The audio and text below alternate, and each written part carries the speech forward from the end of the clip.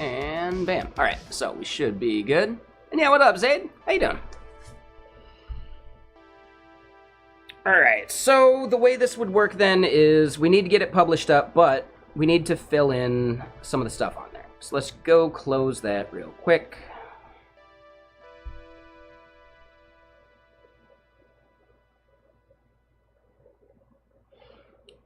Here's what I want to do instead.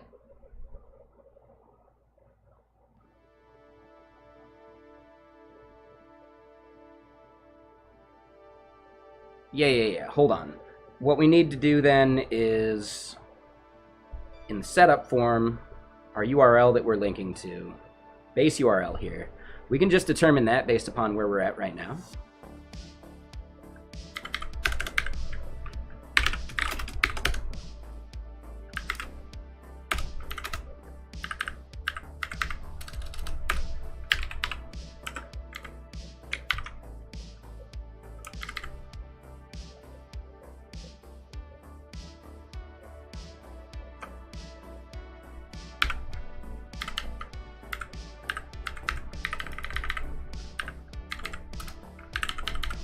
All right, so then if window.location.host .index of github.io greater than -1.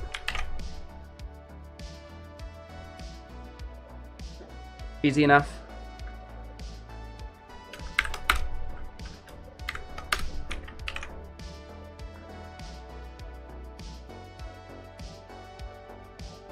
Not using that at all.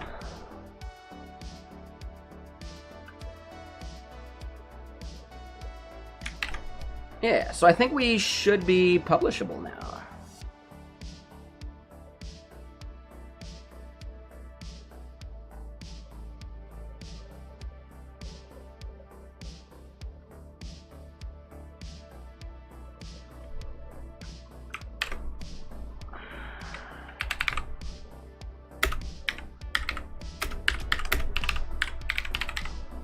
We're going to add GH pages, and we're going to deploy to that.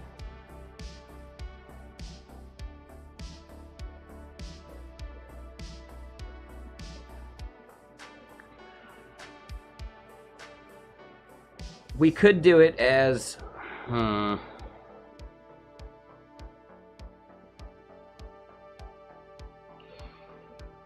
We should do it as a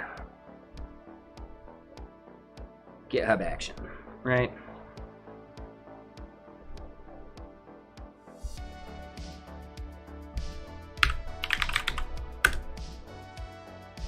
All right, let's do it. Right, publishing should be something that we don't have to do from local. It's just better that way.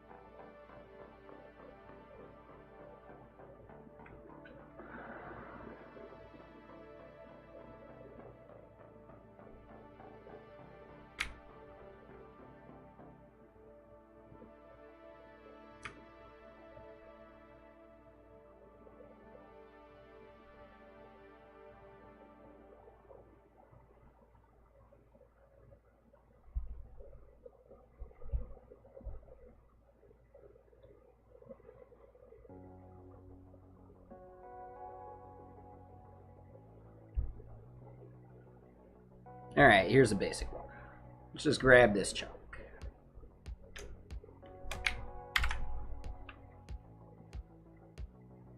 So GitHub workflows ghpages.yaml.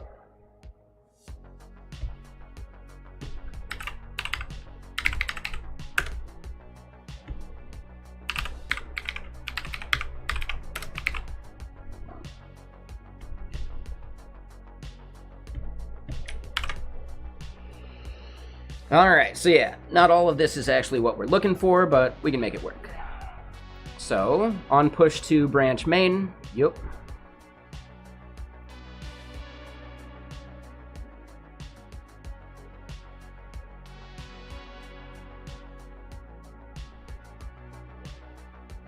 Not sure I want this.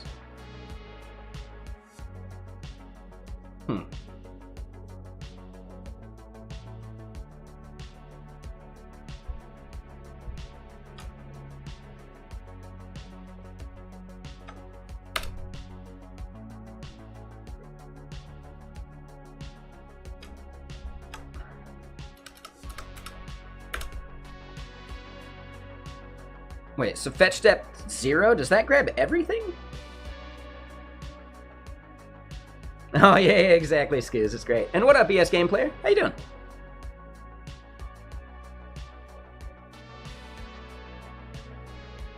Alright, set up Hugo. Nope.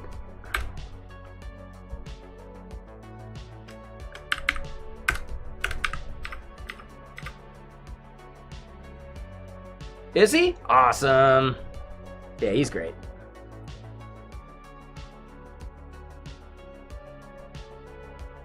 I just read the shrew part. Nice. Nice.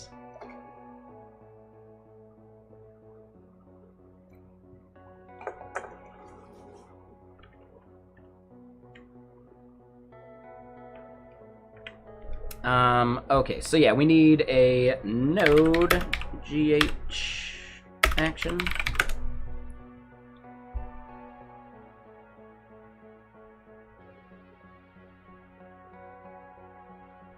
Ooh, that's a big one.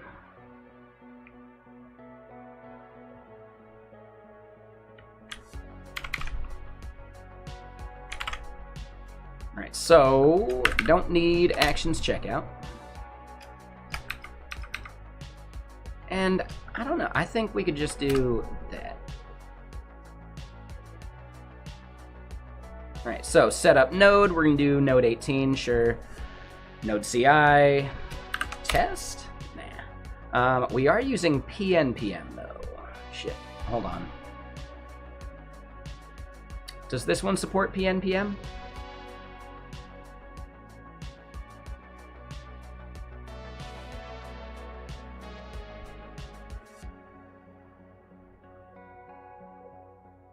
Yeah.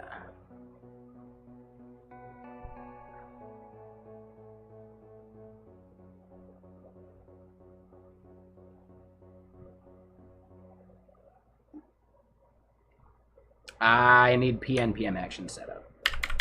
And it looks like I don't need the node one?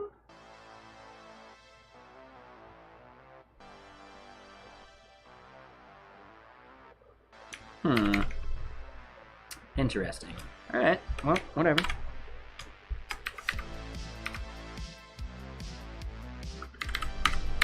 Ooh, that hasn't been updated in a while. I'm wondering if this version's actually right.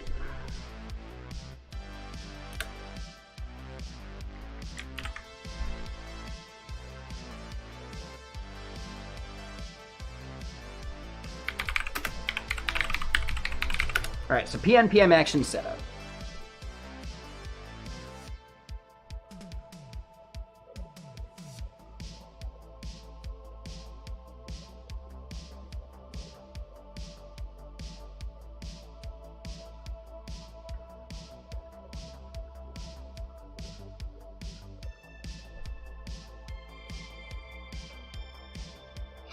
Oh, that's the PNPM version. Ah, right.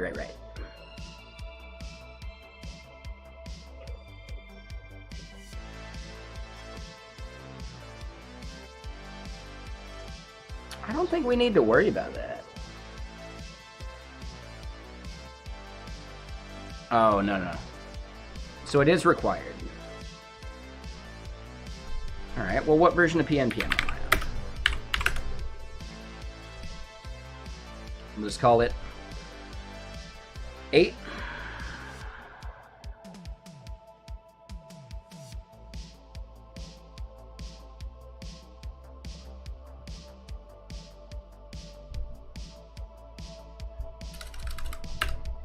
Sure.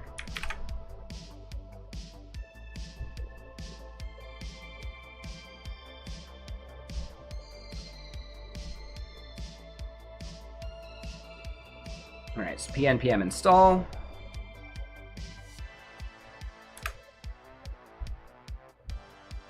That part looks good. So now build, this is going to be...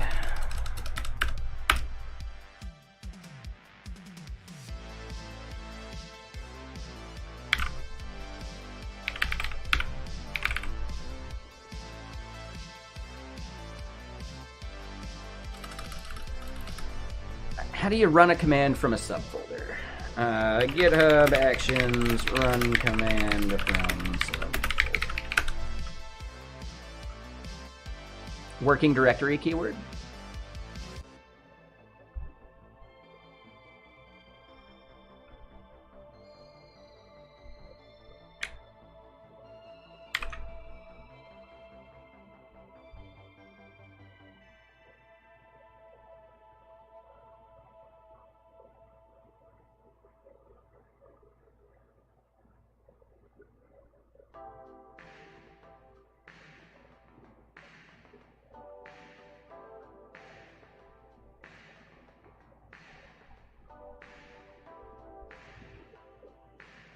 So working directory is deprecated in v3? v3 of what?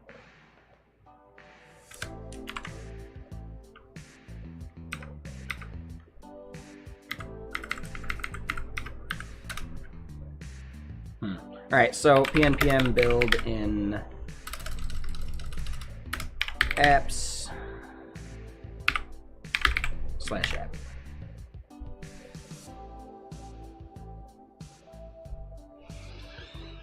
Okay, so then the deploy. If you're changing the branch from main, also change the main in refs heads main. Publish directory. Let me do a build locally.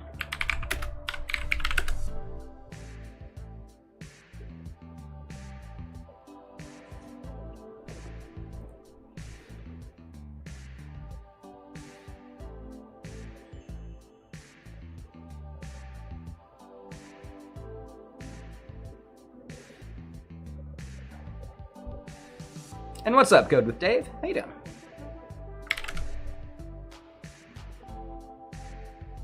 Looks like it put it in dist. So ./apps/app/dist.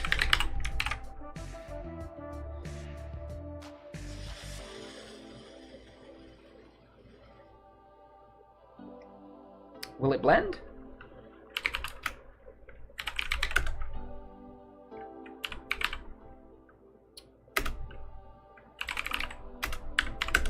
And I don't have a remote set up. So let's go create that repo.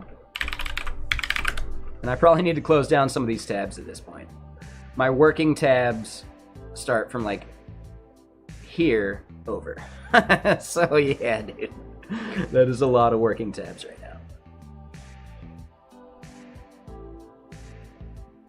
And hey, Aiden published a new version of Million. Hell yeah.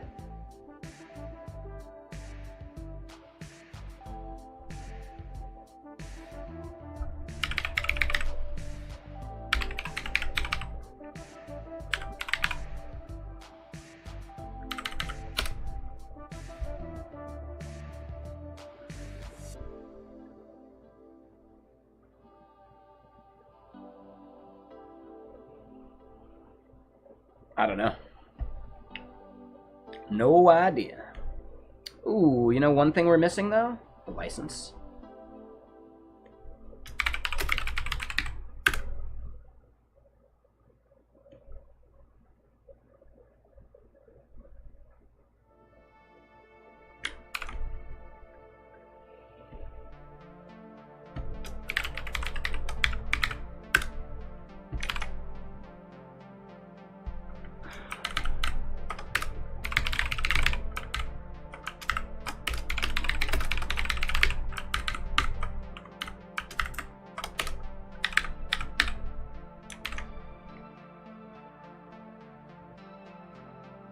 How about the README?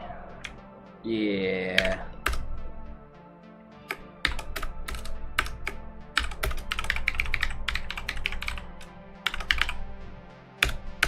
Alright, so FollowversaryBot. This is a simple bot to acknowledge the anniversary of a Twitch viewer's follow in your channel.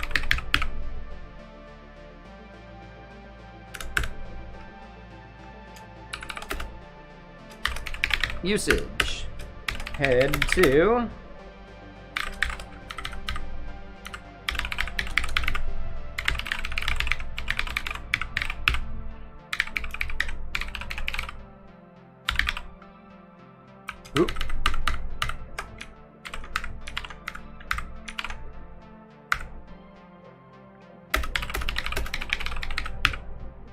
head to blank to get started. Contributing.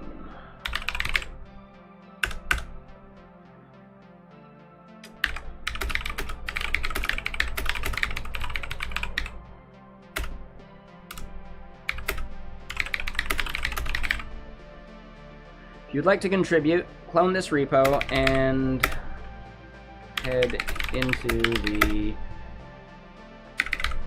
apps/app directory.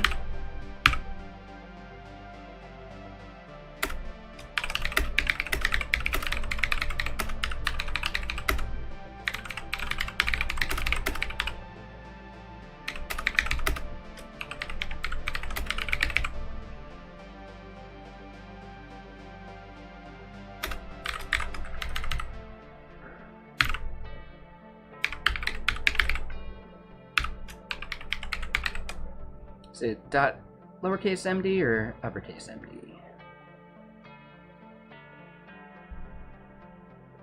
Lowercase md.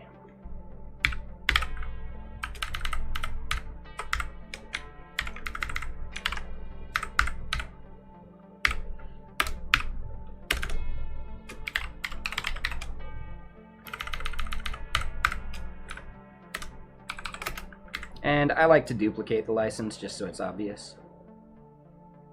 Not required.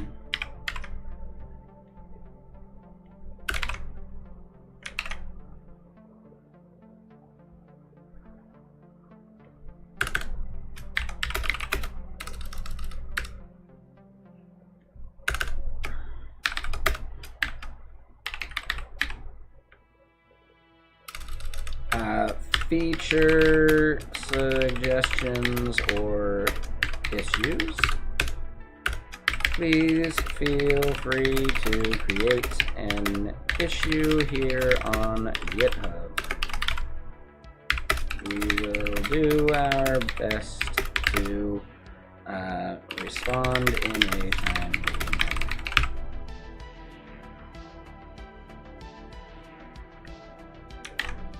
Right, something simple. Doesn't have to be perfect. We just want to get it up there.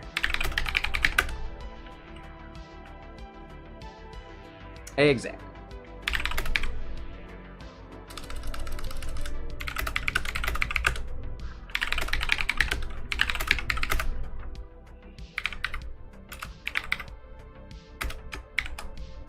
We're just going to add everything.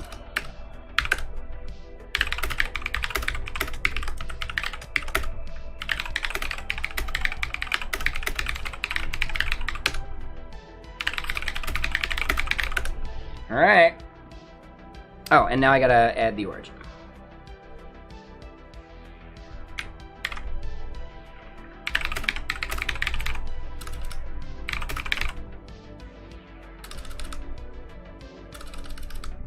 Get remote add, that's it.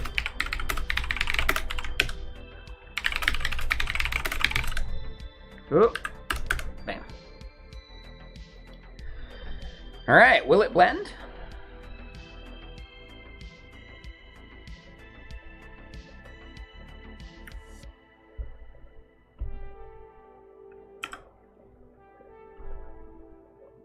Ooh, buddy. All right, so it's running. I'm going to be really proud of myself if I manage to do the GitHub Actions error-free first try. That is extremely rare for me.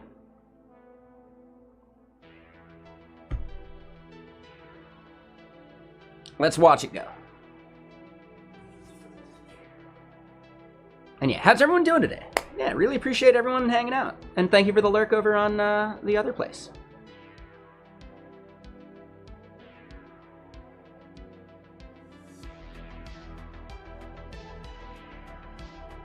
Oh, now it's running the cleanup.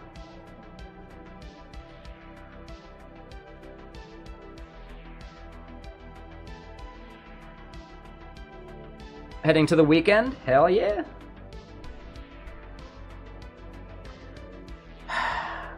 First run successful? Oh my god. Right? It's almost like, it's like Cartman from the South Park movie. I saw the Terrence and Phillip movie. Who wants to touch me? Right? Because he's that special.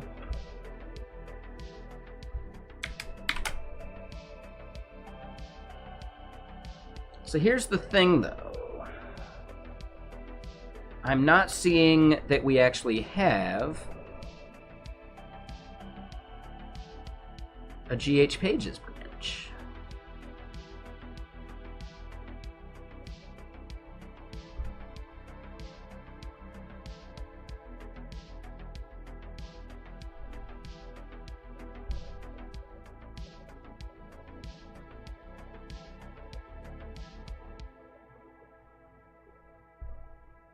That usually, like, automatically works. So that was weird.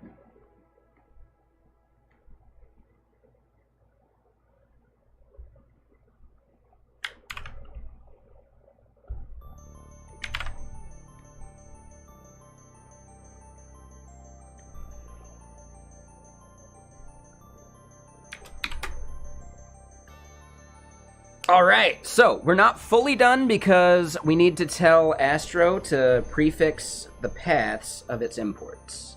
And that is a separate thing. So Astro subdirectory. It's like path prefix or something. Yeah, it's going to be in like config. Prefix?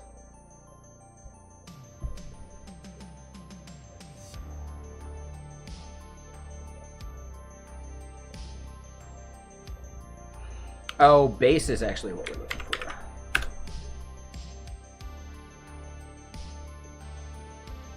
Yep. What if I only want it to be a build thing, though?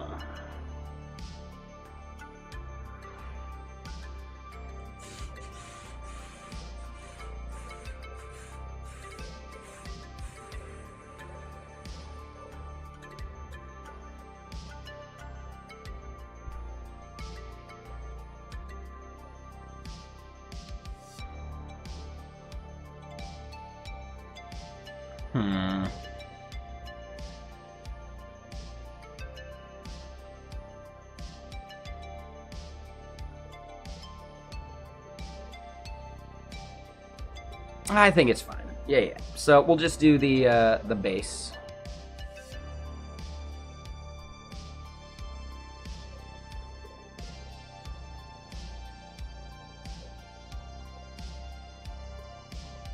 What that means, though, is, hold on. In the source code, in the core,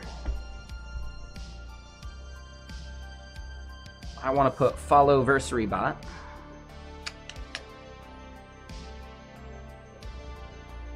Oh, it's over, yeah, wrong page.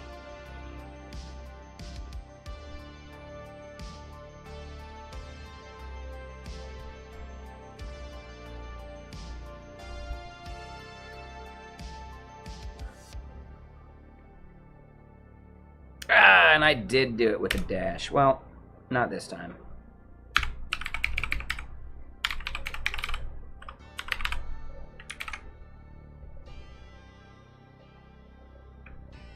Alright, so that works for me. And then the next step. We need to update our Astro config.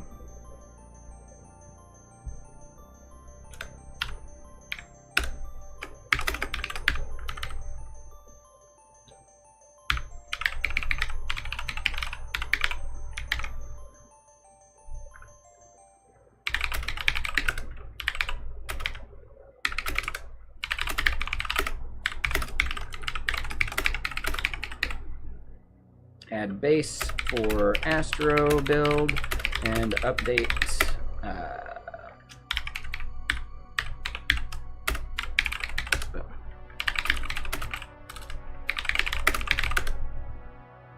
here we go.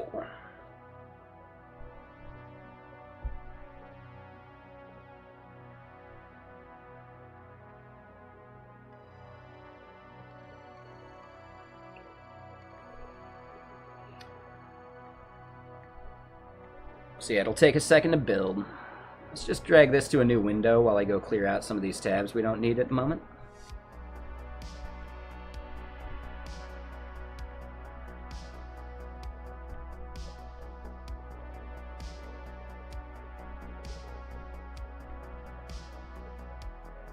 No, those are over here on the left. That's to the left of this F.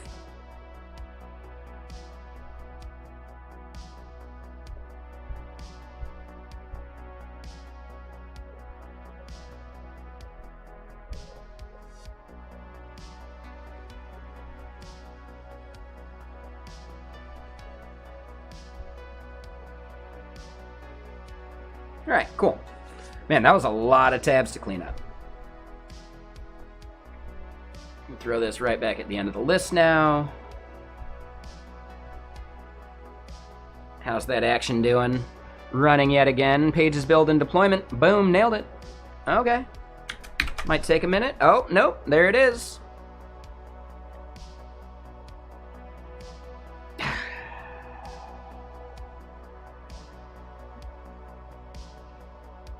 Almost. All of our links need to have the prefix on them now, too.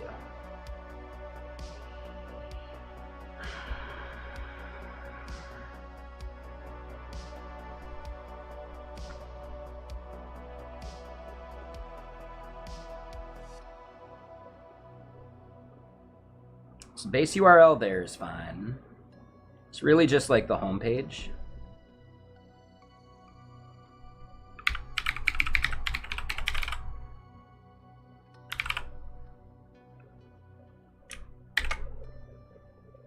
There we go.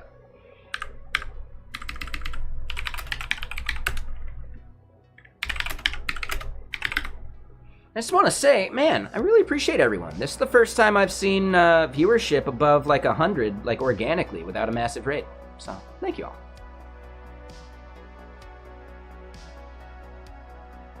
all. Ooh, I missed a follow. Expert, how you doing?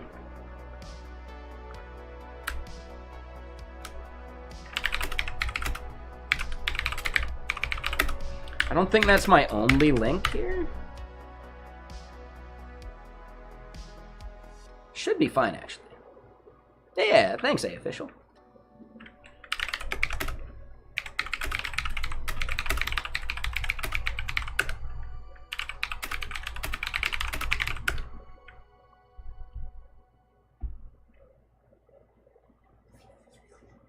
What is that emote?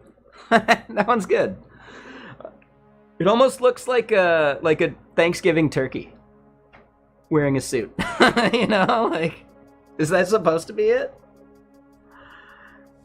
Is it supposed to look like a Thanksgiving turkey from afar?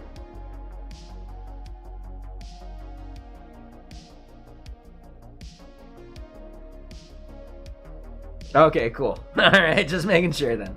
Awesome. Thank egg. Wait, what? Alright. Let's go look at it. Alright, still running.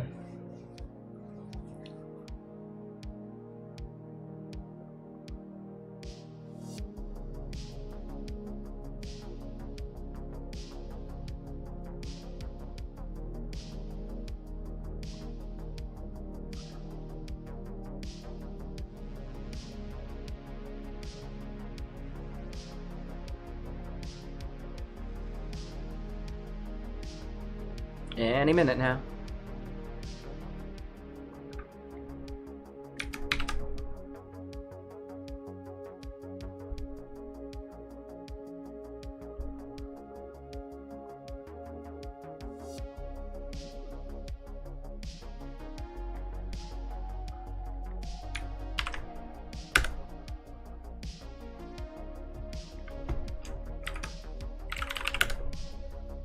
Oh, you know what I messed up?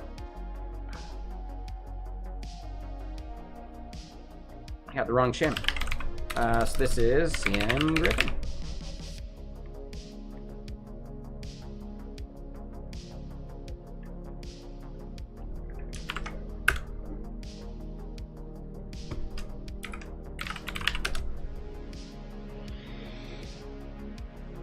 All right. Okay, so we at least got it up there. I can install it into my OBS. So let me go do that. We're gonna do it with CodeJam.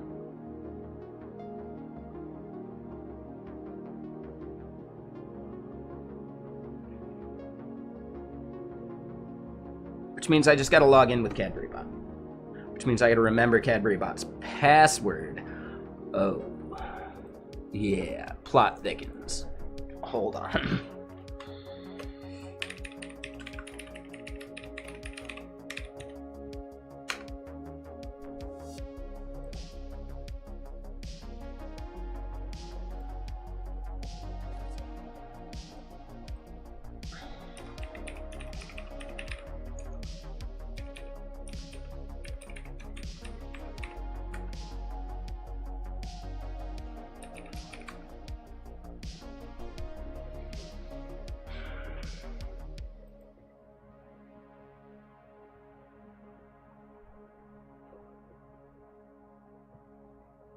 I'll just do it with mine. Yeah, it's easy enough.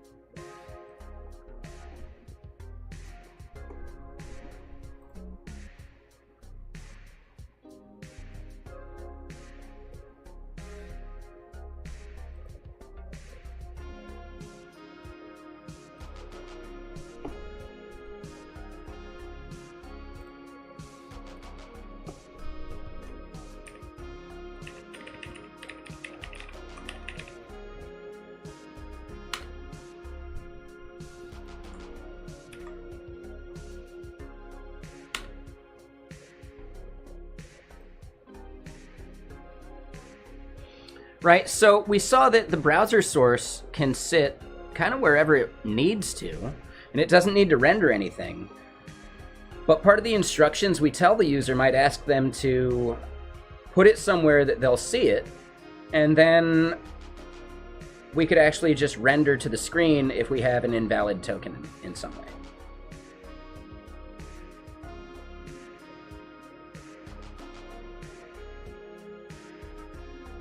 That could be a way to do it.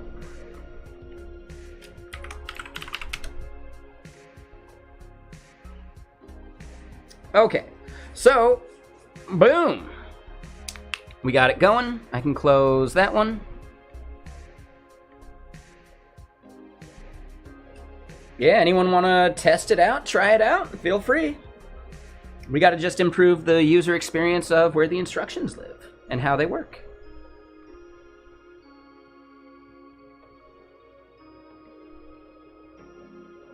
Cool.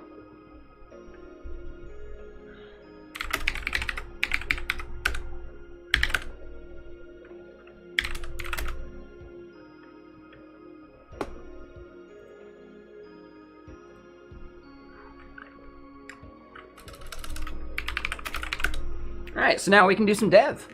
Let's try and make the instructions for this a little cleaner and easier.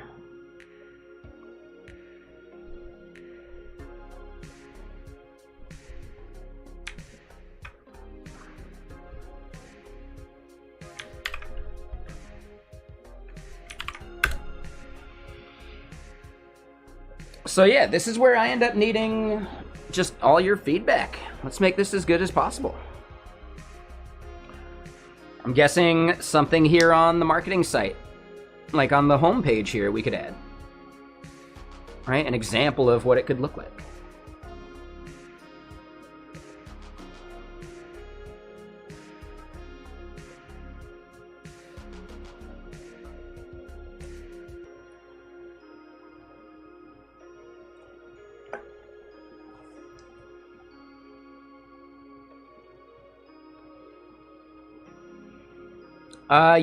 Yeah, this is the thing we've been making for the past 3 days. I'm not counting Sunday because Sunday was basically just a rant day, which was awesome.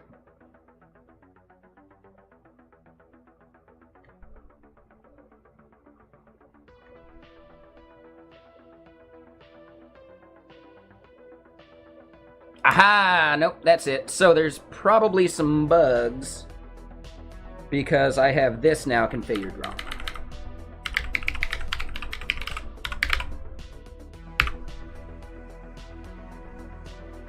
But, alright, so we're gonna go back, and this should be good now.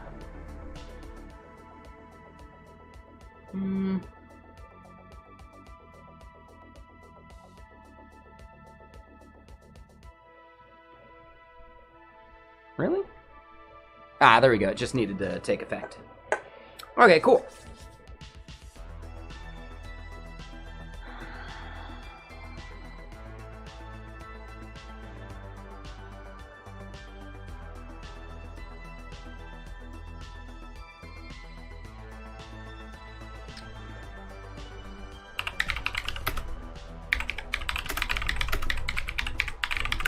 Is there a way to see...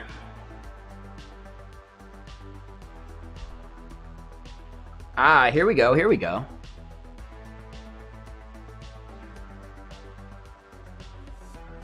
Oh, it looks like there is a token endpoint. Oh, sweet.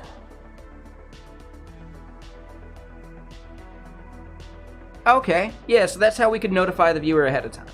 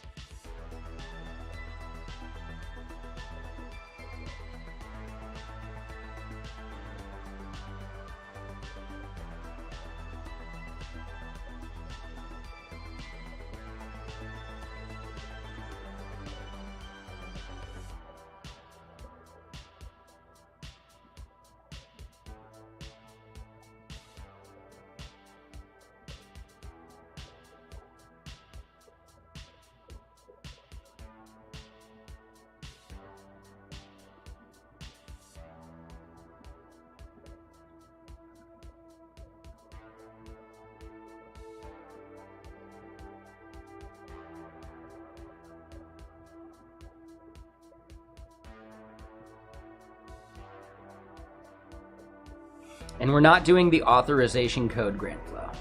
Yeah, if we were doing authorization code grant flow, we could just refresh it ourselves.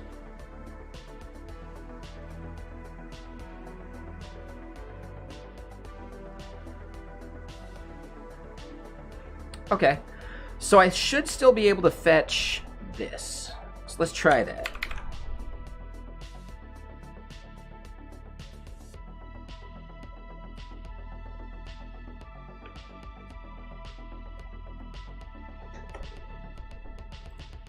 Before we do anything, I think it's time for a beverage.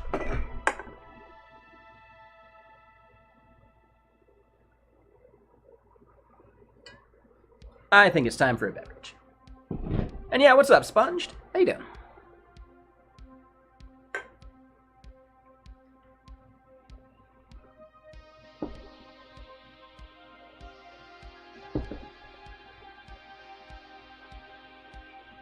Oh, yeah. We want to, like, fix up some of the verbiage and stuff, too.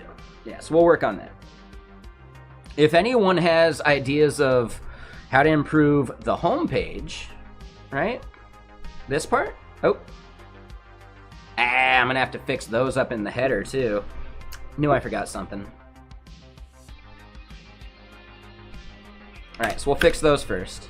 But yeah, if you have ideas for improving how this looks, I'd especially appreciate like a Figma or just some screenshots, or, you know, if you have like better phrasing or stuff, maybe like create an issue with options and have people vote on them.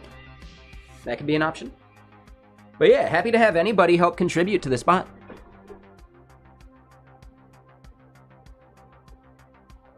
In the middle of moving jobs. Ooh, that does sound messy.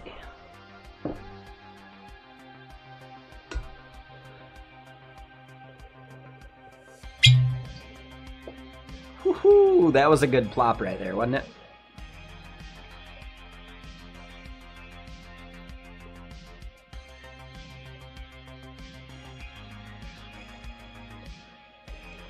This is Woodford Reserve. It's a bourbon. And I will be mixing water into it because I am a person that just can't drink straight whiskey.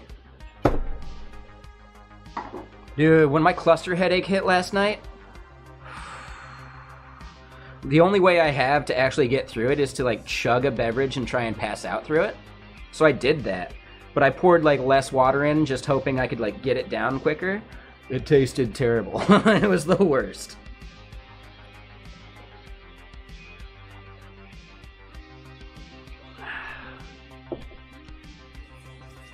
But yeah, it sucks. Like booze is the only thing that can actually allow me to sleep through these headaches. I've heard that maybe oxygen therapy can do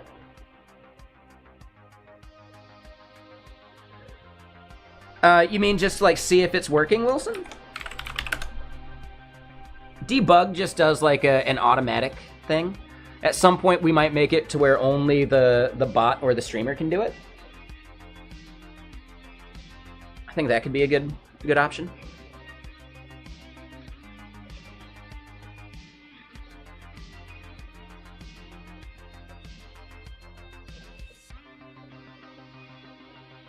Does that help? Is that what you were looking for?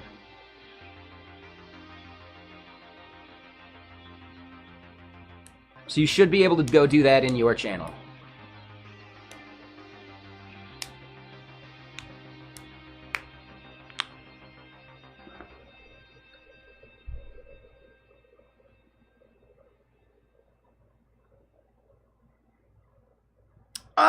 Oh. That's just Stream Parrot. So yeah, you can go sign up for Stream Parrot and get the, the theme below for free. Add your own images and replacements and stuff.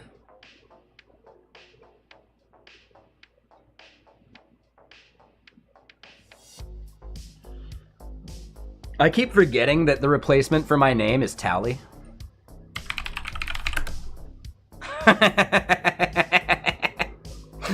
That's one of those Easter eggs I totally forgot about.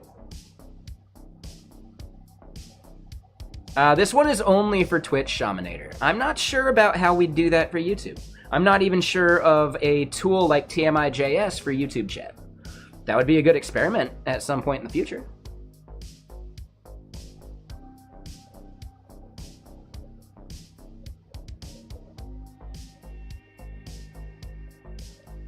Yeah, and exactly, there's the sponged. Exactly.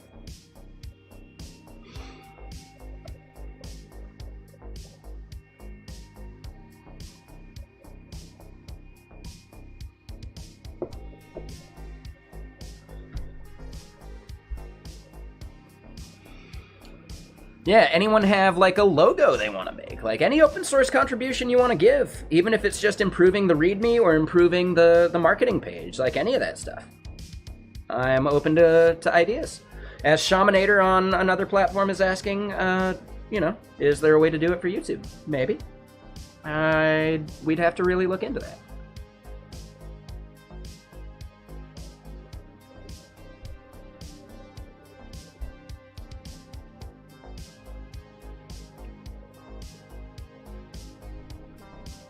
But yeah, okay, so first step, these need to actually be improved.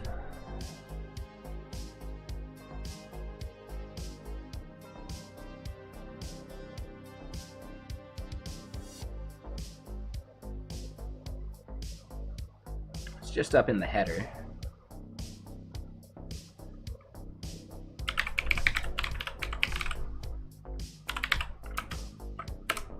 I'm pretty sure there's a way I could do this where I don't have to actually like add these to all my links. Pretty sure it's something that you can do right there in just like the base of Astro.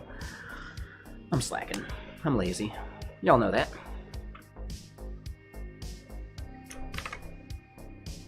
This link right here doesn't go anywhere.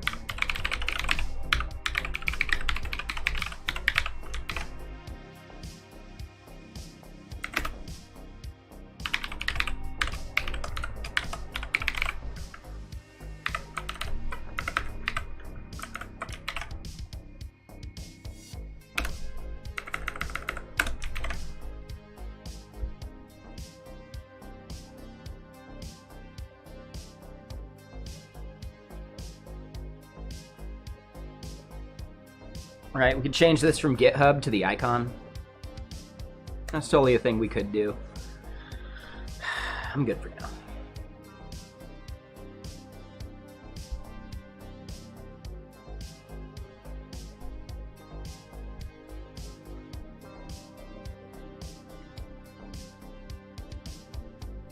I am curious about that.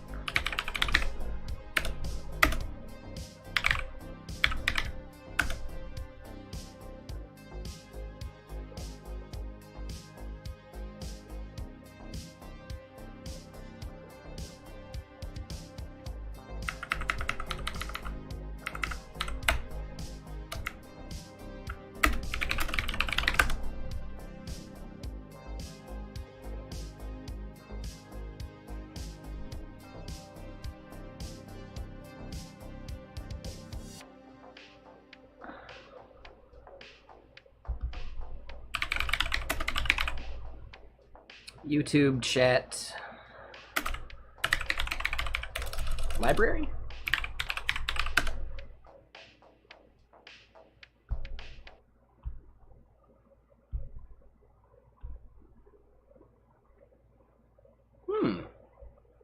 Yeah, cool. So there might be some libraries for that.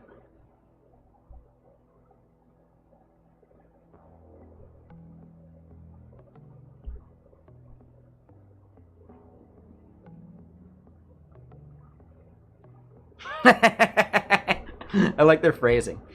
This project is designed to be used with my other project, HoloChat. Due to Google thinking 43 seconds is enough time to query the API for live chat messages, currently this is the ideal way to implement this without making the Core's gods angry. The software is alpha quality, use at your own risk.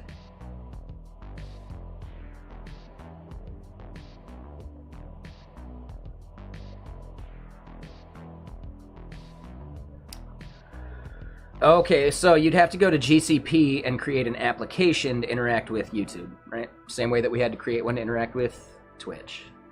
And we're not going to dig too far into this. I've thought about this for a long time.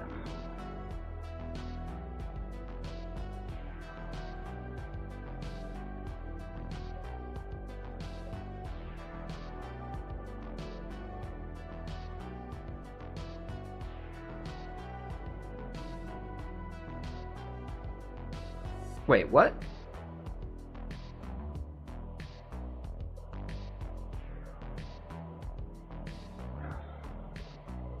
Oh, optionally forwards messages between Twitch and YouTube. That's where TMI would come in. Okay.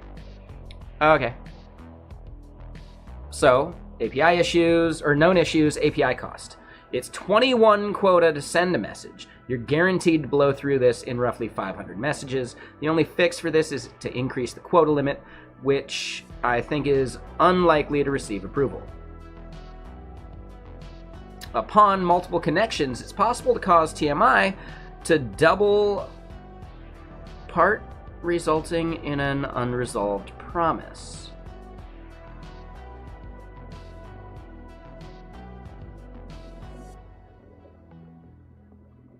I think that's fine.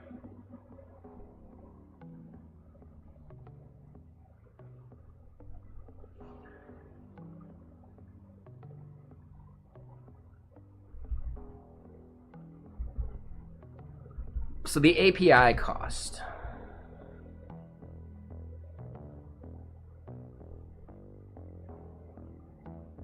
What the hell is hollow chat?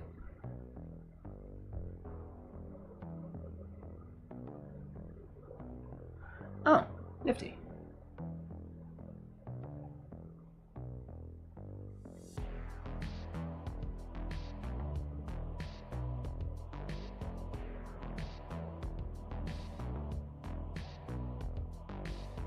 Mm-hmm.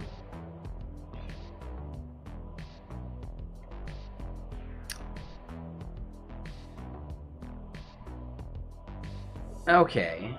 So if we look at the source code, it's one file.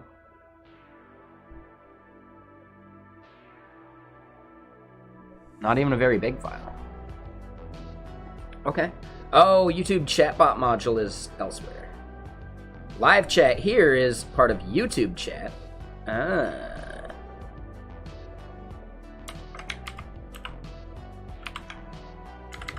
And that's the package that we just saw. Okay, so it was actually right there.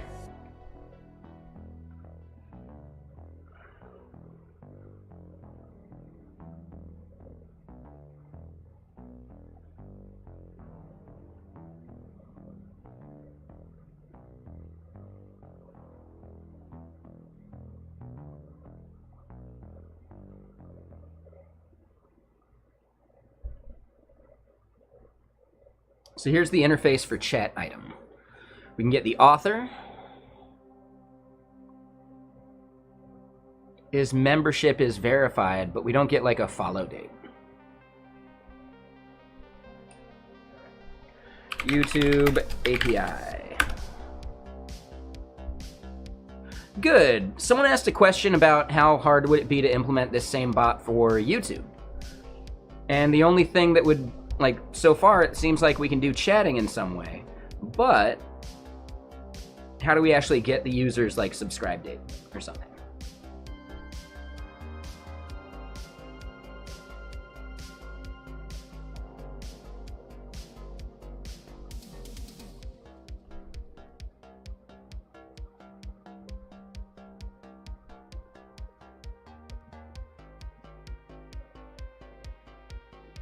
You'll have to chat in August?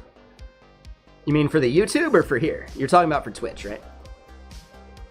Yeah, so August 5th? Hell yeah. Damn, Vaders, that is a long time. I really appreciate you. Thank you.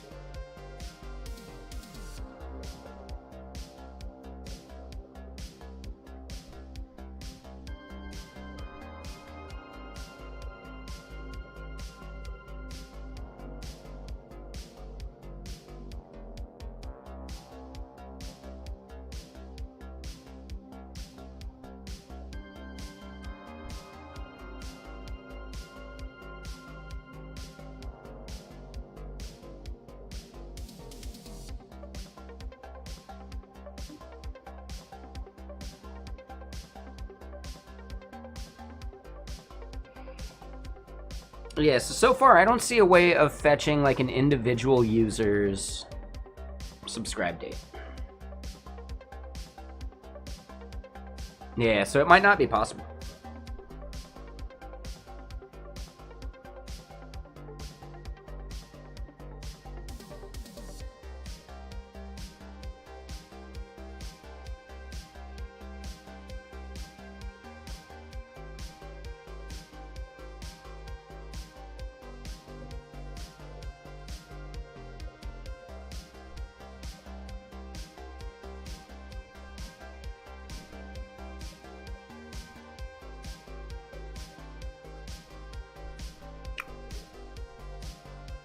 Yeah, I don't think there's a way to do it.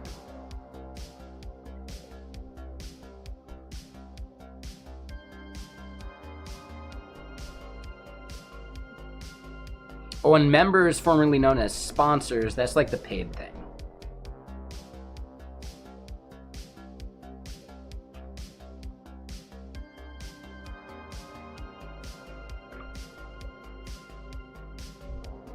I think that's it. Yeah, they just don't have an API that would allow us to do any of this. So yeah, can't do it for for YouTube. Not yet, at least.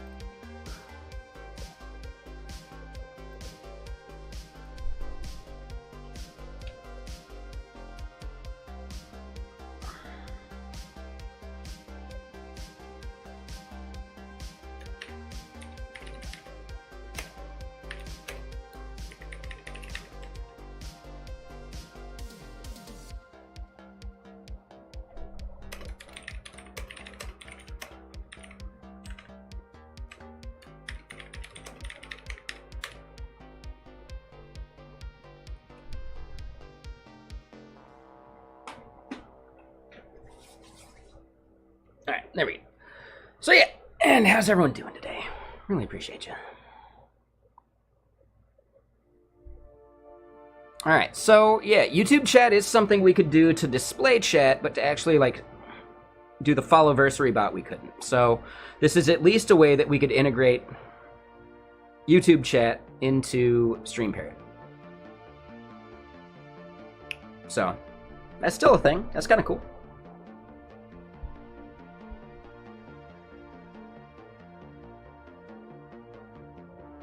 Yeah, that's awesome. I'm just glad I know that exists.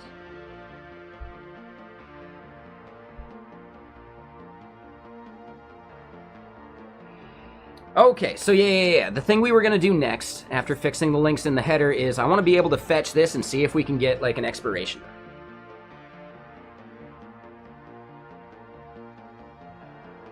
Because bare minimum, if we can like detect that it's about to expire, we can let the user know.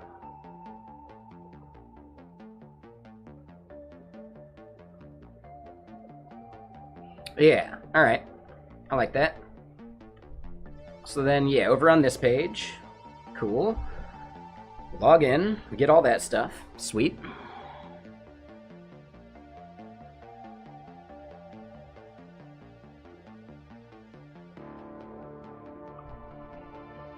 Yeah, let's try fetching that.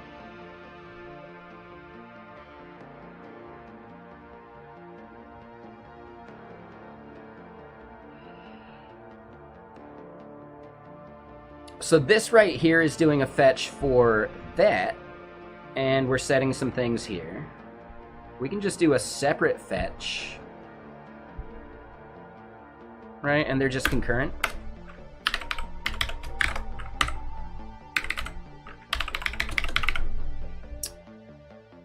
What API were they saying? It's that one.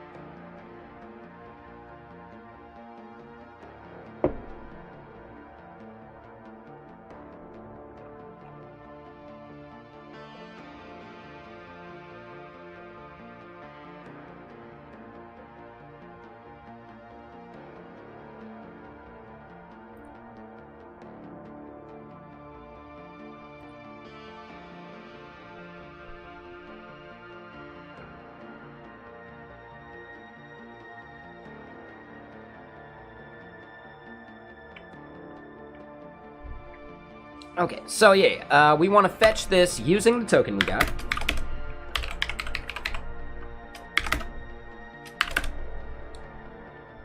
And because of that, yeah, let's just grab the header's object.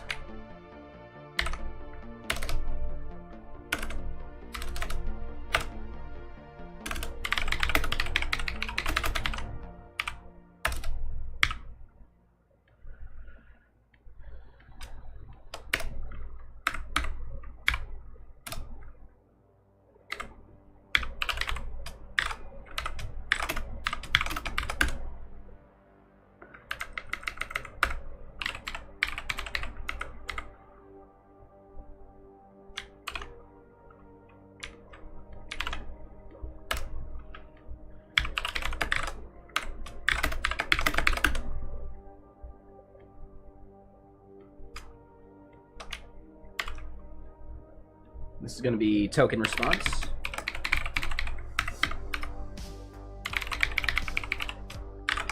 Hey, what up, Veggie? How you doing? Yeah, a little bit. Just trying to, like, knock this out.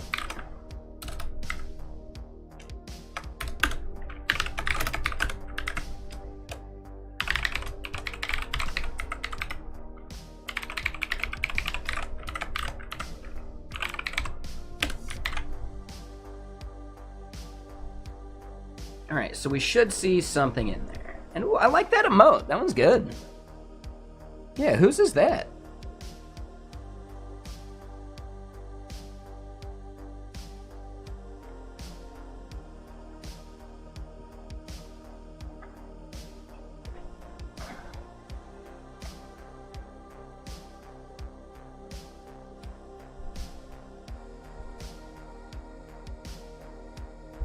Yeah, that's a really cool emote. Danero. Cool. Yeah, I don't know that one.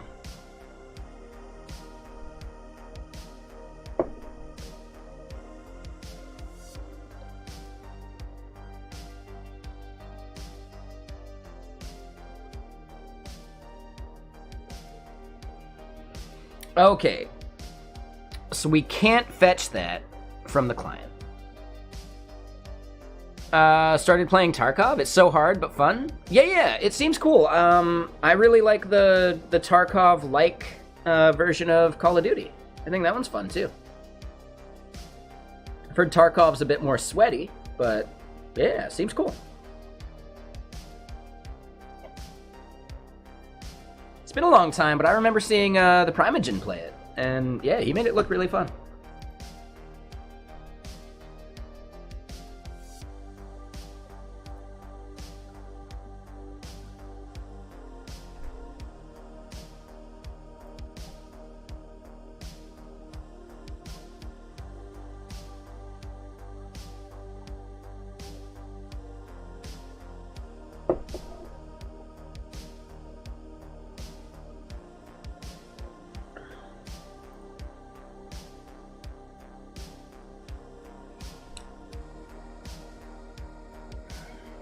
Yeah, so we just can't do it that way. God, that'd be so nice to be able to just like fetch and see. I'm trying to think of like a place that we could do it. We could do it as a node script or as like a CLI tool. But then that just massively increases the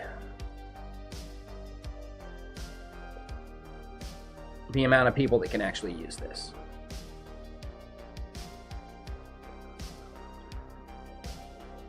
Or massively decreases the amount of people that can use this.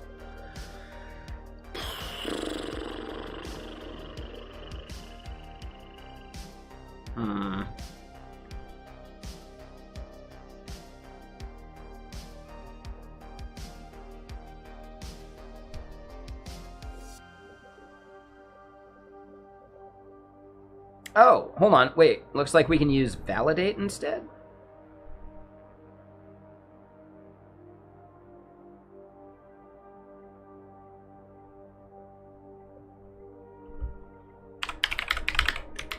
Okay, that was my bad.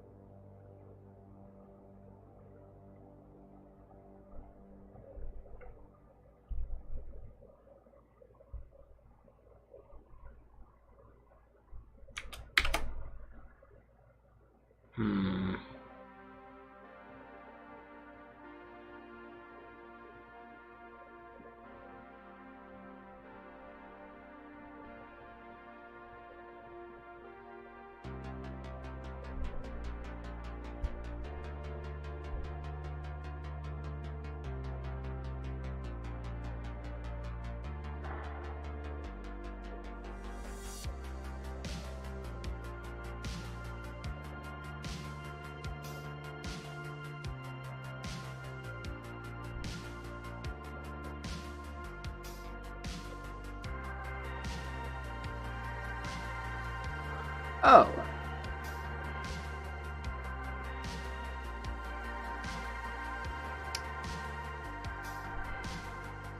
Oh.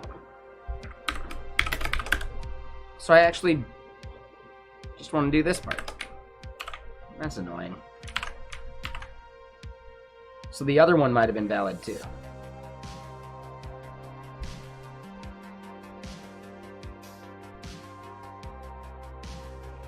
We do get an expires in. Awesome. So inside of our app, we can fetch this too and notify the user that it's going to go away.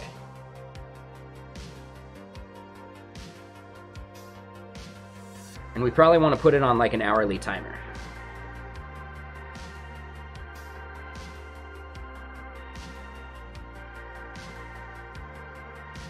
I'm gonna guess that's in seconds. So we see 4747182.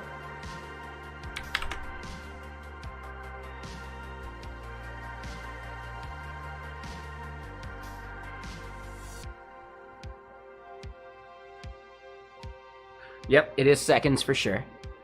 Okay.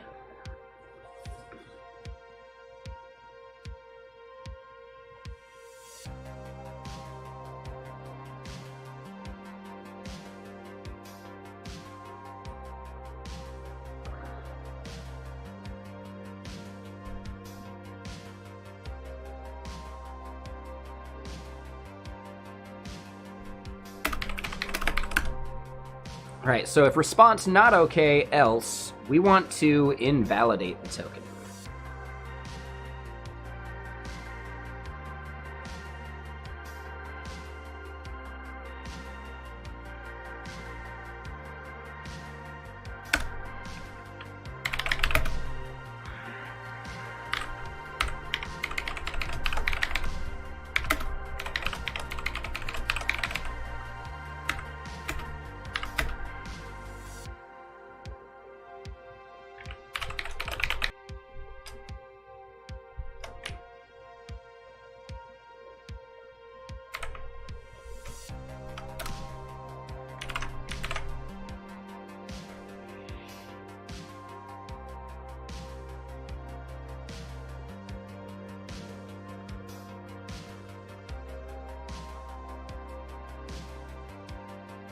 Yeah, so we can do that.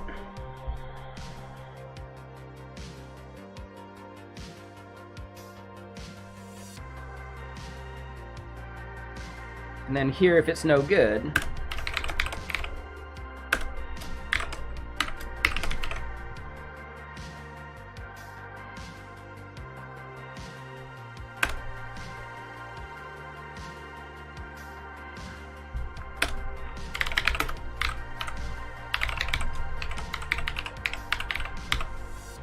token expires in seconds. And what's up, Sleepy? How you doing?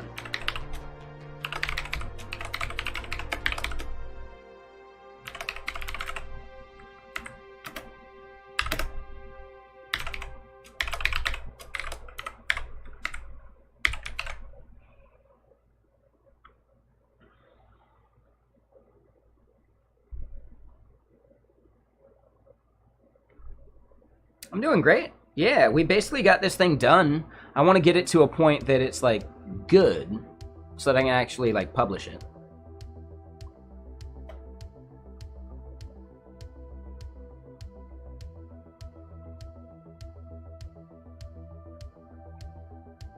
All right, we'll tweet about it and everything.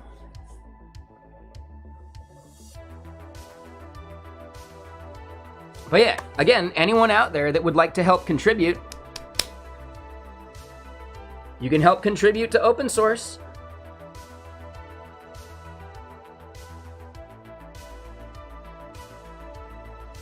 Right? Doesn't mean it's high profile, but it's still something on your GitHub that isn't some abandoned side project, right? Yeah, exactly, Sleepy. So yeah, we're basically done. Within, let's say, Saturday, let's ignore Sunday, Monday, and then, you know, most of today, Tuesday. 3 days? Right? From idea to done? Basically 15 hours-ish?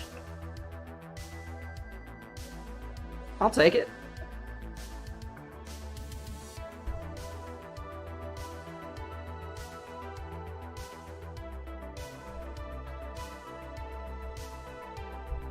I should start using a time tracker. That'd probably be useful just for like some insights.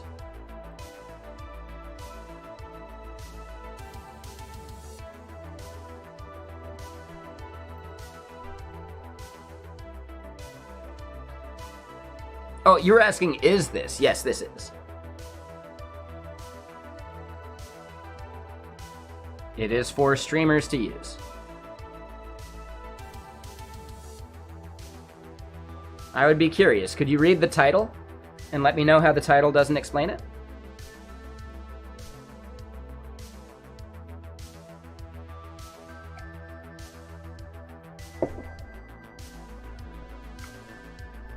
I'd like to improve it. If I could improve the title, let me know. If you're on mobile, maybe the title's cut off.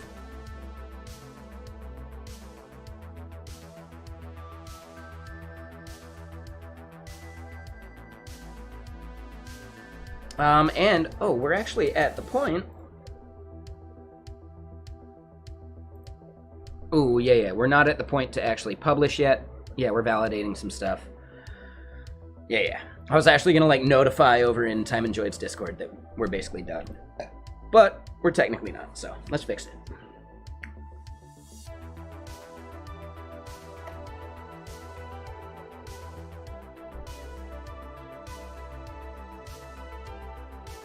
And yeah, how's everyone over there on the other place? You having a good day? Everyone here too, right? How's everyone doing? If you're in either of the chats, just chat.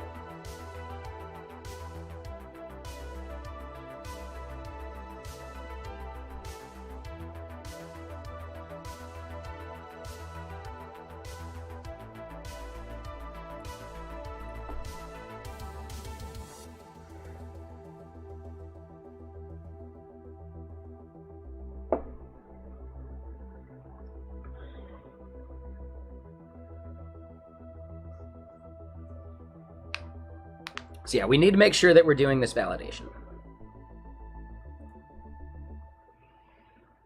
Maximum number of tabs I've had? I mean, at some point, you start like the icons start getting cut off. So I've definitely gotten to that point. We're not there yet. So it's a lot. I haven't counted though. And hey, Chaotic, thanks.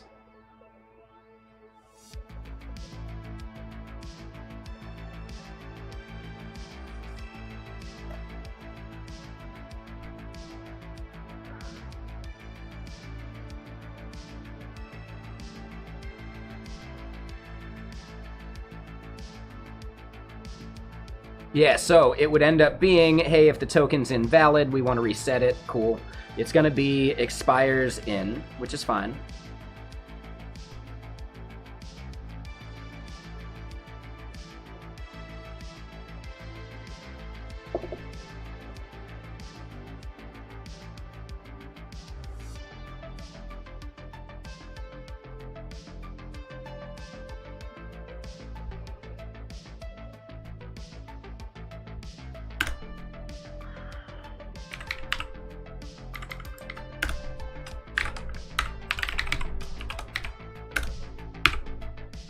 Ooh, and we don't know what that type is yet.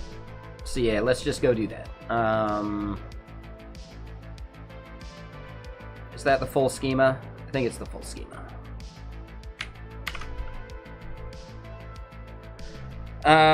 TS interface from JSON.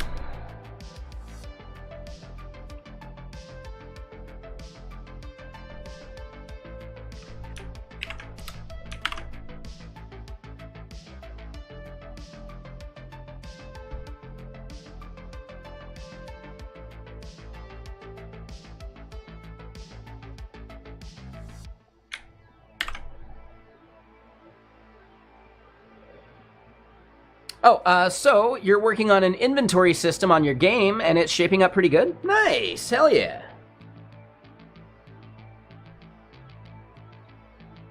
Are you using an ECS? for like your entities and component blah blah blah whatever, right? Entity component system. And no worries if not, but yeah, if you're unfamiliar with what an ECS is, in the future it might help some of your game design. Again, I think it depends on the scope of the game to matter the most. But yeah, if you haven't looked into what an ECS is, it's pretty cool. Oh, it's quite nice, Vaguena, especially for like super large stuff. Oh, it's so much better.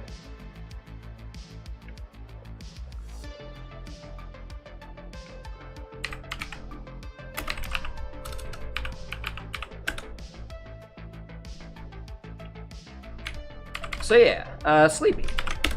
If you've never dealt with or used an ECS before, it's worth understanding. It's really good for like very complex systems. So, again, I haven't done enough games, haven't done inventory systems for a game, so I don't know. Not sure how relevant it actually is, but I've definitely heard it discussed. There was big news of, I believe, Unity implementing their own ECS, right? So that you can use it within your games.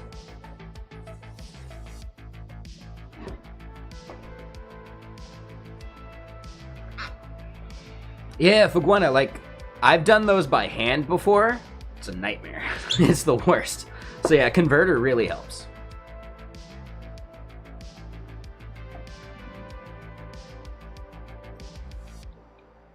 It's not always perfect, because sometimes you may have, like, some strings that it's going to identify that are actually, you know, like a faux enum, like you're, you know, doing stringly typed stuff.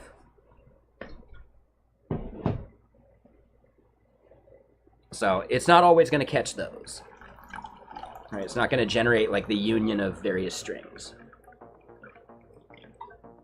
Still a big time saver. Exactly. Yep. Oh, let me readjust how I'm sitting. Alright, there we go. Sorry. Getting old. Things just don't hang how they're supposed to.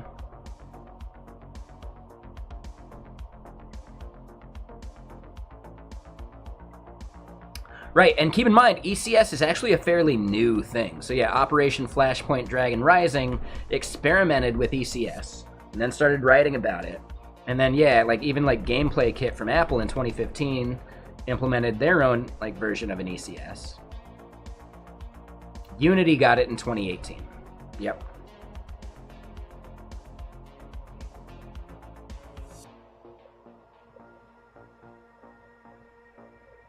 Yeah, so very, very cool stuff. I think if you're doing any significant game design, this is one of the most actually like significant jumps in how to make large games like of the past 20 years.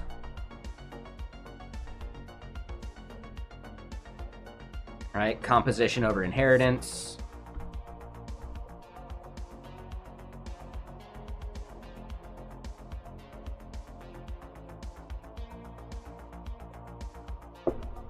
Yeah, it's a very, very cool system. So if you check it out, become familiar with it, you don't have to rewrite whatever you're doing, but it is still like a really cool, interesting technique. I feel like I've heard of ECS systems actually being employed by like e-commerce systems before. Does Magento use an ECS?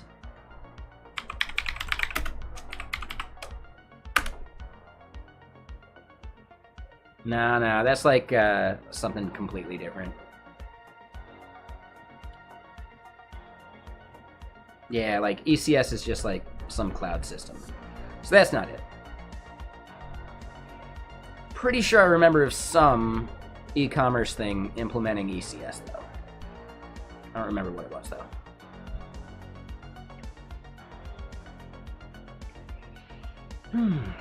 And yeah. Let's keep hacking at this thing. And that's right. Yeah, I need to go add this interface.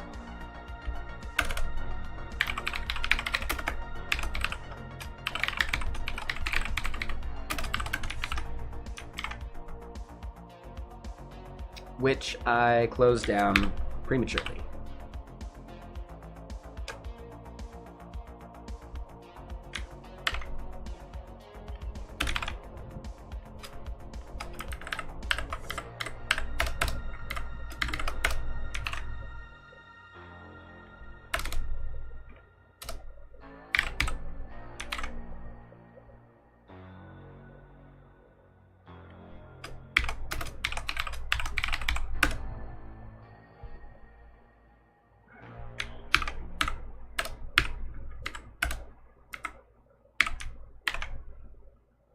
All right, so we end up getting that value. And this then needs to be reported somewhere and probably like converted into minutes, hours, days, something. But I at least want to see the value there. And, you know, make sure it's doing something.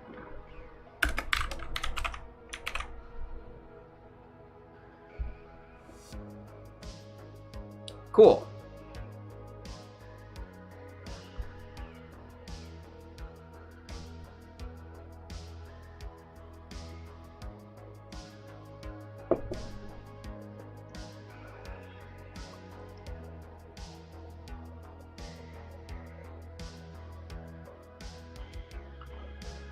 You know what?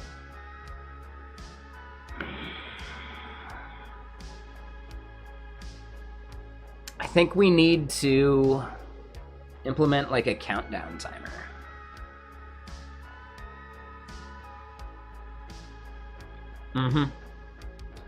So logged in is going to just sit right there at the top. This refresh token thing is going to be like its own div.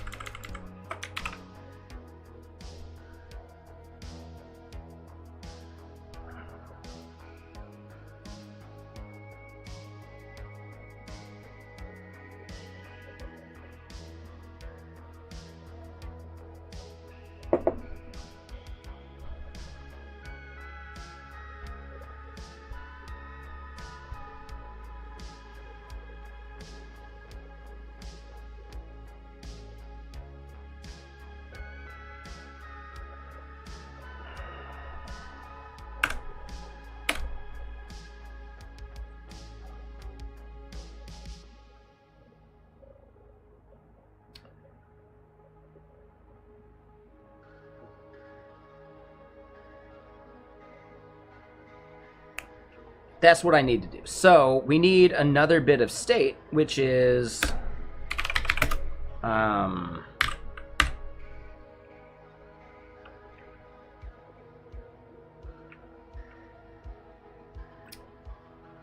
we can calculate what expires in is. So this is actually not going to be token expires in seconds. This is going to be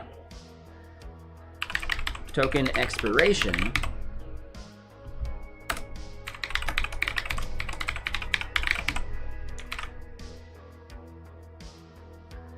Right, and if we're like a second off, that's not a big deal to me.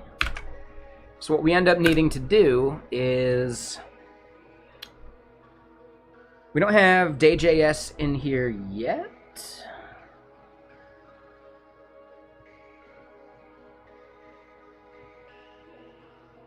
No, we are using day.js, we just got to import it.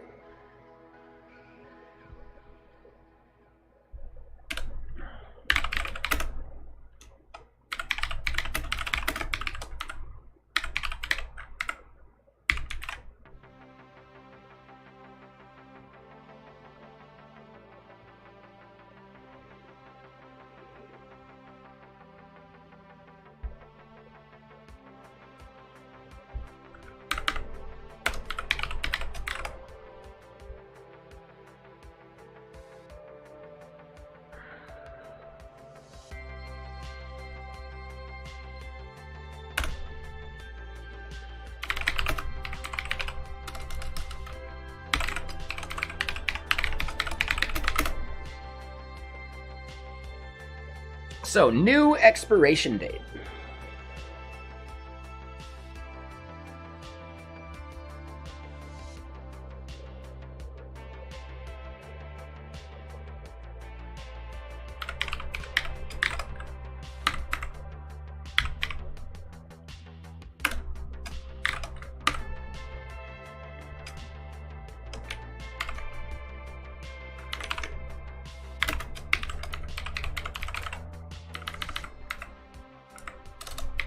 All right, so we're gonna do that, right? Our new expiration date is that. Set new expiration date.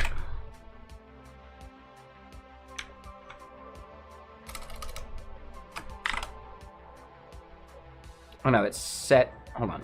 What do we call it? Token expiration.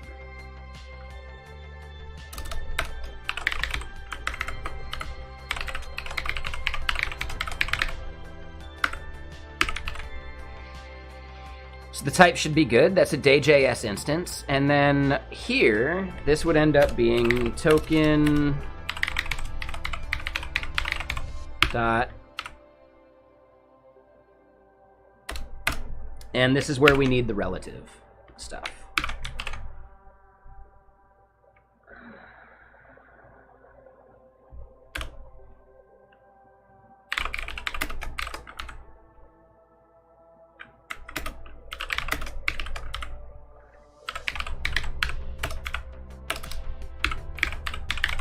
So we do plugin slash, I think it's relative time? Yes.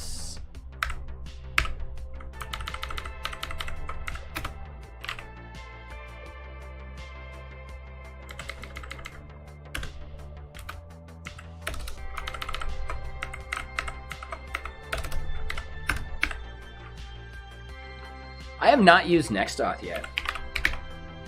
In many cases, I don't, like, you just saw me implement, like, the Twitch auth thing. Like, when we did it on Saturday, it took me less than an hour, right?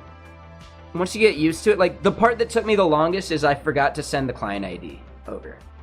That was it, you know? So, if you've done OAuth enough times, implementing it is easy. It's no problem.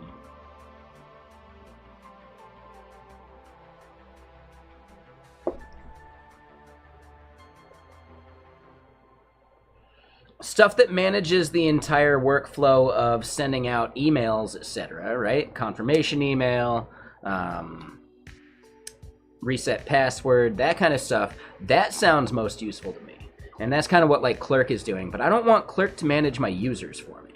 I just want them to, like, be something I can just script.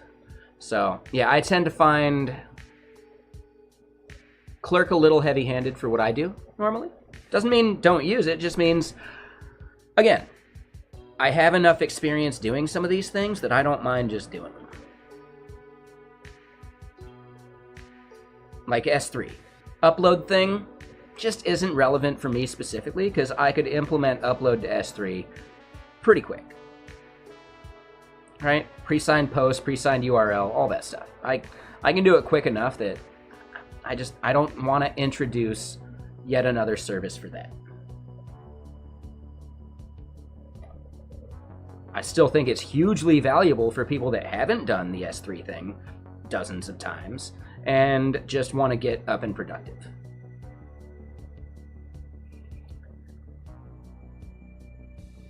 I saw some clip of Trash Dev from the Tomorrow FM podcast or whatever, talking about the mythical full stack developer that basically doesn't exist. Statistically, they don't. I still think I kind of am one.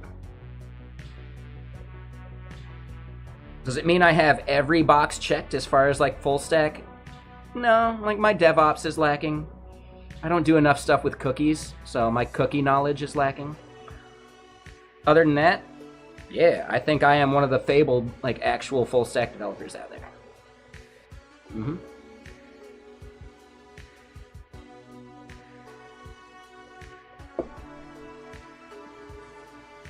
Does that mean 100% full stack? No. Everyone has blind spots.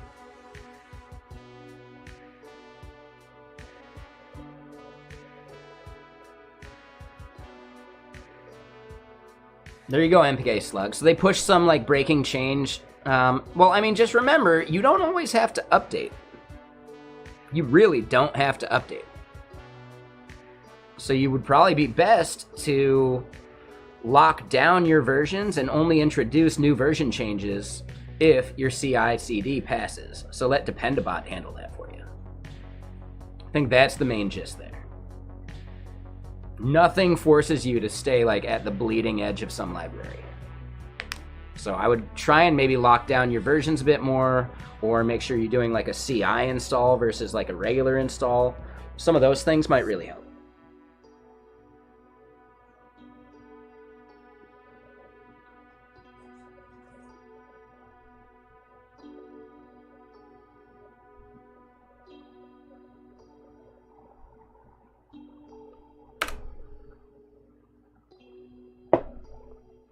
All right, so dayjs.extend.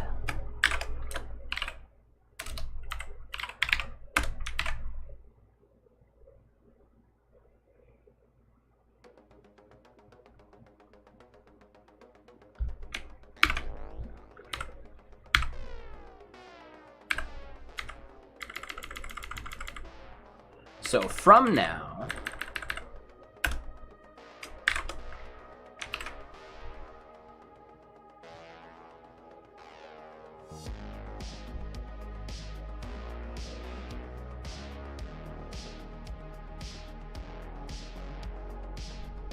okay, cool.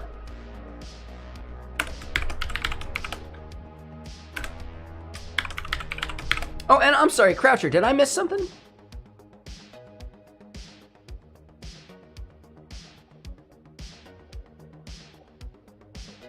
Okay. Yeah, how you doing, Croucher? Yeah, go hang out with Coppinger. He's awesome. I'll see you again soon. I'll be here. Oh, never mind. Psych! Touche. That bamboozle. How dare you? Okay. How you doing, Coppinger? Carlos, thank you for the follow. Welcome.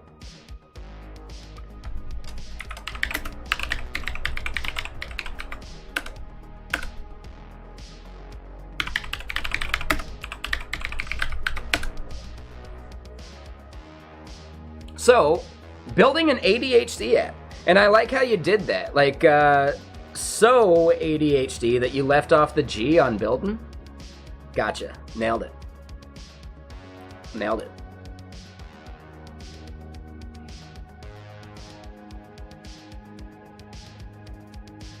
I can't stand it. I think you planned it. I'm gonna set straight this Watergate. You can't see nothing. It's a mirage. I'm telling all y'all, it's sabotage.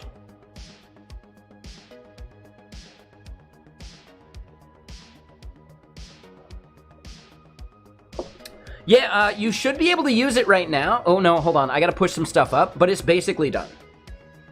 Yeah, I'm just trying to establish some, like, relative time stuff. And then once it gets to, like, within a week of maybe being close to expired, you know, we can maybe, like, send a message in chat for the streamer. I think might be a bit heavy-handed, but it's probably the way to go.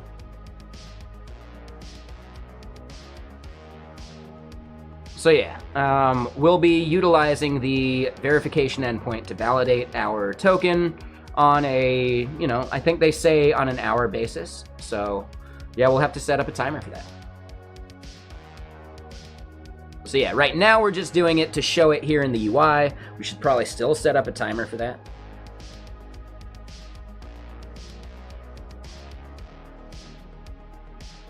But yeah, no worries. Thanks for the lurk. So yeah, everyone joining from the raid, how you doing? What you up to?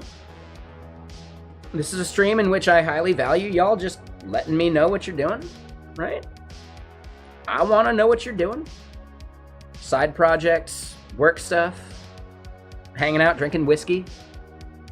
It's all valid. Ah, doing some Jest stuff. That is definitely like an initiative we have at work. I need to implement Jest eventually. I would like to get it to where we're like fully React-y at this point. Because we're on like a conversion from Vue to React. I just don't think it's worth doing the Jest thing yet until we have like the full, like, you know, the whole React ecosystem. Or like the app is just pure React. But yeah, no worries, Felipe. Thank you. Working on Apache Arrow. I have definitely heard about that. I don't remember what it is, though.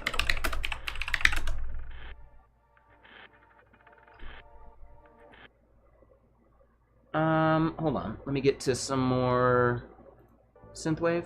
This one will do. Ooh, hold on. Yeah. This one will do. Perfect. Hacking on a NeoVim plugin, but should be working. I mean, you know, any development makes you a better developer. So they should be happy about it. But yeah, what does the NeoVim plugin do?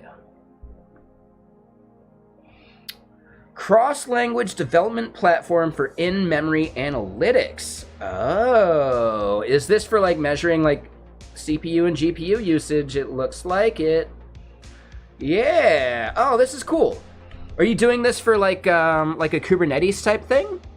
Because just saying, you could, like, you know, if you're doing it Kubernetes, you might check out Fairwinds. We've actually built in a cost optimizer. I just worked on a feature that we're waiting for someone to come back so that we can like demo and test like the network and data storage stuff. You could have Grafana consume Arrow data streams. Yeah, I'm not sure. I'm wondering if we're actually using Arrow inside of our tools already. Like, I don't know. But there's got to be something we're doing to like estimate and like handle costs and, you know, right size your systems. So yeah, the right sizer might even be using Arrow under the hood. I don't know. I'm not sure. So yeah, cool, Felipe.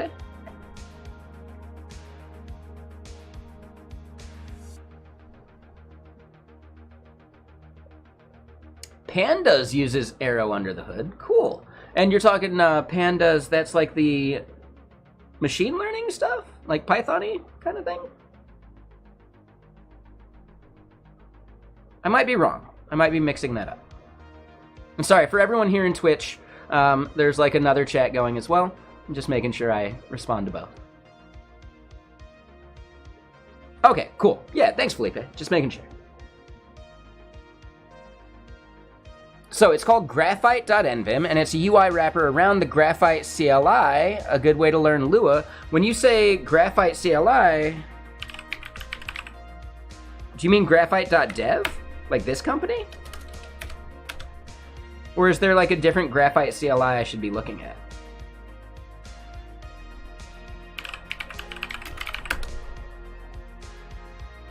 It is Graphite. Oh, cool. We just looked at an article that Graphite produced earlier today. Yeah, awesome. Yeah, they just posted a really good article. Yeah.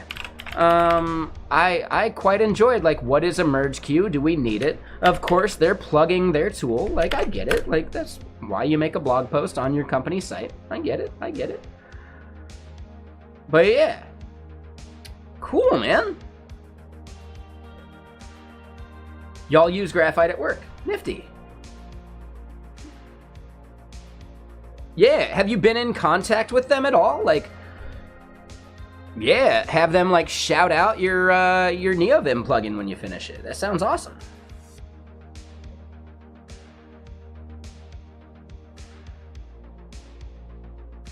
How hard would it be to make the same plugin in VS Code? I'm not saying you have to, I'm just wondering. I like to make stuff. I gotta finish Vexilla first, of course, but yeah.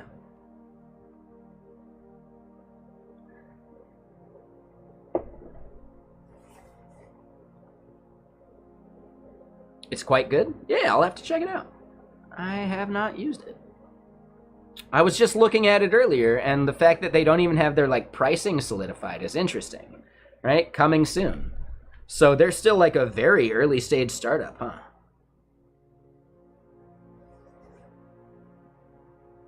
They're currently working on the VS Code plugin. Cool, so y'all can work like concurrently. Awesome, nice.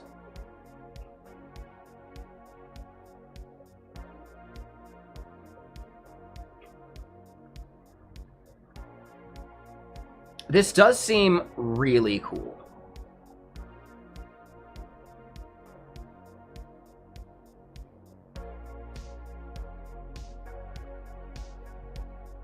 Yeah, their article about the merge queues thing, because GitHub has like merge queues, right?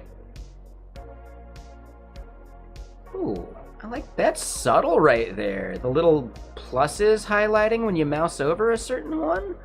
Ooh, that's cool.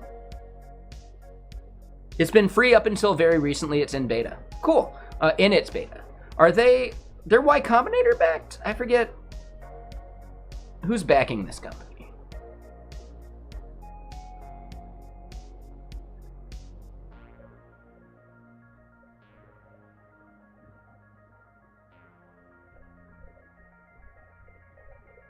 I can't remember. I feel like I read about it once and totally lost the thread.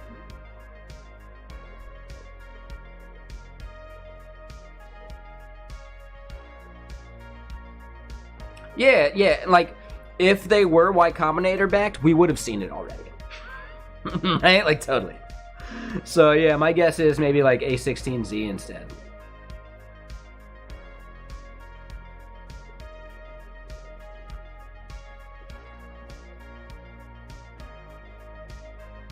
Right? Every site that's gotten investment from Y Combinator, is it part of the contract to have, like, you know, tag Y Combinator in the header, like in your, like, hero of your homepage? Is that a requirement of the investment? Because it seems so damn common.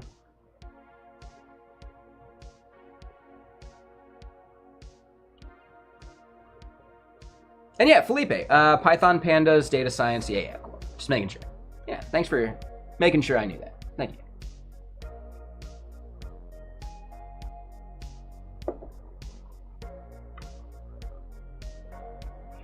I don't like their website.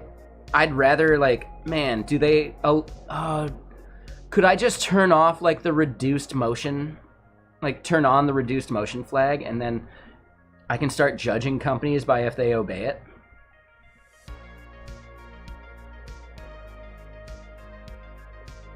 I'm always down for another criteria to judge companies by.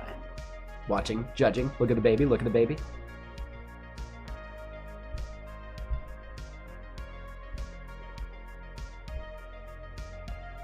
Yeah, seems cool.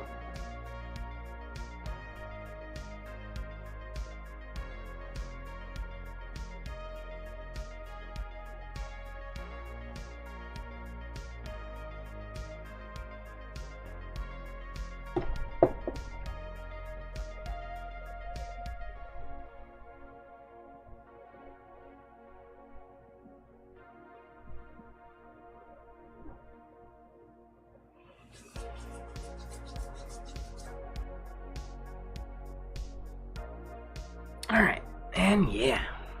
Man, this is such a good, chill, awesome Tuesday. Just having a blast. Thank y'all for being here. I'm gonna pour another beverage. And yeah, sorry, Amber.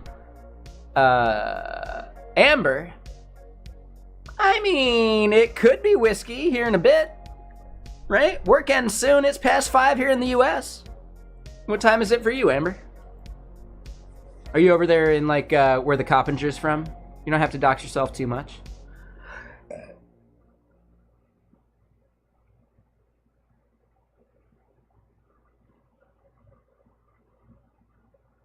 Damn right.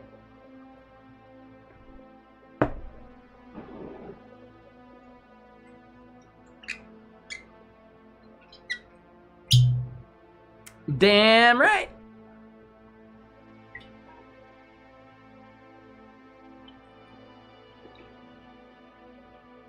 God, I'm just so happy I work for such a cool, understanding company. I had that cluster headache last night at about 4 a.m. Woke me up, had to slam some whiskey to try and even get, like, back to sleep, or at least, like, not cradle my head for the next 4 hours. And, yeah, woke up, had a meeting at 8:30 and just told them, like, I didn't sleep very well. Can we push the meeting to tomorrow? I'm gonna get, like, some extra sleep this morning to try and, like, get some sleep. And they were like, yeah, totally, no big deal. Like, dude. I've never worked at such an understanding company. Never. It's never happened. So yeah, I'm really happy where I'm at right now. Could I make more money? Sure. But, dude, more money would also probably mean a less understanding company. So, it's a cost I'm more than willing to pay. And honestly, it's not a bad rate. It's a pretty decent salary.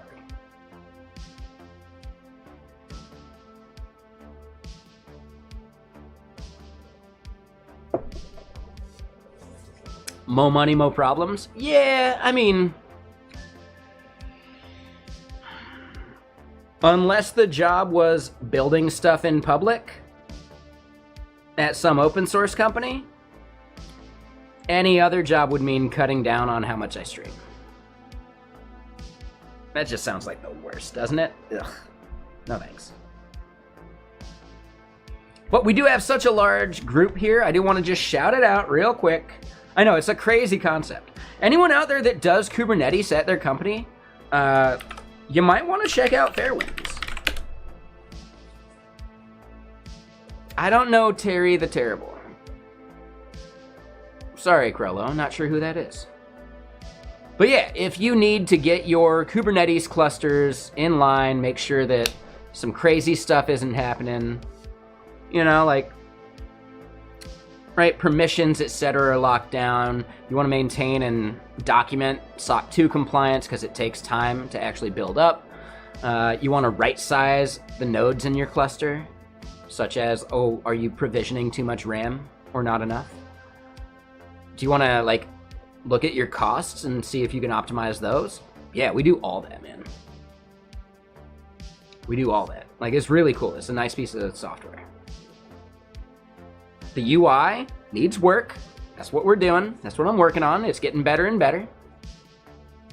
But yeah, still, I just, you know, I gotta shout out the company. Gotta shout them out. Because if you do need some Kubernetes, like help, etc.,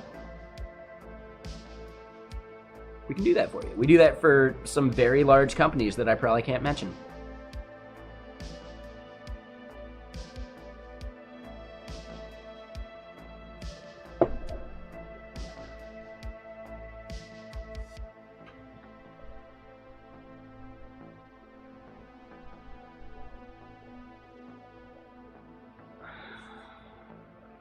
If the UI didn't need work, there wouldn't be work to do. Exactly. Yeah.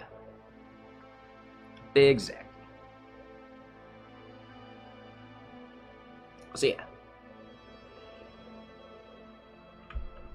I will say this too. If your company does end up in talks with our company about like the services rather than just using the open source, like the UI and the platform, right? If you really want to bring on some of our DevOps crew to help you do some of this stuff, just let the sales team know that I sent you. That'd be really cool. That'd be really cool.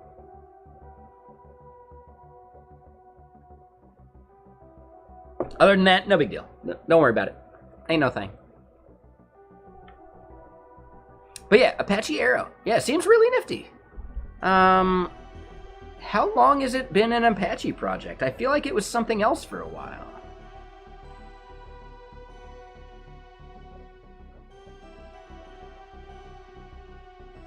Is this written in Rust? Hold up.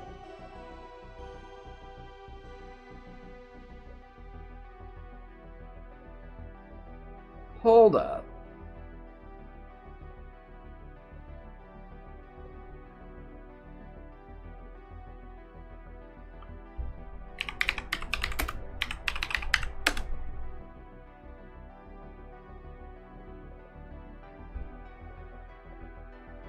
Written in a lot of stuff.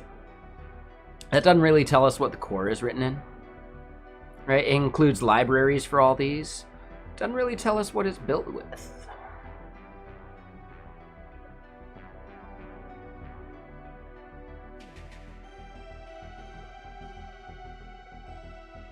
The initial code base and Java library was seeded by code from Apache Drill. So my guess is it's actually Java. Huh. Okay. Oh, yeah, Felipe, I can see you over there. You're gonna reply on Twitch? Yeah, it's fine. So, oh, it's more of a standard.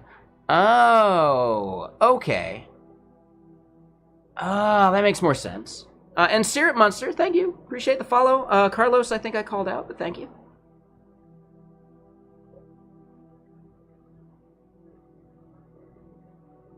Yeah, cool, man. Oh. What key did I press right there? Pi Arrow relies upon the C++ implementation. Okay, cool. And honestly, Felipe, you can chat over there too. I don't mind. I would have gotten to it. I would have seen it.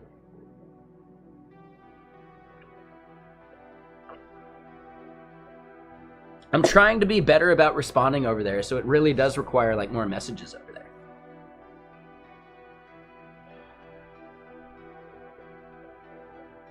Ah, there's a query engine called Polars that uses the arrow format.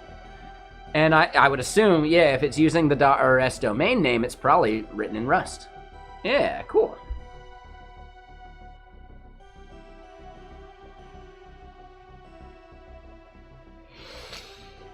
Oh, hold up. So Apache Arrow is about like the data frame stuff then, right?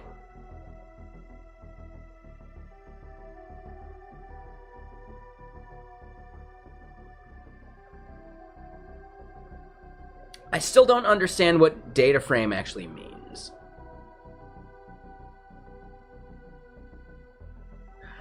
Oh, so data frames are basically defined in RAM in a way that you don't have to like jump around for the data. It's all like in one contiguous block. Is that it? Is that what I'm understanding about what a data frame actually is? Which speeds up the processing of it because you don't have to jump around using references, etc. Each column is contiguous. So maybe not the whole frame, but at least the columns. Okay. Cool. Yeah, thank you. That really does help. Yeah, thank you. Yep. Yeah, that makes sense.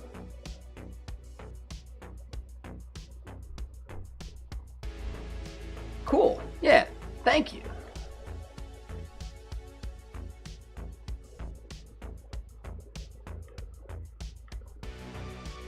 All right, let's keep hacking at what we're doing. I know. We hit like a major milestone of knocking something out, and now I actually have to like make it work. Shit. All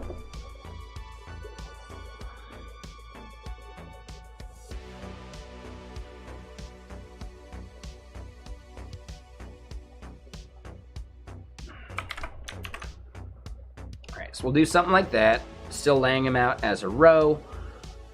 Yeah, we want to just kick that out elsewhere.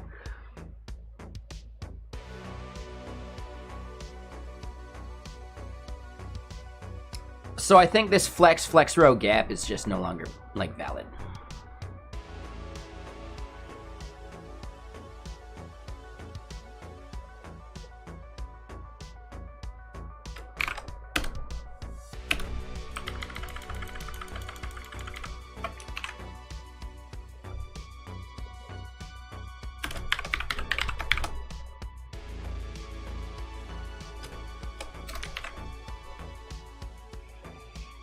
Yeah, I never actually watched any of Terry and his like Holy C stuff.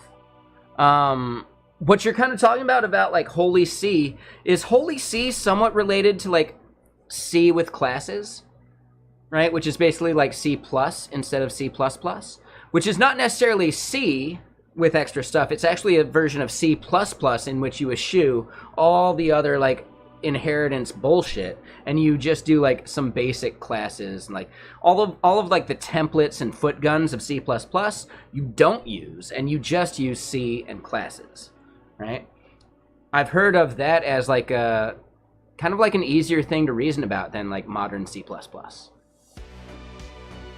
right? If you understand C and you understand the basics of how classes work, then you're done, you know? So it's basically writing C and then using classes for composability, maybe? And then everything else just relies upon like standard C stuff. I've heard that's a nice way to write C++. I haven't ever done it or used it. I have written some raw C before as like a libssh2 wrapper for an Objective-C app I wrote back in the day. And hey, what's up, Jay? How you doing, Mr. Sir? Yeah, thanks for being over there.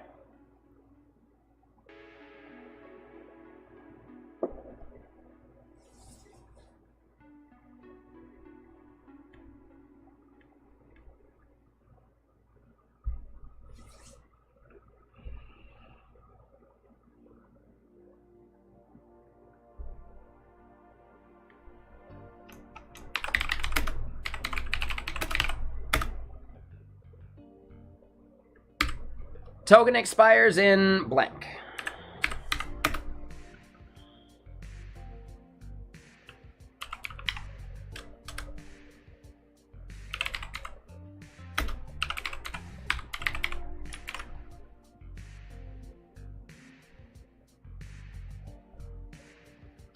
And this is, like, seriously, like, we've had a couple smaller raids, awesome raids, not trying to disparage them based upon the size, just pointing out, like, this is the first time in, like, 4 months I've organically been above, like, 100 viewers. So, I mean, I gotta thank you all for being here. Thank you.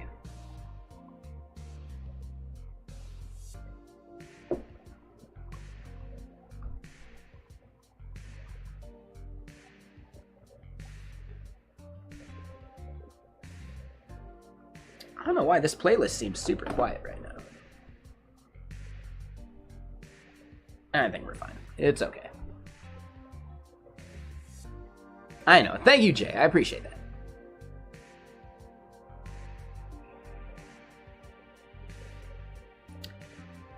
I'll admit there are moments where I'm harsher than I should be, or I go off on a tangent and rant at somebody more than I should, things like that. I know. It's a thing. But y'all at least didn't hold a grudge about it, so thank you.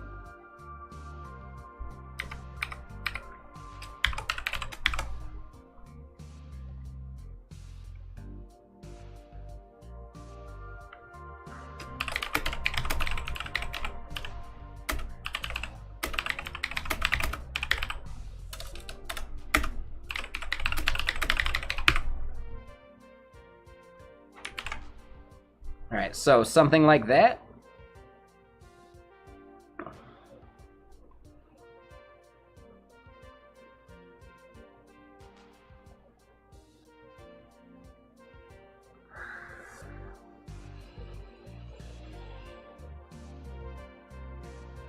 Anyone got a good, like, idea of how to structure and style the logged in button versus, like, the refresh button?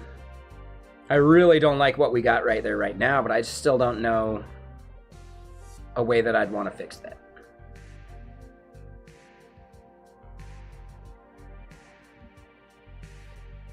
In 2 months? Yeah, hold on.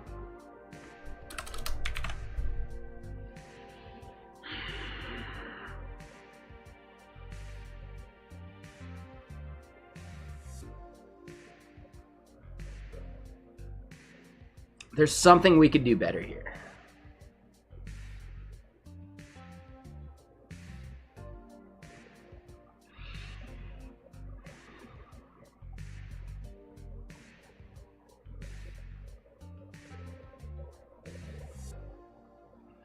Why not hide what? Like the logged in button? We could hide the logged in button. That's not a bad idea. Yeah, yeah, good call. I like that. Right? Why do we need it? We don't.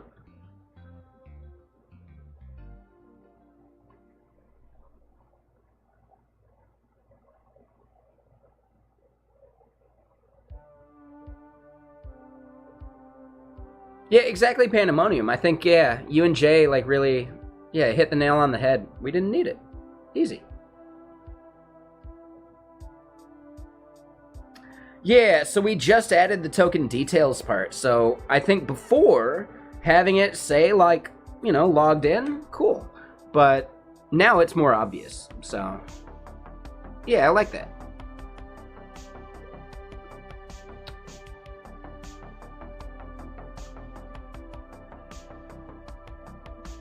Yeah, exactly, stacking. We should make the button stand out more. It should be... We should have an icon in there, probably.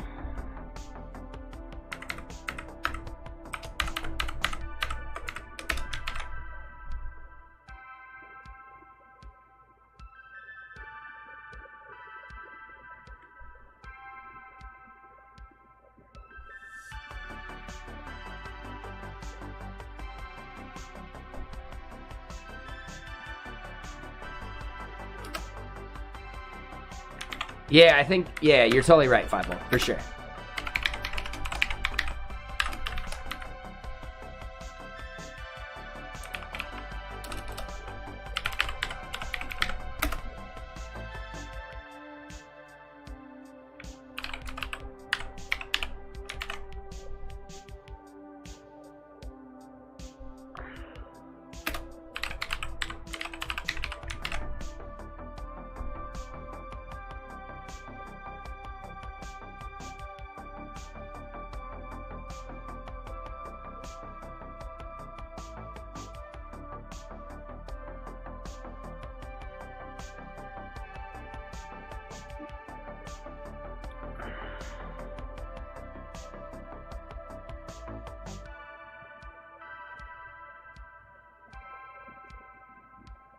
Yeah, I like this so far. Cool.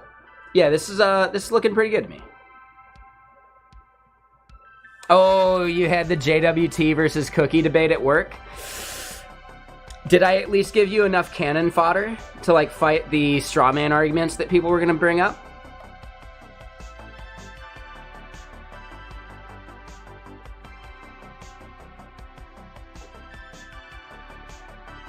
Right? The key to debating that is to understand the straw man arguments that they're going to bring up and fucking slash them out. That's a good point. Technically, Jay, do y'all want to implement a mobile app at some point? Cookies are way more of a hassle for mobile apps.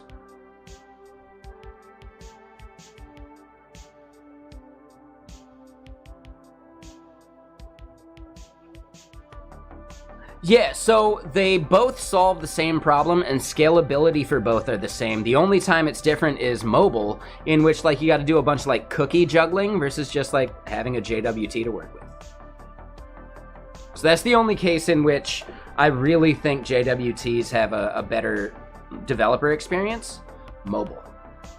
Other than that, it's the same shit.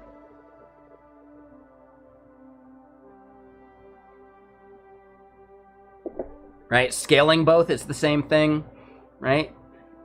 Like, to get revocation lists with JWT.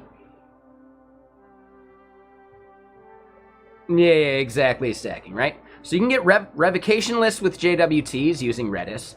To scale cookies in a stateless API way involves Redis as well. So to make both work the same scalability-wise as both, it's the same amount of effort, really. So Felipe, that part actually means less than you think it does. Right? And the reason that part matters very little is because what is the thing that would compromise either one? A bad dependency or a man in the middle from some dependency, right? At that point, do you really think it's any different between a JWT and a cookie? The JWT, sure, some malicious library reads for the JWT and they got it. But that's a focused attacker. That exact same focused attacker could just make a request on your behalf using your cookie. Right? The focused attacker is a straw man argument. They're both actually the same problem.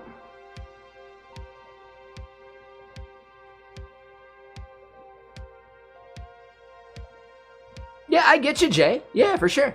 As long as you can make it work and not have to worry about it, sure. But then that means that your backend has to understand cookie versus JWT, and that gets a little fuzzier.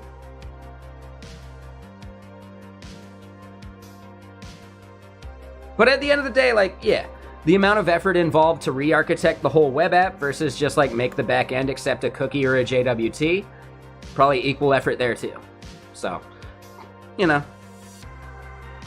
It's a fuzzy argument. They both have the same amount of, like, constraints. Of, like, effort. Right? Of making sure you don't bring in a bad dependency. Well, if the creator and owner of Unpackaged decided to, like, man in the middle whatever, like, library you're fetching from Unpackaged, then he's gotcha. That is true whether you're using JWTs or cookies anyway, so just don't use Unpackaged in production. But that is the argument that Ryan Florence uses all the time, and it's fucking bullshit. Nobody should be using Unpackaged in production. Not a single human being in the world.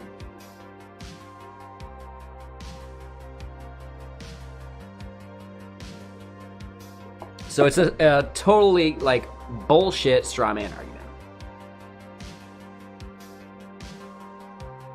Sticking with Cognito? I mean, Cognito can do a pure JWT auth layer.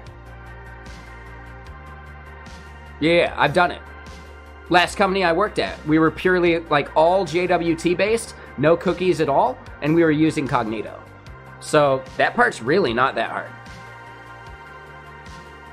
Maybe I misunderstood your comment.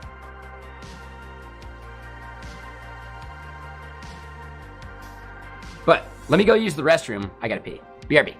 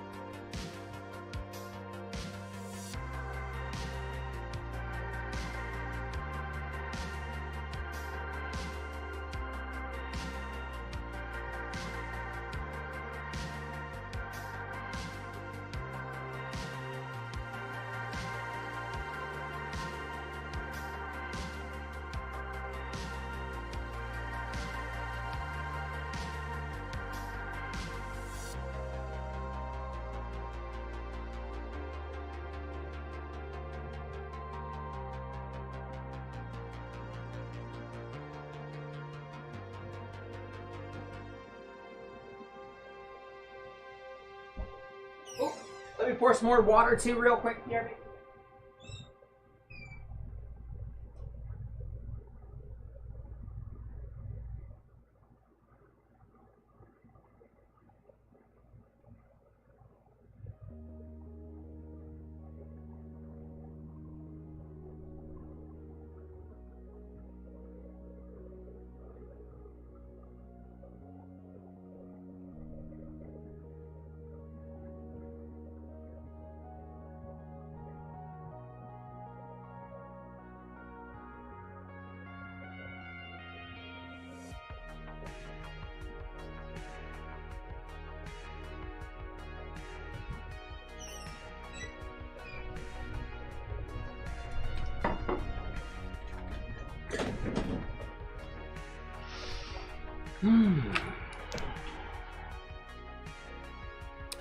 Okay, so you don't like not owning your user data.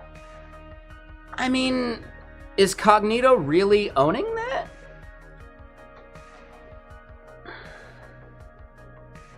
Yeah. That song's fantastic. Oh, really? Have you never heard that joke? I think we can play this. I think we can totally play this. It's Wolfpack. It's awesome.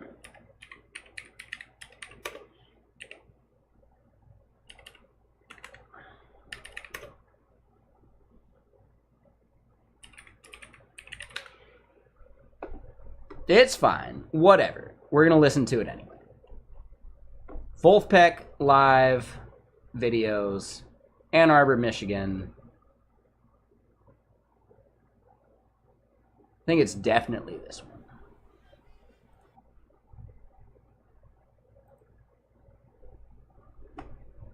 This story came into your mind. I was reminded of a story. This is it.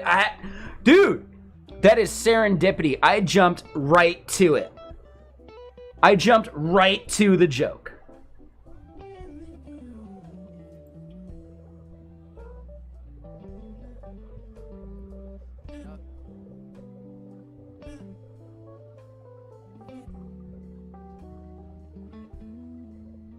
Sometimes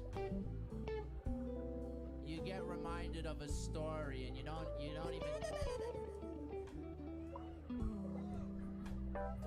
even know why the story came into your mind. I was reminded of a story in the green room. Well, I went to the Shakespeare Company with my father in Cleveland.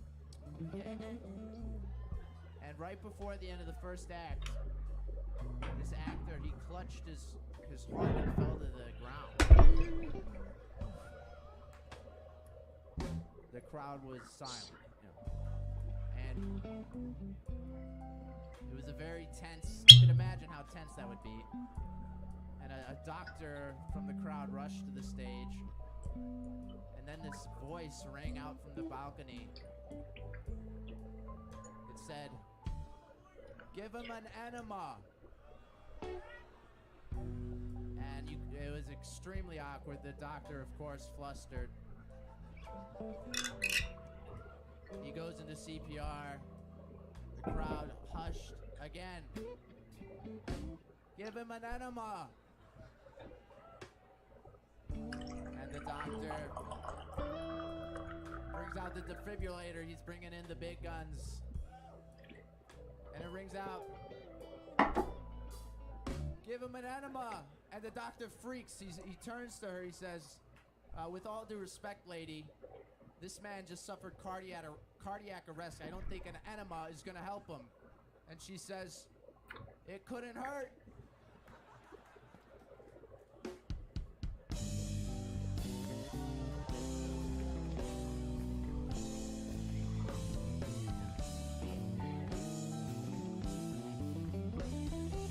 It's such a good song.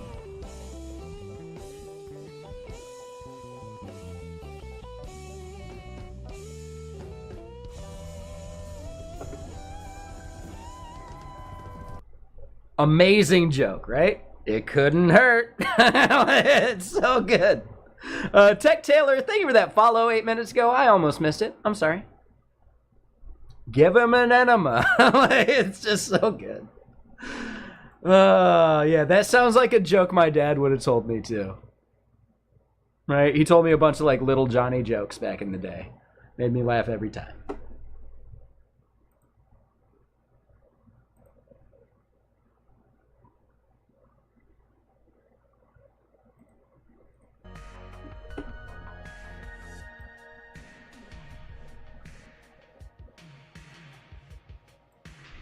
Oh, Link? Yeah. Hold on.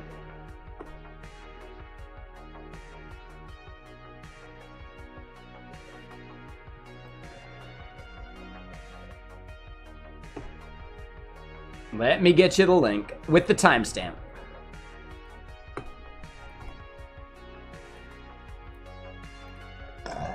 It couldn't hurt.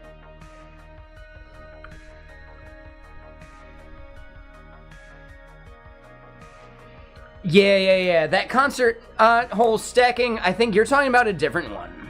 The one you're talking about where he drones on, that's the one, where he, like, is that the one where he brings out his mom? Is that the Madison Square Garden one? Are you thinking of, like, the Madison Square Garden show? Because that's a different one. Maybe I'm forgetting, like, the droning on that you're talking about. I actually stopped listening to that entire concert, the live in Ann Arbor. I stopped listening to that one the moment they do Reeling in the Years. So I actually don't even listen to that whole fucking concert. Because I hate that song, actually. I like Steely Dan. I hate the song Reeling in the Years. I just hate it.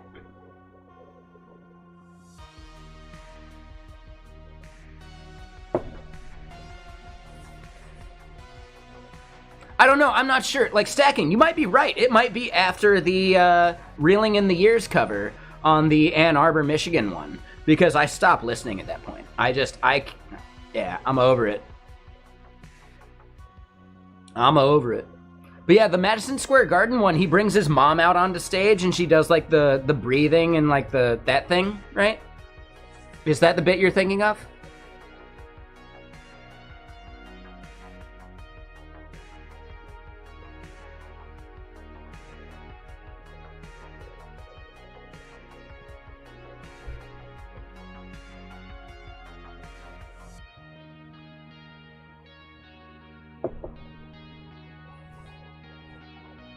No worries if not. I was just curious.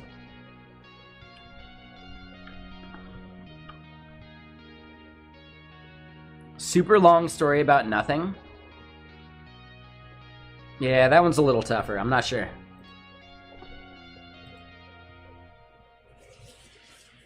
Ah, man. And all y'all lurkers over on the red platform, thank you. Thank you.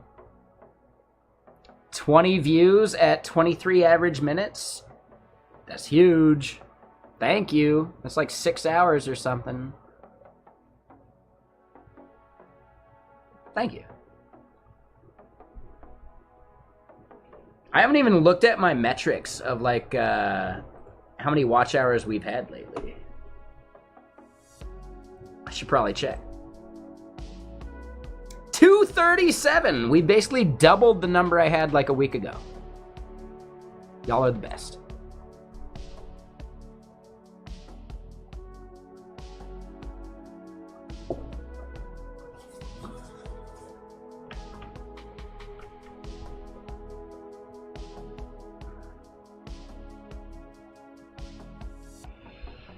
All right, so we do the token expires in 2 months. You can refresh your token to reset the timer. Cool. Bot name. Fine, that's hard-coded into the token. Channel name, right here.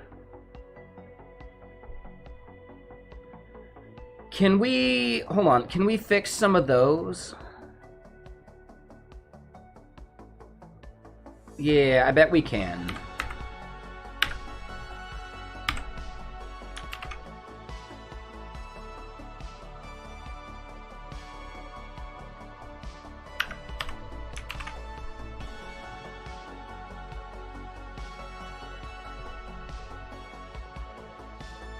Nope.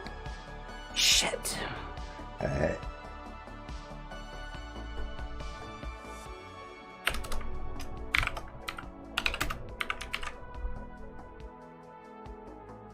Yeah, if that didn't work, this isn't gonna work. Yep, nope. Okay, so hold on. Let me go look at the ShadCN tooltip, because that is just not good to me. There's got to be something better we can do.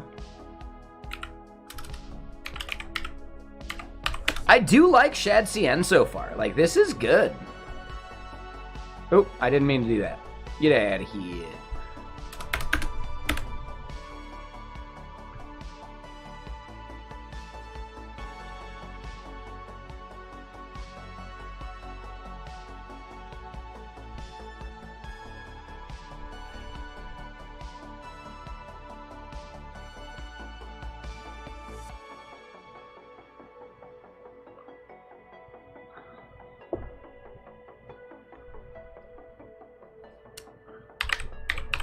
Hold on. We're doing a tweet about ShadCN. It's actually amazing. I didn't actually expect to like it. Let me point that out right now.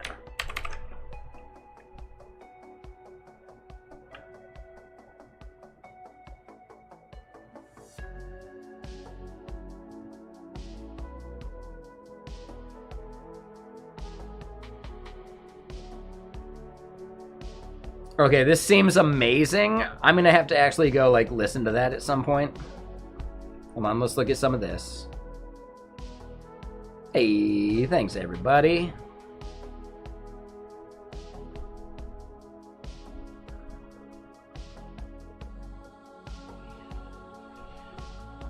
Ah, shit. I definitely need to set up a Calcom link. Hold on. I have a Calcom link for this. Let me do that.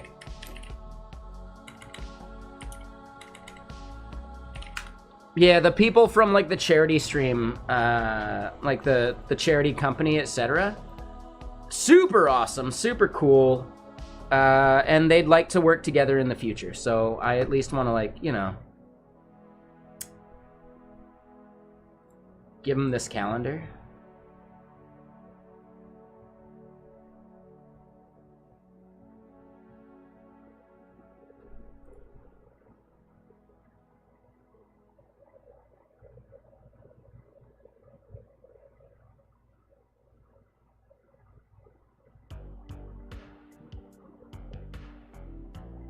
Calcom has a bug right now that is very interesting.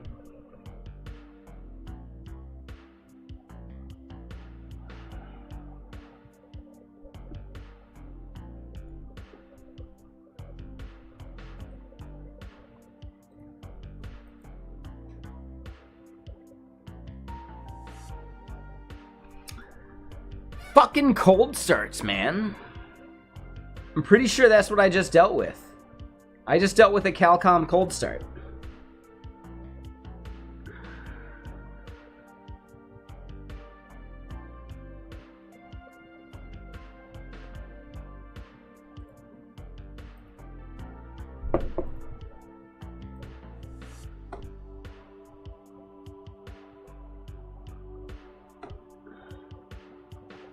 Yeah, let me send this over to the Discord group. Because, yeah, I'm slacking. I should have sent this like 3 days ago.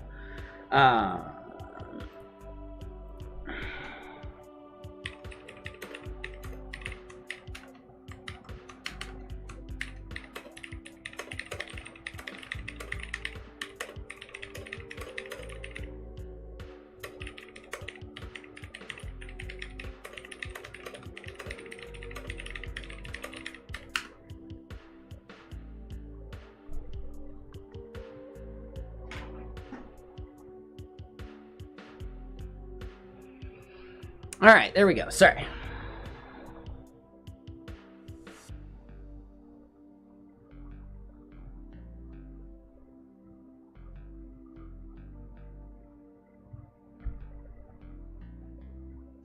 Burn that one with fire.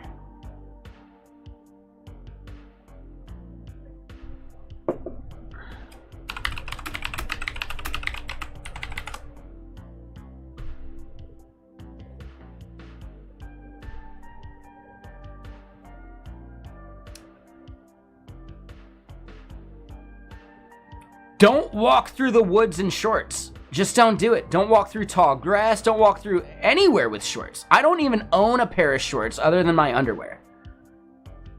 Because I'm actually like really, really, really anti-ticks.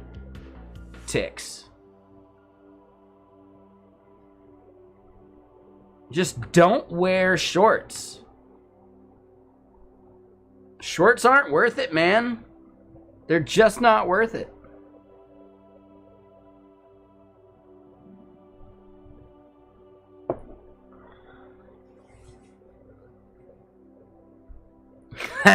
Oh, God. All right, so yeah, we'll get back to what we're doing. We're trying to have the most toxic workplace culture. We already do weekly Sunday night meetings. What else can we do?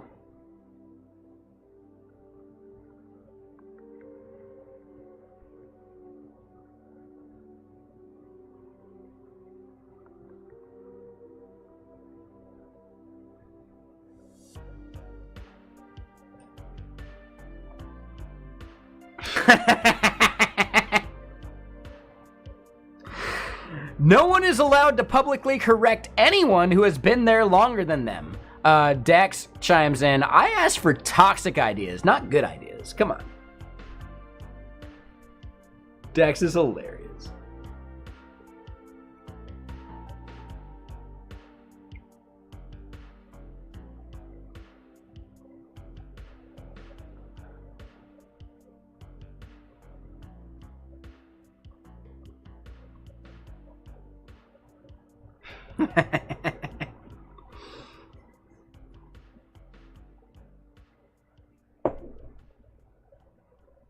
Ooh, what is a PM if it makes the workplace more toxic? We'll get some of those. Yeah, that's how you do it.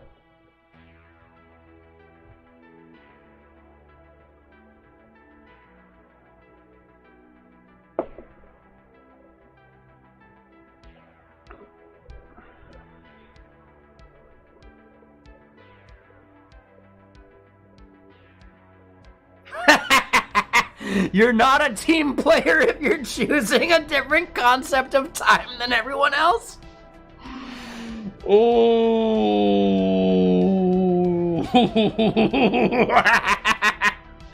Your Sunday night meeting is good, but it misses an even worse opportunity. Early Saturday morning meeting. I said toxic, not endorsed by Satan. Fun fact, the company I worked at with a really bad manager, I had to come in on a Saturday morning or two. Oh, don't worry. They sent me a gift basket. So that counts, right? And it wasn't me. It was like the whole team.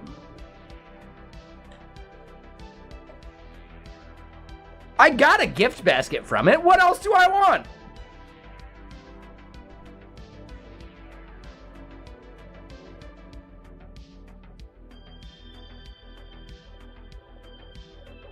Boss ordered you pizza.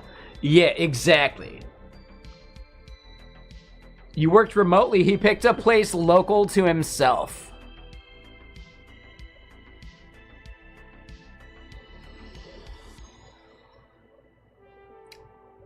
Oh, local to you. Okay, not to him. Okay. I was gonna say, like, that sounds like the boss just ordered himself a pizza. Like, dude, that's what that sounded like. Oh, yeah, that sounds like the boss ordered themselves a pizza if it was local to them. Okay, I get you. That works. That makes sense.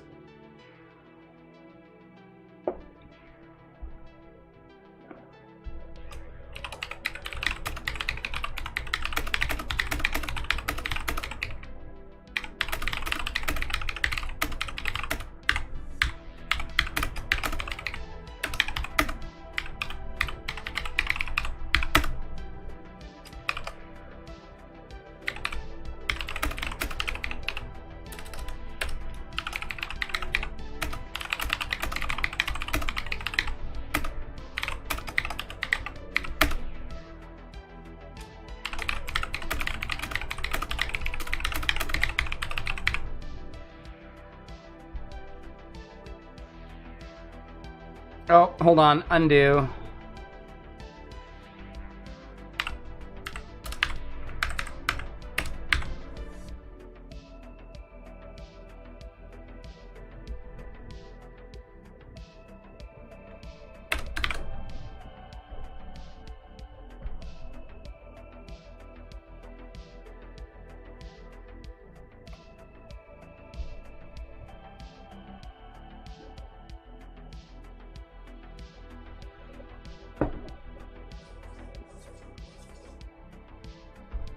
Dax does a really good job of like the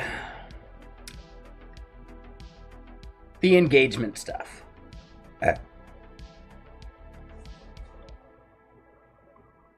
Too much of it is like disingenuous, like he's just like kind of trolling a bit, which is fine. That's his brand of humor. I get it. It's not my brand of humor, but again, this is a good one. Like, I don't agree with all of his like fake toxic comments, but this one nails it. And remember, like, he's not actually that toxic. He's being fake toxic for engagement, for fun, as a meme.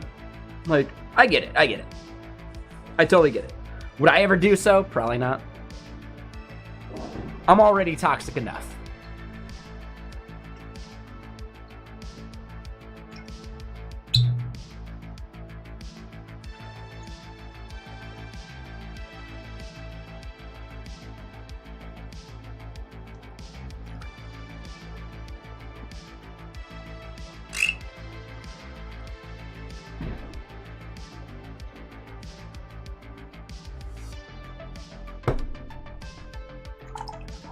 Alright, so let's go and hack out more code here. Yeah, we got shit to do, man. We got code to make. You just hit the 60K? Nice. Ooh, there's some people that actually... Felipe, you're saying you're going to get wine? Yeah, enjoy. My bad, I don't have timestamps. That was a bit ago. I'm sorry, Felipe. Yeah, get that wine. When you get the wine, I'll cheers you. I'll cheers you with it. Oh, stacking, are you really sitting at 600K? Yeah! Oh, Felipe, you're already back with the wine? Shit. Cheers. Sorry about that.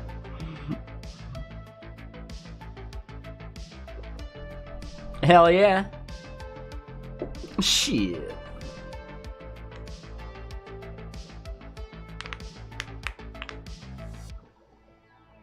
You replied to this tweet too? It's a really good tweet. Honestly, like, all of y'all, could you really, like, could you make a better toxic tweet? Like, yeah, do it.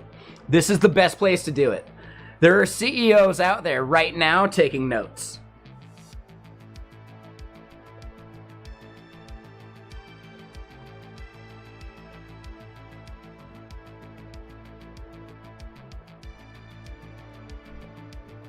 Ooh, G-Bone sitting heavy.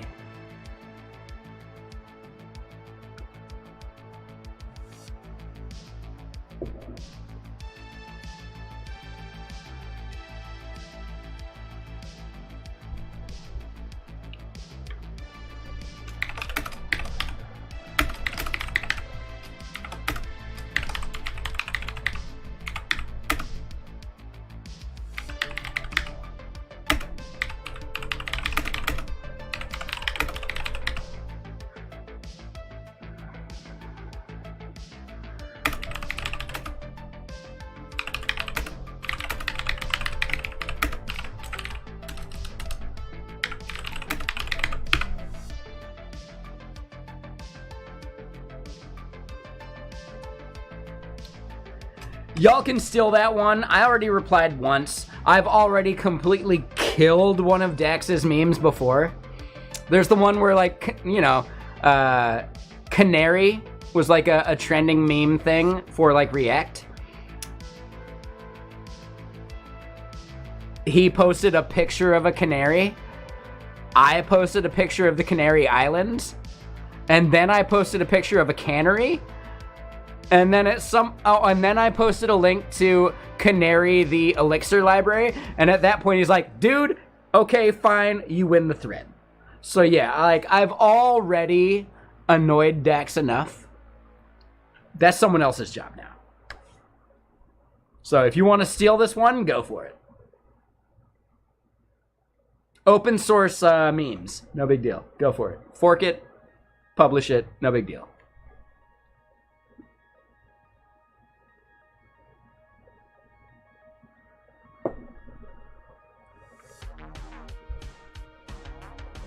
And yeah, appreciate y'all. Thank you. Let's get back to it. Canned dairy. Yeah, sure. Yeah, works for me.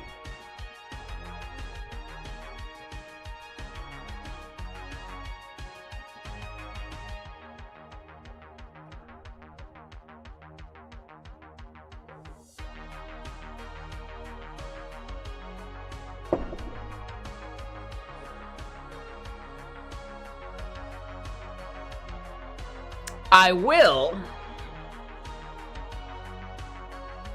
I'm not sure we're going to do the betting thing because, yeah. Reasons.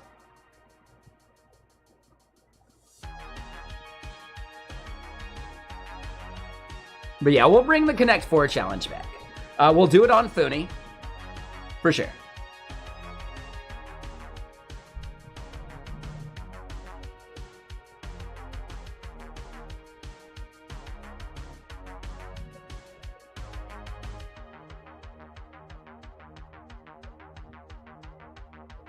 And yeah, Felipe, cheers. Mr. Sad.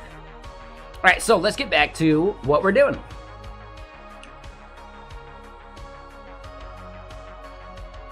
You gotta catch up with the mods? Yeah. I mean, the sub gets you. The sub gets you, like, the extra points and all that. So, you're on the same pace, but yeah. To meet the same number as Jason,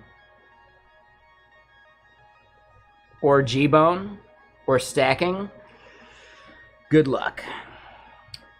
I think realistically, I need to come up with some way for people to, like, spend all their channel points. If Twitch allows it, for, like, the broader, like, milestone type reward things that you can contribute channel points for, I can make it be 100K a day that you can contribute if they, like, allow that configuration. If it's a max of 6K, that'll take fucking forever. So, yeah. If I can turn it up to 100K per day, I can dip into all your savings of channel points. A 1,000,000 point channel redeem? I don't even know what that would be. I have no idea.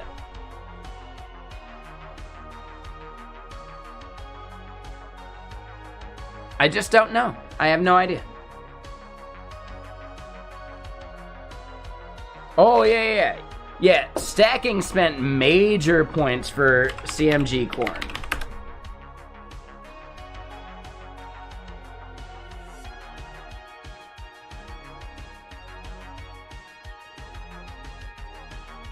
Do not lend that guy down there $20.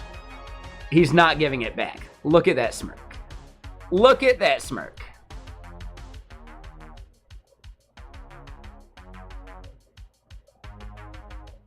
He just wants to borrow your lighter. You're not getting that lighter back.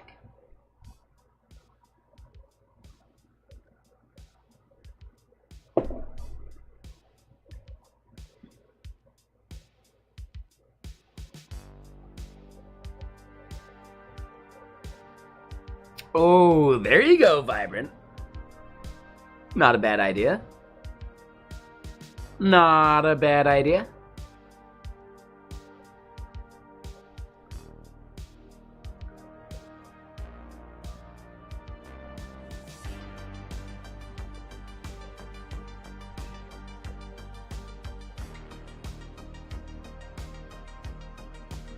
I think we need one of these sections. Ooh, yeah, we definitely need, like, a frequently asked questions section for the homepage.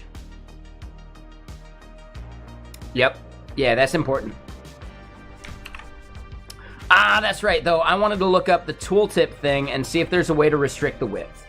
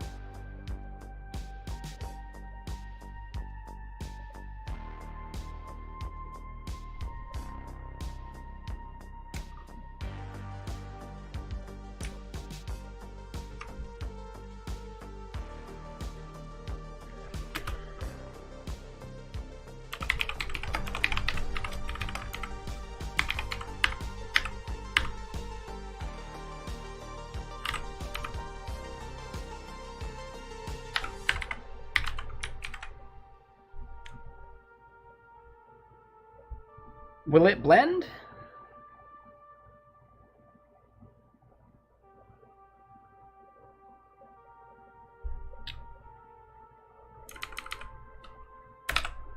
Okay, cool.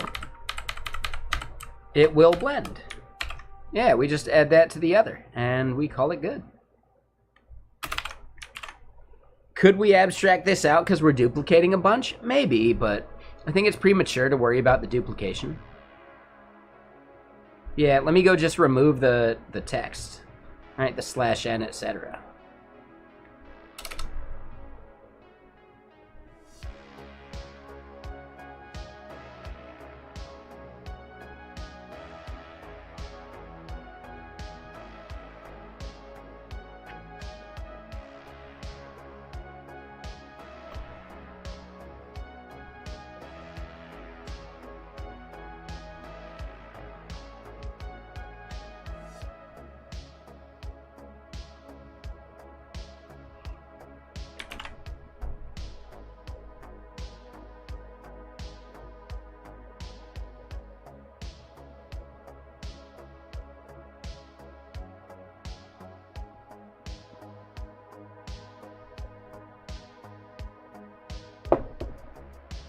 All right, so this is where we end up needing legend.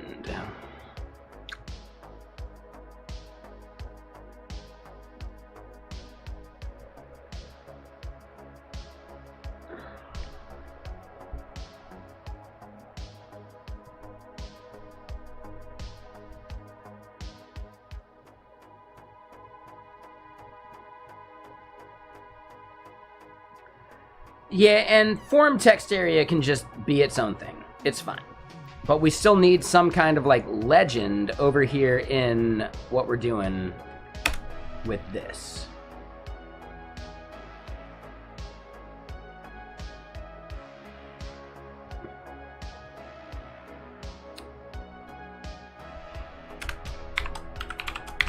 Right, so we end up doing a div here.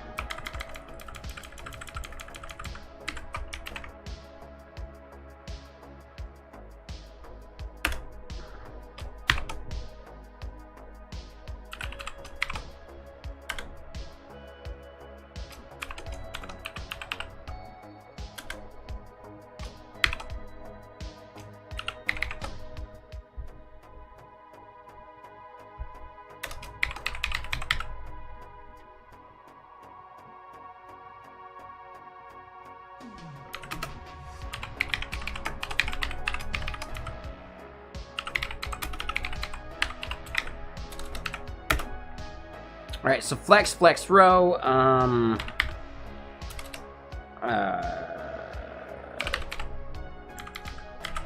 Justify between.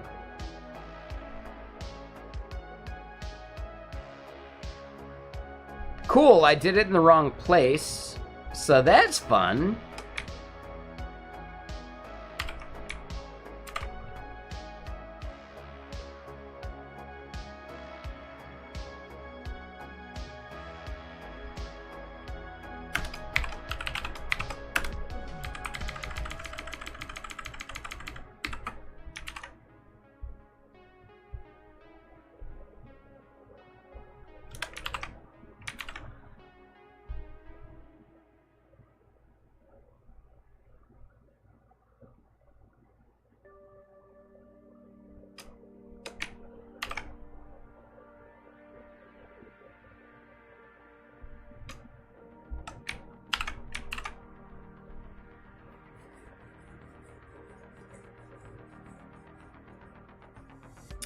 I don't know why, but my brain just latched onto the fact that Hudson Hawk has a couple characters called the Mario Brothers.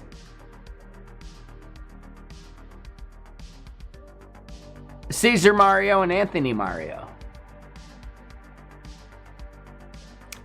That's so damn cheesy. If anyone here has not seen Hudson Hawk, you're not missing anything. It's fine. You don't have to watch it. You will actually feel stupider from having seen it. Duarte, or Duartex, thank you for the follow. Welcome. How you doing? But yeah, I do not recommend watching Hudson Hawk. It's a thing I put myself through every once in a while. It's not good. All right, so legend here, we need to actually turn into a popover or maybe a modal. And when we look at Shad CN, popover I think is a thing, right? And it looks something like that. Voila, no big deal, not a problem.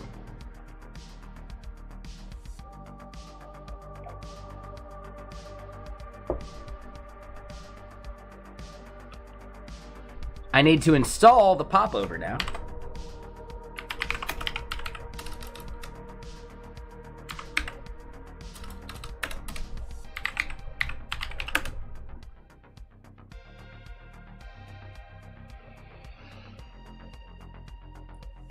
And yeah, what's everyone up to? I know I asked earlier, I ask all the time because I still want to know, like, y'all are lurking. What are you doing though? Anything fun? Anyone that chimed in? You don't have to chime in again, but you know, you could chime in again. I'm fine with it.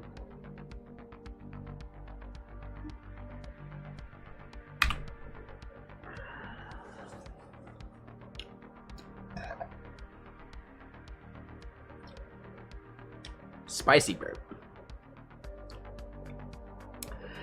Lurking in the shadows like a vampire from What We Do in the Shadows? Okay.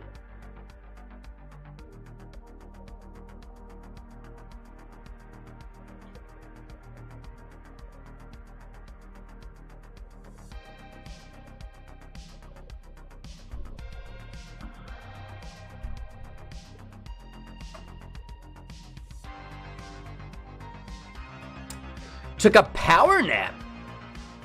Waking up still. Woke up at 3:30 a.m., you think? Damn, dude.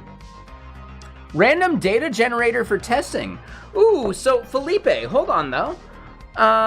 What language is that in? I'm gonna guess not JavaScript or TypeScript because there are awesome libraries for that in JavaScript, TypeScript. If you're trying to write your own random data generator for C++ testing, you might look at, yeah, there we go. You might check out like Falso.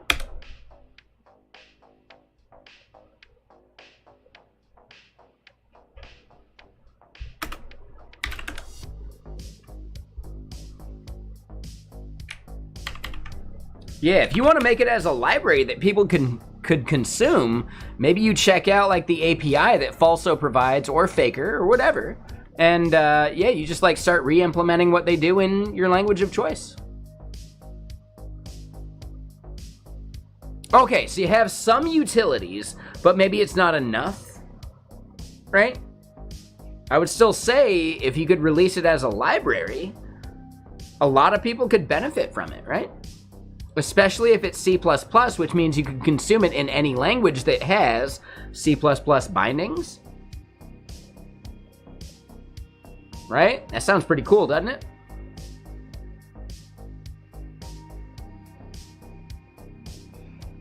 So yeah, no worries, I get it, but yeah, like check out some of these APIs provided. You don't have to provide every single one yet, but you can build upon it and add it, and maybe have the most popular C++ fake data generator available.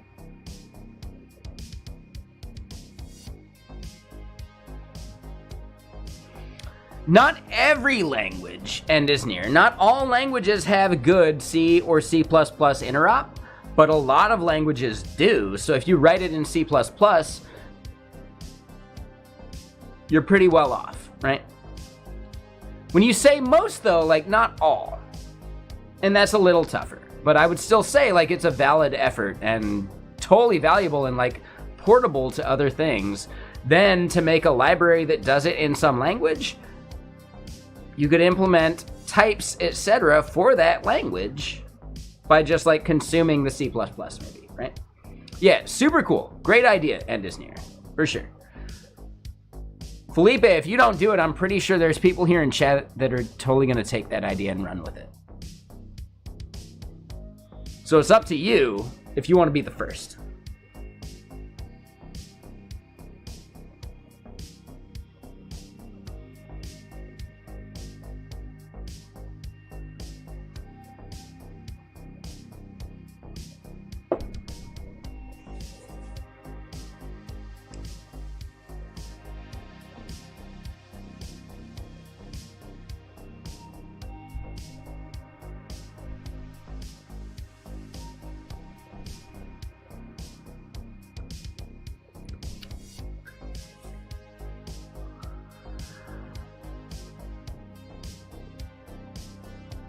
Oh, does Prime hate the word tree shakeable?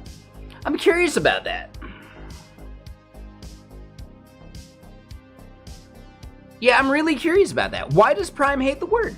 Feel free to like, expound upon it. Exactly, Felipe. It's for like totally like random application data, like strings and whatever, right? Could you generate something to just like test and run and like, have at it and seed fake data towards an app to see if it's worth it and all that?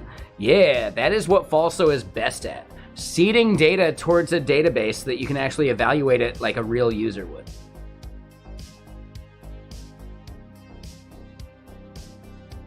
But if you could do it with C++, you could solve a bunch of people's problems of implementing fake data generation. I really think a C++ library that does Falso would be hugely useful.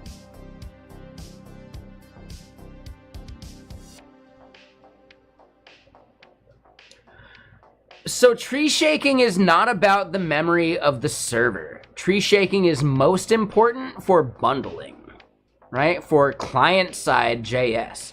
And he should actually love the idea of not shipping JS you don't need, right? Those minuscule amounts are actually important to consumers. He's talking about it purely from like a server-side approach because he doesn't do that much client-side stuff. And I'm not saying that's a negative thing. It's just simply like we all have blind spots, He's done plenty of client-side stuff to where I would think that he would enjoy a tree-shakeable library rather than one that isn't, for at least client-side stuff. But again, I don't know. I'm not speaking on his behalf. I just think maybe he hates that term in regards to like Node.js, like server-side stuff.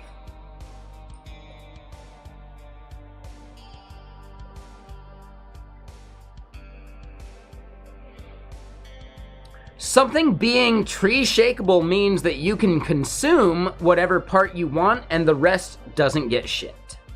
Could you imagine if you're consuming Lodash, but you have to ship all of Lodash every time you use it? That would suck. Could you just ship the one function that you imported and then it's all tree shaken away? bim bam boom, right? And not all of it, but enough of it.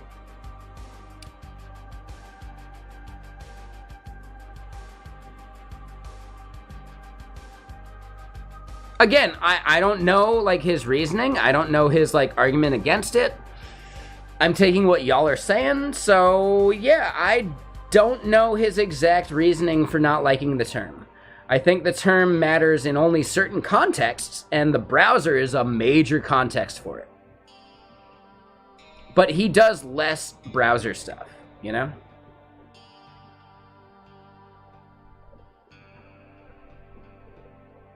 I'm not saying he doesn't do browser stuff. I'm just saying he does less, so most of his arguments are not towards browser-based, like, problems. Ah, so it's less about the concept and more about how people use it. Gotcha. Okay, that makes sense. And what up, Darren? How you doing, Mr. Sir? Cheers. Oh, sorry. I said cheers without cheersing. That is a faux pas. My bad.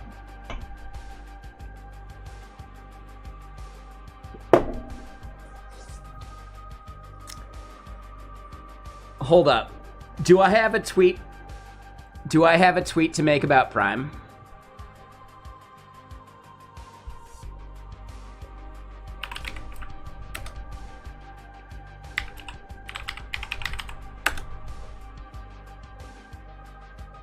And it's not about Prime, it's actually in relation to Prime and me being a huge fan.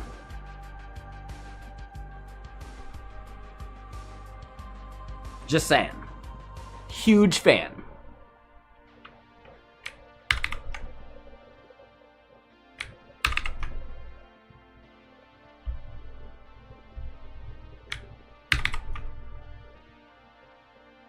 Let's zoom out a bit. Hold on. Let's get to his chat.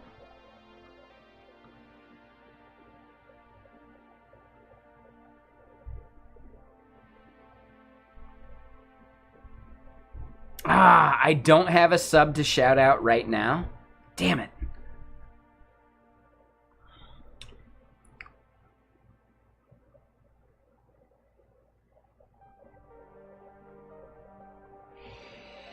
Shit, I was really hoping I had a sub to shout out because I was gonna like screenshot it, do a tweet, say thank you for the raid yesterday, Mr. Sir, that kind of thing. So now I gotta figure out another way to like shout him out right. But let me just point out, like, I'm pretty sure I am one of Prime's longest subs. And he's actually one of my longest subs. I'm a huge fan. I think he's at least a partial fan. I don't want to speak for him, but I believe he's also a somewhat fan. And it's great.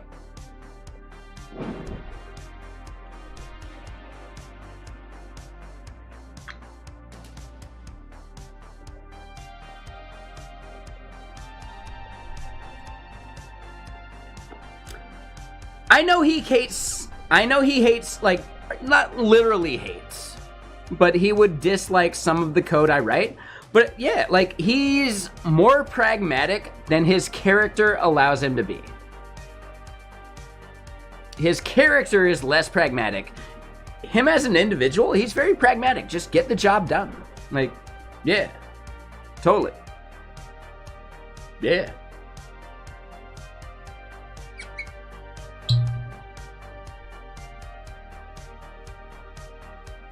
I even see your comment in the chat shown on screen, Vibrant, right? Like the lull and the fucking... Yeah, like totally. For sure, man.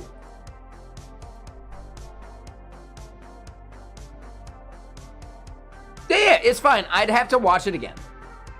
We all hate our own code. The key is, though,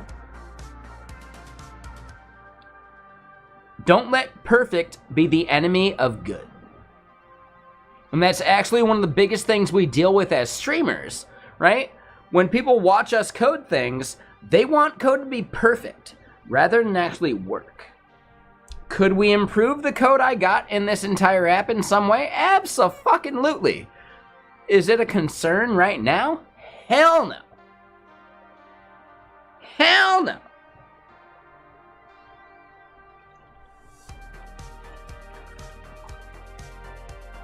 Yeah, exactly, right? We're all learning. The fact that we can actually hate our own code X amount of time later actually means that we've learned enough to recognize code that is less optimal. For sure. Yeah, exactly, end is near. 1000% correct. Yeah. If we were not critical of our code, we'd never be able to improve. You know? So, like, criticism, etc. is valuable. It's when it becomes toxic that it's a problem. I have a coworker that loves ternaries. They make comments all the time about how something could be rewritten into a ternary, but it's never a blocking comment. It's just simply a, hey, this could be done this way, but I'll approve either way. Exactly, skiing, like totally valuable. So what I want to get at real quick that is like actually kind of fuzzy is conventional comments. I talk about conventional commits all the time. Conventional comments are huge. Hold up. Yeah, you know how I was like talking about the people who've been like subbing and following for ages? Yeah, like Prime has subbed to me for like, I think 49, maybe 50 months.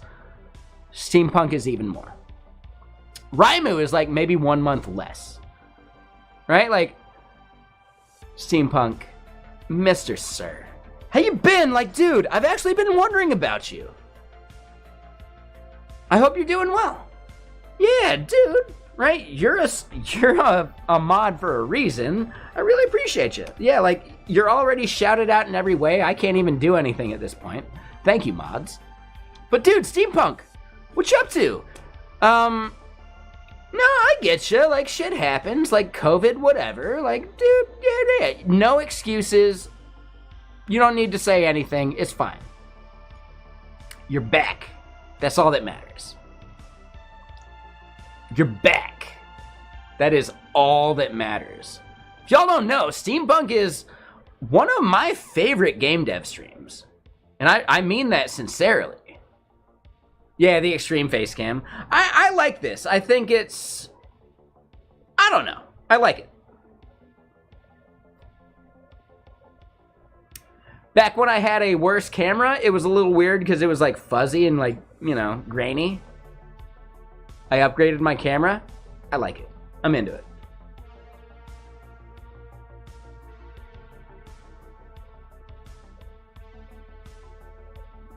I'll be honest, I had a major self-esteem boost on Saturday. I was walking through Capitol Hill, like a block away from like the Unicorn, which is a very famous like, you know, like gay bar is like the best way to phrase it. Just like Capitol Hill has a very like strong community around LGBT stuff. I'm sitting there walking to just get a slice of pizza just for fun because I felt like, you know, I went and hung out with people and then they like tapped out at like 11 o'clock. So yeah, I continued partying a bit. I'm walking to a pizza place in Capitol Hill and I'm like a block away from like one of those bars. And like I literally heard someone say like, "Ooh, that dude's hot." Well, I'm gonna take that internally and use it for like a year from now. Like, oh, I will be like coasting upon that compliment for ages. Ooh, buddy. Hell yeah. Hell yeah. Yeah, it will sustain me for years. Like totally. For sure. It was really cool. Cause right, like, you know, I'm chubbier than I should be right now, etc. And it didn't bother him. Like, I heard him say it as I'm walking by, and it was like, maybe I misheard and they were talking about someone else. I don't care. They were talking about me. Don't you dare take this away from me. Okay? Shit.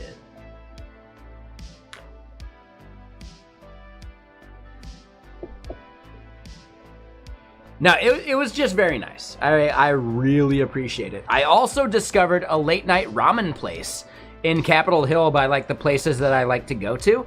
So I might be eating a bunch of late night ramen here whenever I go to Seattle. Don't tempt me with a good time. Late night ramen? Well, shit. Well, shit. Yeah, like a ramen bar open till 2 a.m. Yeah.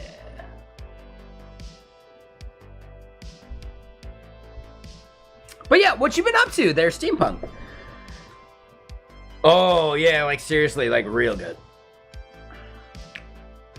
Here's my question. Did you all ever finish your Resident Evil 1 inspired game?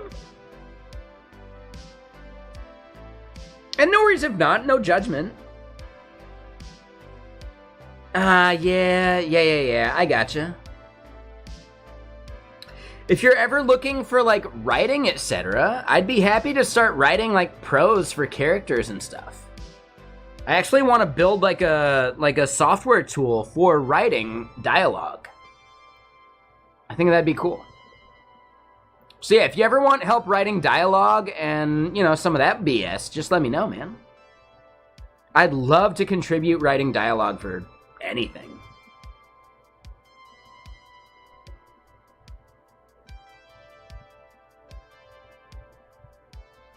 Yeah, for sure, man. Just let me know. Oh, seriously, end is near. Steampunk, right? Please shout out your accolades. Steampunk has done full-on, like, major AAA game development at major studios. I'm not going to name them, that's his deal, but major studios.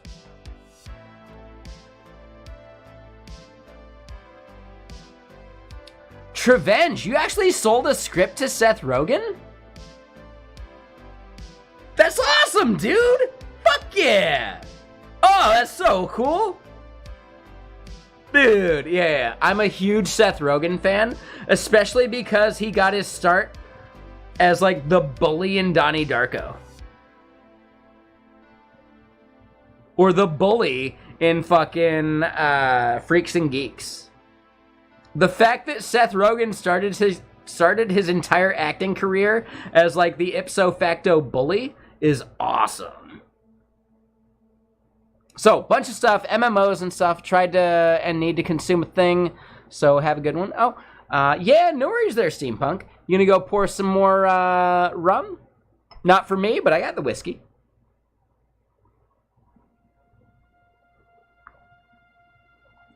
Yeah, no worries, Steampunk. I'll be over on gaming here a little bit later, for sure. Yeah, I'll be over on gaming to, like, you know, finish out the night. But I'll be streaming tomorrow. I'll be streaming the day after. It's kind of like it's the same thing I do every day. Try and take over the world.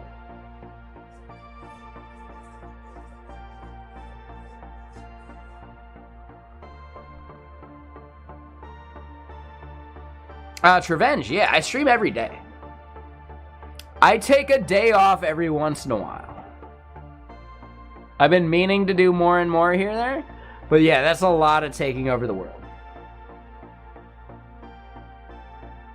I should put in like a full day of work at some point. This Sunday might be a good like full day of work. Possibly like video editing too. But yeah, I'm thinking maybe next Sunday ends up being like a day off.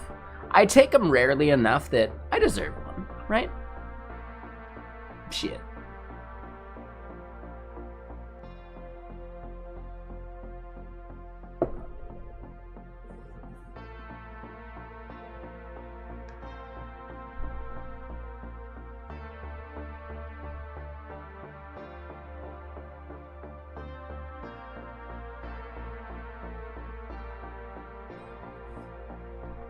Okay, cool. Looks like someone scheduled a meeting with me. Hell yeah!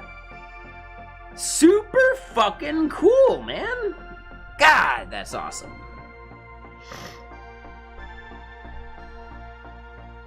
Do I eat healthy? Usually. I try to. I like to cook my own meals at the bare minimum. Yesterday, I ate some McDonald's. I wanted to get some Dairy Queen.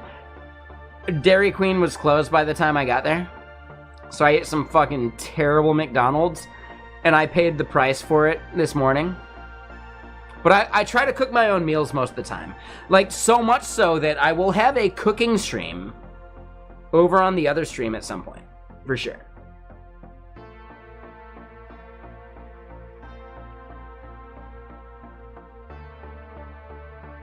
Yeah, I will be cooking and making cooking content. For sure. It'll be over on Griffing and Chill, and then I'm gonna take like the VOD of it and like upload it to, you know, Griffing and Grill or something like that on YouTube. Why not?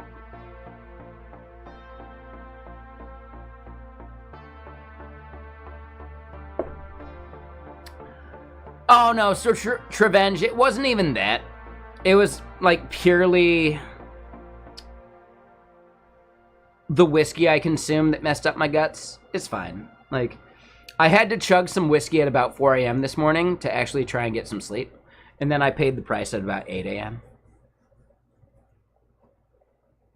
But no, it had to happen. Otherwise, I'd still be suffering from my cluster headache. I even feel like the precursor right now. I feel like the weather's like flip-flopping on me.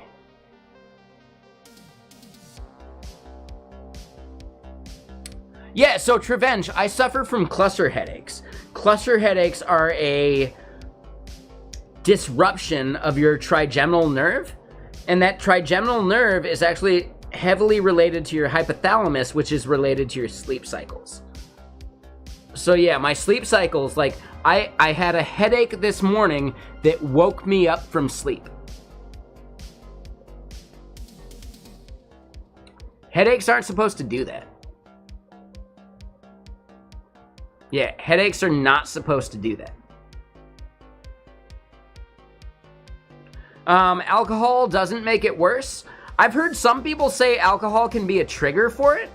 For me, nah, weather is my trigger, right? And weather doing like a sunny to cloudy to sunny to cloudy type thing totally does it. When I woke up this morning at 5 a.m., yeah, it was like sunny enough that I could see that it was somehow like just cloudy and gross. And then by like 10 a.m., all that shit was gone. When the weather like fluctuates that quickly, that is like literally the trigger for my headaches. It's usually like barometric pressure.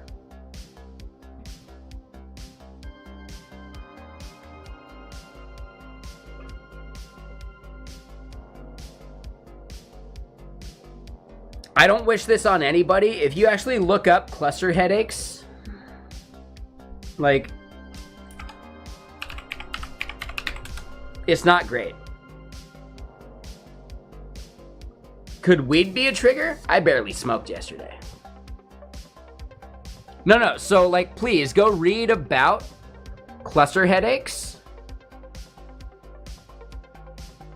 and just recognize that I know my triggers, etc. And cluster headaches are fucking gnarly. Like, please go read up on cluster headaches. They have another name that is very, very much like accurate. There have been times where I'm in the midst of a cluster headache attack and my thoughts went really dark. I don't like it. I'm not a fan of it. Not something I actually think about any other time of day, any other time of the year. But when one of those cluster headaches is hitting, yeah, man, I start thinking the worst. Because it feels like you're never going to get out of it. It feels like this is your life now, and that level of pain is just forever. It's hard to escape it.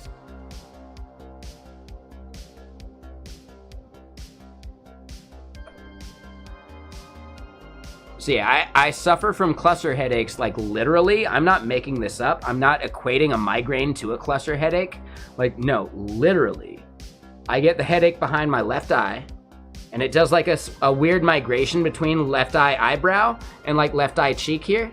And it just like goes up and down. But it's the worst pain I've ever experienced in my life. And I've broken my collarbones. I've done AC separations on both shoulders. I've dislocated this shoulder like 50 plus times, probably 100 plus times. The worst pain I've ever experienced are these headaches. Did I get head injuries growing up? When you say growing up, no, but I have had concussions from snowboarding. Could they be related? Maybe, but my first cluster headache came before any of my major concussions. No, so end is near. My first cluster headache happened before any of my major concussions. Yeah, I just think it's like actually genetic at this point. My mom has had really gnarly headaches all her life. I don't know if she actually like diagnosed them properly, but she has also been in the point where like she's got the gnarliest headache of her life. And if she can just puke, the endorphins from vomiting will make it way better. So yeah, I believe my mom actually suffers from them, and I probably inherited it from her. But she never actually identified it as a cluster headache. It's just she gets headaches, you know?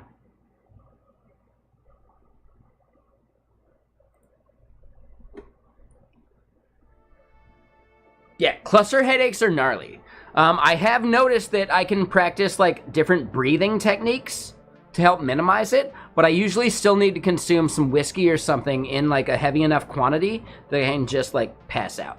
And then if I like start introducing like breathing exercises, boom, I'm good. What I've read is oxygen therapy is actually like the fix for when these like attacks are starting to happen. But I would need to maintain an oxygen tank in my fucking house and like re-up it and get like a prescription for it, and it'd be just gnarly, right? I can just chug some whiskey and we're good enough.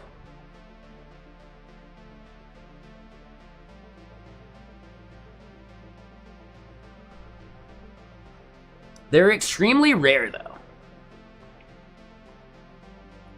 Yeah, so I'm, like, reading, like, your definition of them. I use the Wikipedia, but, like, oh my god.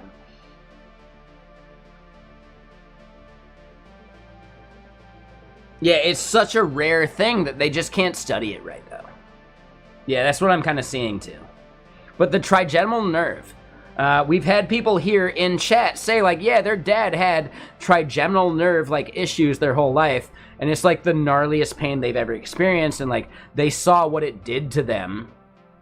And they, you know, like, they don't experience it, but they at least recognized that it's, like, the gnarliest pain in the world. It's the worst pain in the world. Here's the worst part. There are people that, like, it's called suicide headaches. Technically, that's, like, one of the terms for them. Trauma, family history, alcohol, 30 plus, male. Yeah, for sure. Family history is probably the bigger part. I don't think the trauma is the issue, but maybe the whiskey could be part of it. Well, Darren, you sweet summer child, I envy you. Yeah, if it was just a matter of dehydration, that's easy to fix. One thing I have noticed is that a lack of vitamin D makes them more common. If I forget to start taking vitamin D every day, or if I forget some vitamin D, they become more common.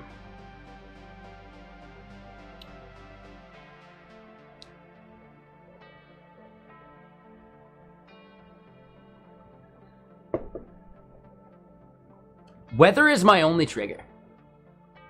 Alcohol, watching TV, all that stuff? Nah, weather is my only trigger. As far as I know, though, or as far as I can discern, if I am lacking in vitamin D, they are more prevalent. So there's got to be something related to that, too. If I am low on vitamin D, the cluster headaches, like, have more perch. They have more, like, room to grab on.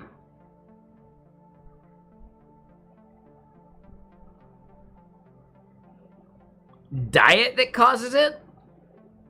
Maybe?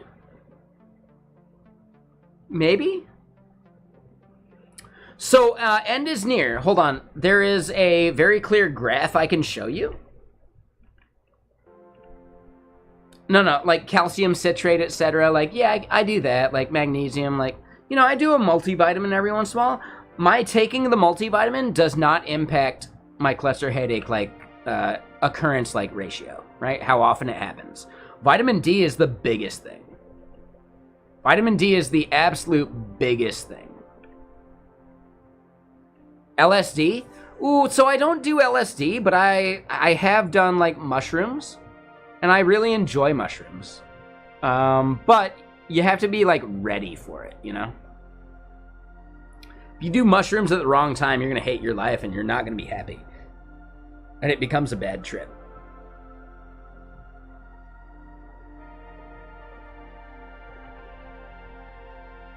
Oh, so multivitamins have the oxide versus the citrates? Okay. Yeah, so big fin small. I have heard, like, maybe not LSD specifically. I've heard mushrooms also. Like, psilocybin is, like, a legitimate, like, therapy for a lot of stuff, like, mentally. And I've heard that cluster headaches are another. I have not heard that LSD helps them, though. Okay.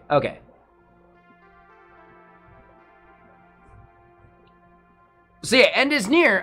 A lot of people do not get enough vitamin D. I keep a vitamin D bottle next to my my monitor here. Like, I always have vitamin D available.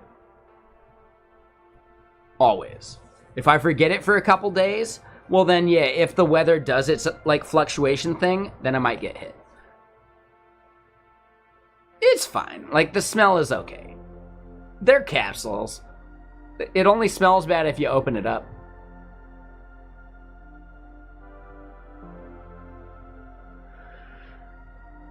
Possibly stacking. Yeah, that sounds like a nightmare, doesn't it? But yeah, hold on. I was gonna look something up.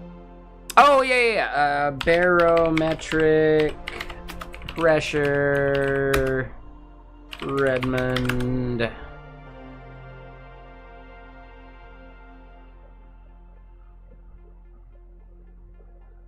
I think I have to type in Seattle instead.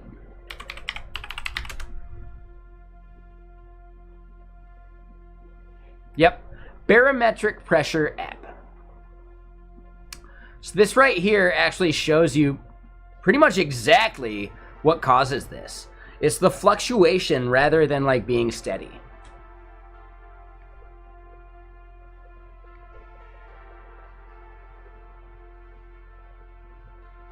Right, so barometric pressure typically does jumps. Right? Like, you know, the fluctuation just is a thing, right? But yeah, if we look at the next 72 hours, sure, let's look at the previous 72 hours. And yeah, what we're seeing here is that there was a major, like, dip and then jump. It's this kind of thing right here that really gets me. Right? Where it, like, fluctuates too much. Like, too rapidly. We've actually been able to, like, infer that and recognize it a bunch. So yeah, this app right here is the biggest indicator or, like, you know, like, tool I can use to recognize when this shit's gonna go wrong for me. No, I don't take melatonin.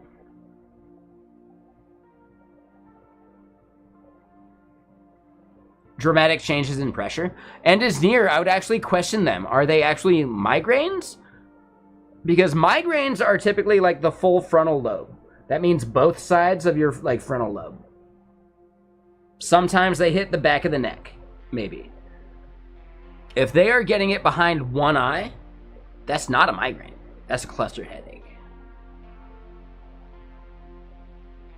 Doesn't matter which eye, right? For me, it's left eye. For some people, it's right eye. I've actually had it hit under the right eye before, too, which is weird. But yeah, if it's a single lobe, like a single, like, hemisphere of, like, the left to right, that's actually a cluster headache, not a migraine. Because migraines are actually, like, both hemispheres.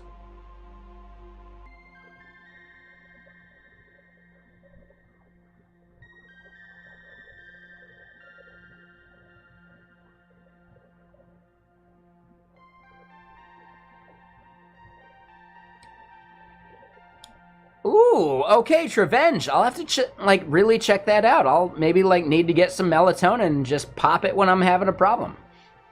I wondered, though, like, how quickly does melatonin hit? Would I still need to chug some whiskey during, like, the biggest, like, peak of an attack?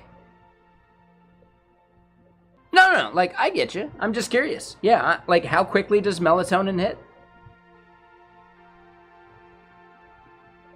In about 30 minutes? Okay. Here's the thing. I feel the whiskey immediately.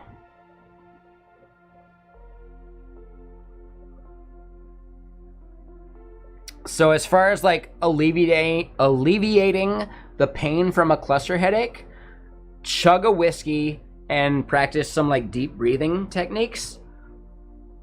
Boom. Before I recognized the deep breathing, I actually needed to do multiple whiskeys. So there's something to it.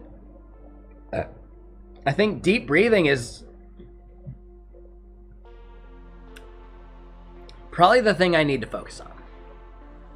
When I feel the headaches coming on, I need to really get into like a breathing mantra.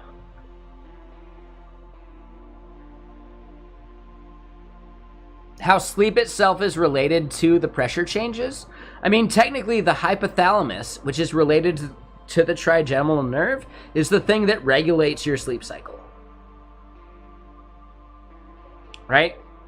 So a bad sleep cycle can also trigger my headaches. Not whiskey, not the other shit, but if I start fucking with my sleep cycle, that's when I start getting it more. If I sleep only 4 hours a night for 3 nights in a row, yeah, within the next week, if I haven't like caught up and there's some like weather fluctuation, I might get a fucking cluster headache. So yeah, there's something to do with the hypothalamus, I believe.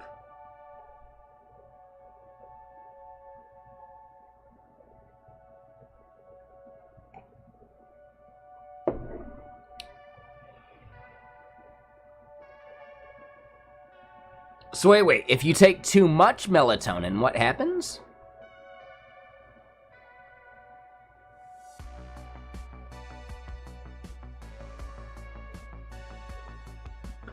Can make you foggy and takes a while to wake up in the morning. So Wim Hof, I have not done, like, is it Wim Hof or Wim Hof? Like, either way.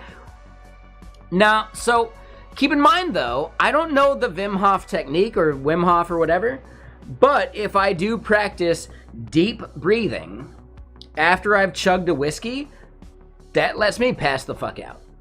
Like, almost to the point of, like, hyperventilation. But not quite. There's something very strange about it.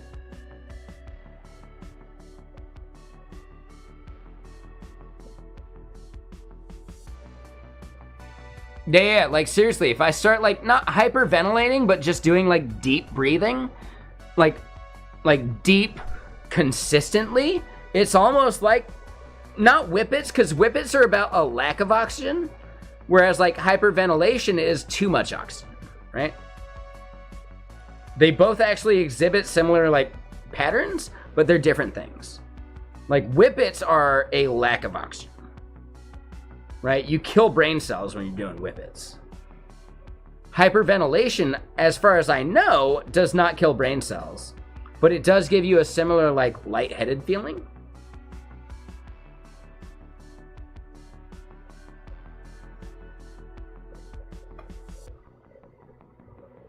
But yes, if I've totally started noticing. Yeah, Trevenge, could you actually post those links over in the Discord? Or send them to me as a PM in Discord? Here in chat, they're gone. They're gone forever. But if you could send me a message, I'd really appreciate that. No worries, Trevenge. No, I got you. Not your fault, not your problem. I didn't launch them up, and I'm going to forget about them here in like 10 minutes anyway, so yeah. Like, no big deal.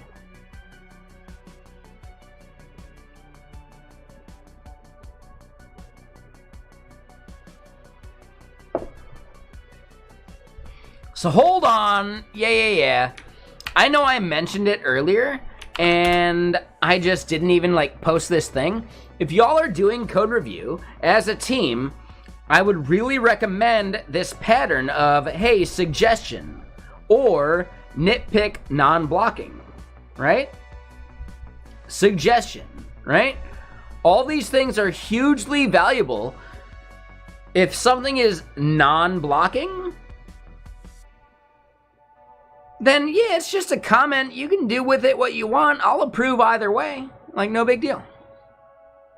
So I think this entire thing is awesome. We do it at work already, and it is very, very useful, right? Because you can make a comment on someone's like PR, and it doesn't mean that they need to fix it. Can you annotate it in a way that they can see immediately that like, oh, hey, it's a non-blocking nitpick? It's fine, whatever. We'll fix it later, no big deal. Right? Y'all have seen me do the conventional commit thing. Conventional comments is totally separate.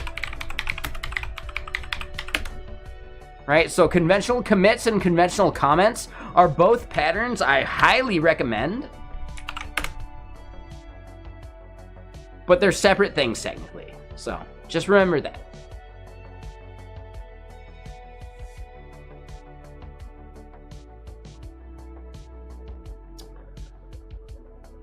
Yeah, I mean,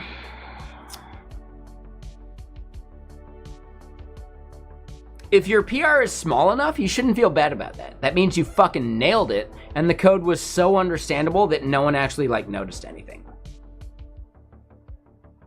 That's actually great. That means you fucking nailed it.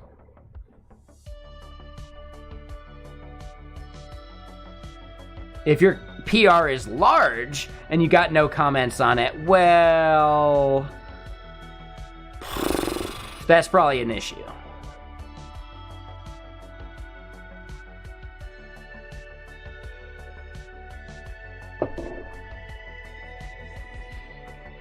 Ooh, and somebody asked what we're doing later on Gaming Stream, and I have no idea. No idea what show we're gonna watch, any of that stuff.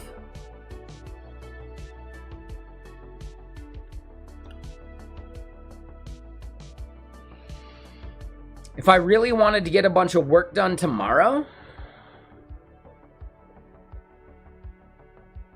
it would be a working stream for me, right? To where you like, none of y'all see what I'm doing, and I do it over on Gaming Stream, right? Co-working is a thing I totally do on Griffing and Chill. Every once in a while. If I'm on this channel, you're going to be able to see everything I'm doing, right? I think there's value to that. I don't like hiding away anything I do code-wise on this stream because it makes it like less approachable. It means like there's some magic I've done that you just don't have access to. It's just gross. I don't like it. Only time we do that is like secrets, etc. My main goal is that everything I build on this stream, you have the entire process available to you, right? I'm not hiding something away like, hey, I totally did this off stream, and then it's like, yeah, draw the rest of the owl type shit. No, right? Let's make something consumable. Hell yeah. So, yep. Hope y'all enjoy it. I do have to go pee real quick, and I think we're at a point of like publishing what we got, but I still want to like call out some of the stuff we're doing because I think we could make it better.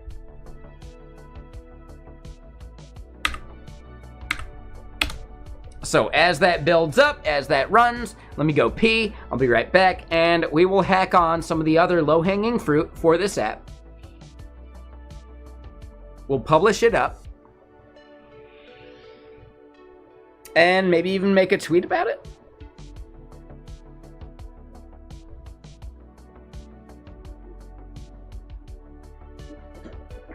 Hey, Big Fin Small, appreciate you. CM Griffing Nation. Heyo. But yeah, let me go pee. Sorry.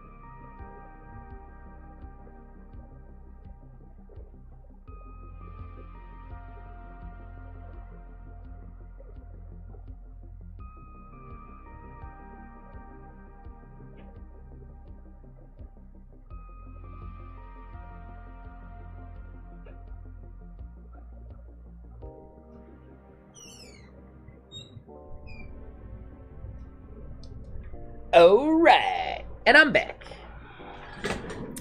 Hey, same thing we do every night, Eric. Try and take over the world. Damn right, man.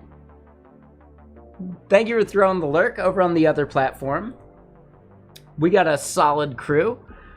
We got 23 views at an average view of 33 minutes over there, which means we're sitting at like 10 hours of view time. Could I actually just release good video content and not try and like milk the viewership hours? Maybe. Could I do both? Hey, that sounds better. And honestly, like, building up on the other platform, I think is useful. Just in case Twitch isn't viable anymore at some point. I don't know, man. Whatever. Right? I at least want to, like, build up an audience on the other thing, too.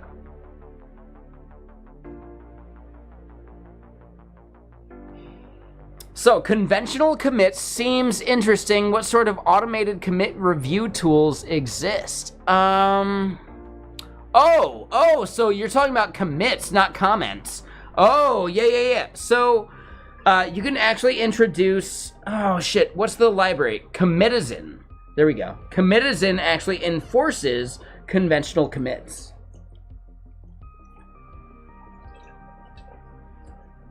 Yeah, so one sec. Commitizin is the library that's like a CLI tool to help like enforce some of that stuff.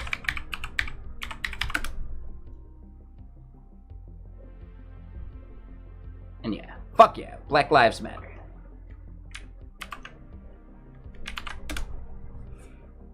So yeah, Commitizin is probably the library that you're looking for like enforcing all this stuff. You can run it at CI level, right? No problem.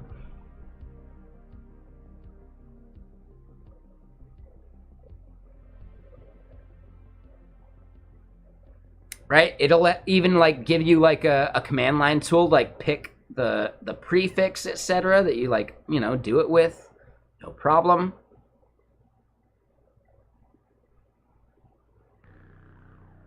Yeah. I don't know. Is that what you were looking for, Big Fin? Analysis of the repo? So, what do you mean by that?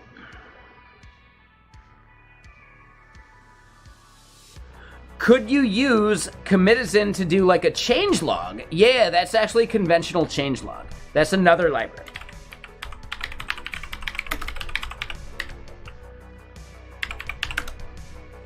I don't know if this is actually what you're looking for, but I believe it's like close.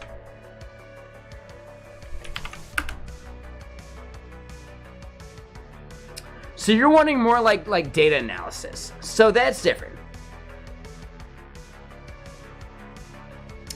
If you follow Commitizin, then like the quality is already there because you're enforcing like the structure of a commit message. This is only about the commit message itself, not the PR. Does that make more sense, Big Fin? This is only about the commits. And if you have a convention for these commits, well, yeah, you could actually generate a changelog from those commits. And maybe that's close to what you're talking about? I'm not sure. But yeah, could you generate a changelog and release notes just from your commit messages? And that is like a broader scope, but still hugely useful and valuable, right? So definitely worth checking out. Yeah, I don't think that analysis tool is there. If you want to make that analysis tool, that sounds awesome. But if you're enforcing good commit messages, then at that point, like, they're already enforced, so, like, what value do you gain? I don't know. I'm not sure. But the whole goal of using conventional commits is to maybe, like, use it towards conventional changelog, and you have an automatic changelog, right? How many times, like, Big Fin, Have you ever had to maintain the changelog by hand? It sucks, doesn't it? Could you make sure you never have to do that again? There are people that have maintained their changelog by hand, whereas instead, your commits could actually be the source of truth for that, and that's the value that you gain, you know? If you've never dealt with the pain of that, well, yeah, sure, but you can imagine it, right? Little empathy towards it, yeah, you know, no big deal. But I don't think it's useful to you if you haven't ever needed it. So that's a little just a little tougher. Sorry, I got itchy nose. My nose hairs are freaking out right now. I need to trim my nose hairs for sure. It's been like 6 months. Them shits are getting long. Almost as long as eyebrow hairs. Except for the fact that I have a really long eyebrow hair right now. Hold on. Do you not see how far I'm pulling this fucker out?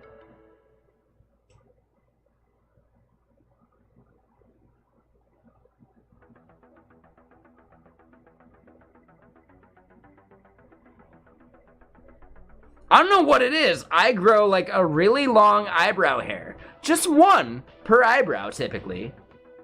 It's the boss hair. But it's the one that actually, like, it's like a whisker. It lets me know, like, where I can squeeze my head through. Like whiskers on a cat. Totally. No big deal. If a cat can't fit their whiskers through it, they can't fit their head through it. That's actually a thing. If you trim your cat's whiskers, you are setting them up for, like, major failure. Never trim a cat's whiskers. Croucher, I am a massively hairless ape. I have like 2 chest hairs in the middle and 1 on each nipple. I am a massively hairless ape. I think it means I'm more evolved. Wink.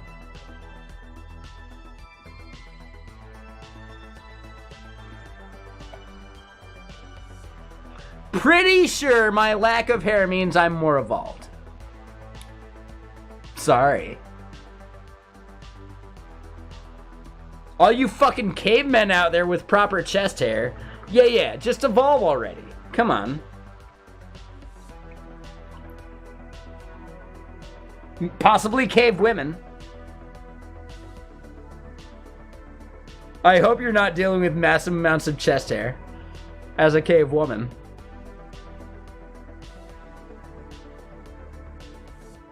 If so, I am so sorry for you. It's a thing, right? We can't fight nature. Don't feel bad about it.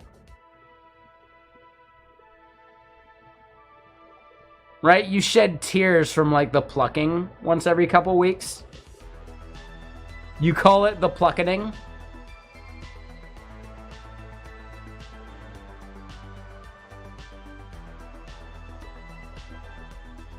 Meanwhile, you will pry me from my 4 chest hairs when my body is dead and cold. If I'm alive, you will not take these chest hairs from me. I got 4 of them, right? I've known some of these chest hairs longer than I know, like, a bunch of my friends, okay?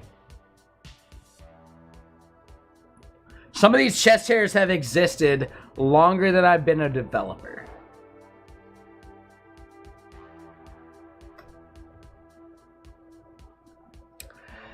Yeah, end is near. Like, it's basically a just chatting stream with code, like, interspersed.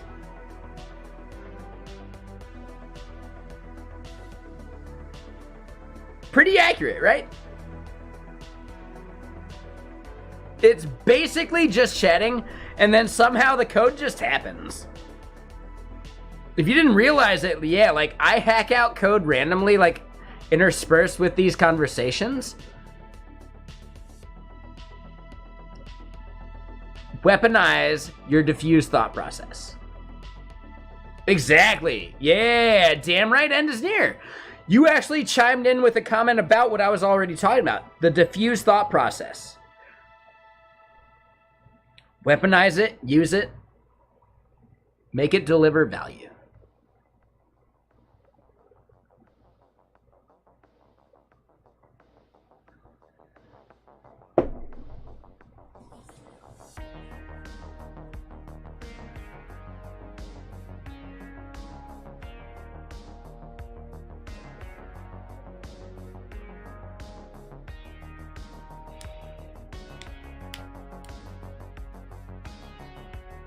But yeah, people over on the red platform, I really appreciate them lurks. Thank ya. Y'all are killing it. You're the best. But yeah, let's hack out some more code, I guess. Yeah. Here's the thing. We kind of like lose a little bit of steam towards like the end of stream. We got some major work done today. We did some really cool shit. I got way more I need to do. Somehow, like, the spacing of this one is already broken. Like, motherfucker. Why is that not spaced as I expected it?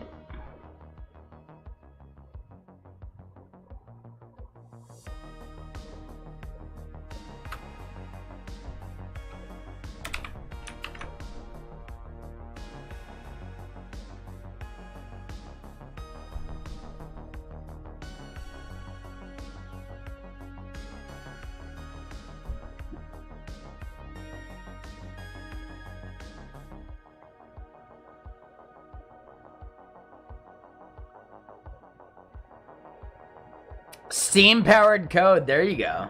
I mean, I have another way that I, like, totally, like, weaponize Steam. That would involve my humidifier, which I'm not trying to do while we're, like, live on the red platform. They frown on that way more.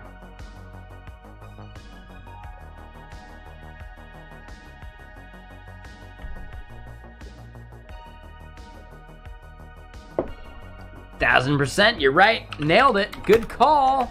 Heyo, Croucher. How do you fit through doors with a brain that big? Do you gotta, like, angle it funny?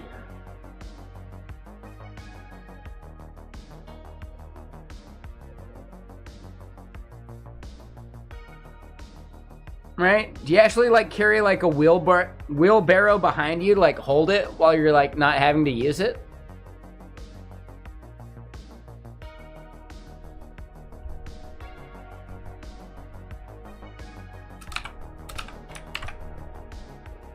Big brain. Yeah, totally. For sure.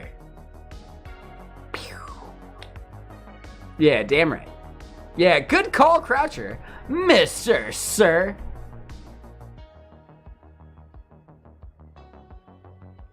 Exactly. Yeah. Croucher, one of my favorite quotes from my dad is that the only reason he knows anything is because he's fucked up enough to recognize the mistakes.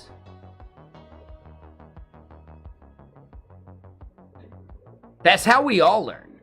Negative stimulus is way more powerful than positive stimulus. It sucks, it's terrible, right? Positive stimulus is what keeps people interested. Negative stimulus is what forces them to do better.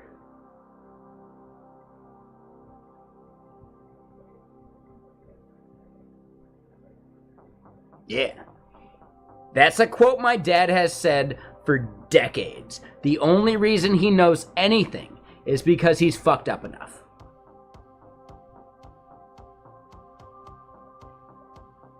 I have internalized that mentality.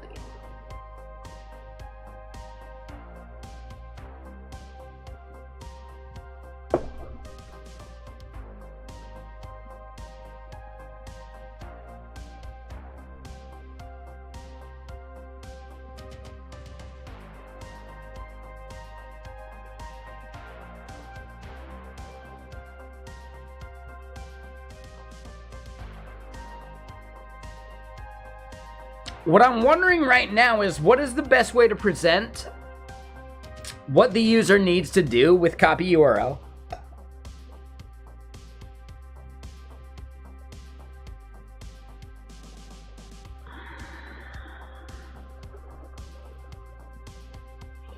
All right, I'm gonna do something I haven't done in ages. I'm gonna look at whether some friends are gaming tonight or right now.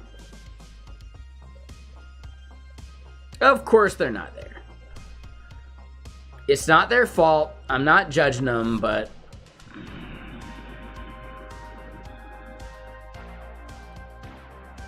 there's still something kind of to it. But again, I'd love to play some games with friends. It's just, they're never there, right? There's a Cake song about that and everything.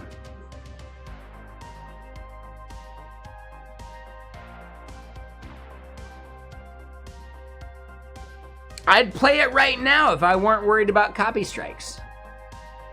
Never there? Yeah, totally. That's a fantastic fucking song. Friends just left the chat. No. I got plenty of friends here, like, totally still chilling. Nope. Nope. None of them are judged or questioned or whatever. All I'm saying is, I'd like to play some games with friends at some point again soon. If not, maybe I'm just playing some fucking Spider-Man tonight. I'm okay with it. Maybe I'm just playing some League of Legends tonight. That's fine too. I'll let chat vote on it. How about that?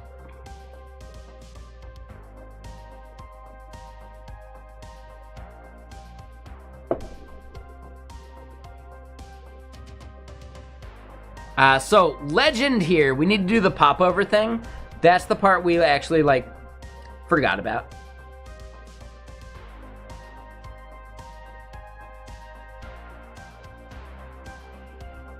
So yeah, the popover stuff, that is brand new to me. I have not done anything with popovers yet. Let's go import these things. It's like he's smoking weed or something. I don't get it. Actually, I kind of get it. Metal Slug is voting for Metal Slug. That is one of the most meta comments I've ever heard. BRB, let me just go grab a quick Neo Geo cabinet. No big deal. I'll load up Metal Slug and some... Hold on. What's the game? Final Fight? Some Metal Slug and some Final Fight together? No big deal. I really just need to buy a Neo Geo cabinet. Duh. Could you imagine actually owning a Neo Geo cabinet? That'd be so fucking cool, man. Life goals. Life goals. I just gotta get super rich. No big deal. It's that easy, right? Shit, what was I thinking? I should have just become super rich ahead of time. Like, that would have been way easier. Unlikely, just saying. If I get super rich, I will absolutely buy a Neo Geo arcade cabinet.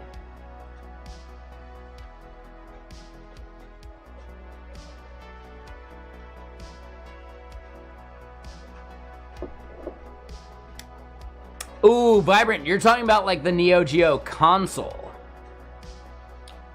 Yeah, I feel like that was actually predicated upon the fact that like Neo Geo had contracts with other people that like they couldn't sell it any cheaper. I believe like the arcade cabinet like contracts forced them to charge more than it was worth.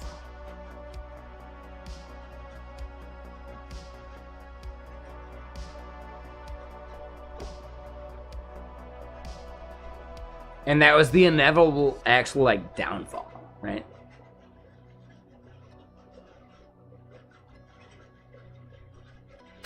Ooh, so migraines and cluster headaches are both associated with the, like, circadian system?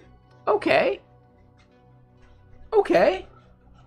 I didn't know that. I thought migraines were separate. I thought migraines were like purely like stress induced.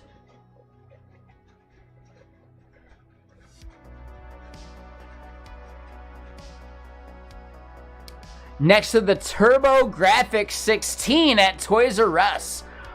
Oh, Vibrant. Are you also one of those kids that totally said like, hey, I want to go to Toys R Us to play the video games?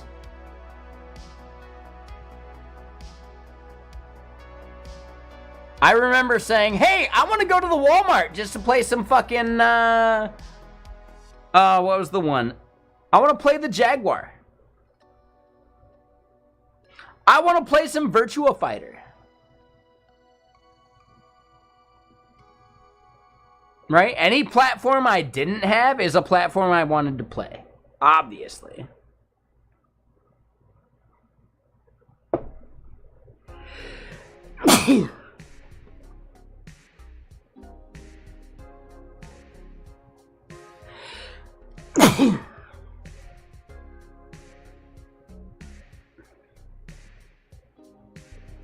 We good.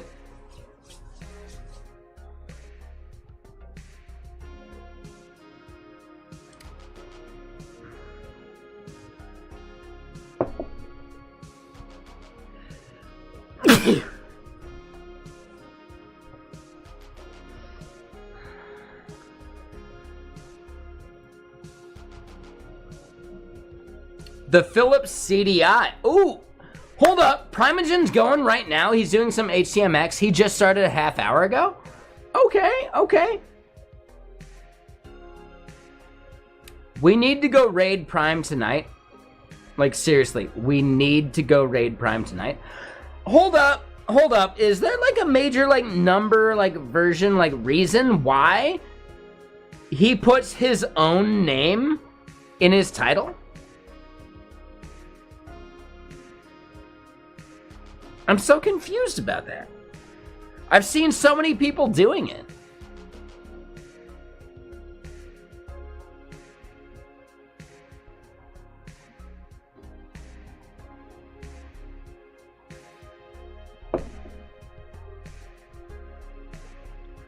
We have a window. He's a half hour in. He's gonna keep going. Prime's awesome. Like, if y'all leave me to watch Prime, I get it. I totally get it. Let's at least get a little bit of this popover going. Because I still want it, like, releasable. I feel like he upgraded his, like, lighting game recently, too. Like, it's much more, like, dramatic. He used to have, like, a very, like, front-facing, like, everything was lit up thing, and now there's, like, good dramatic shadows.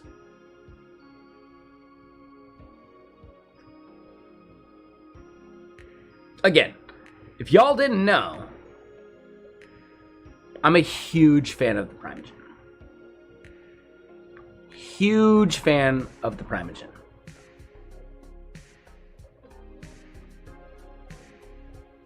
I believe I am one of his longest subscribers. And he's actually one of my longest subscribers. Steampunk Programmer and maybe like 2 other people have longer subs than Prime.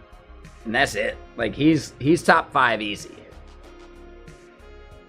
Probably top 3. I don't know. I'd have to look it up. I don't want to dox anybody. I don't want to deal with it.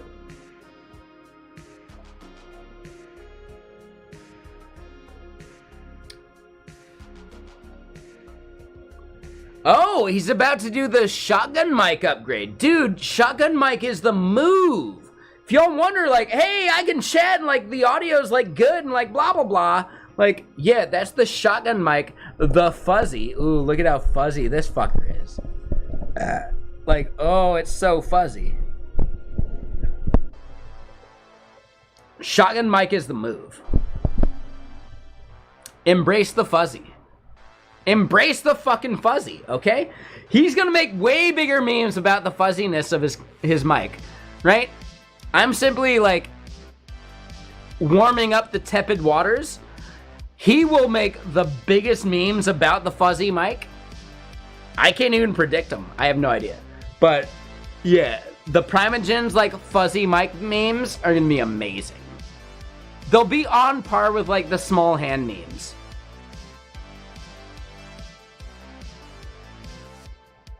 he's a very funny, like, individual, fun to chat with.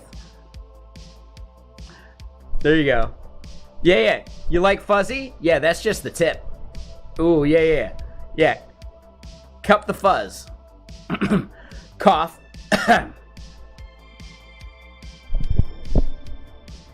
Boom, nailed it. I preempted all the jokes he's gonna make anyway. When he makes them, y'all heard it here first.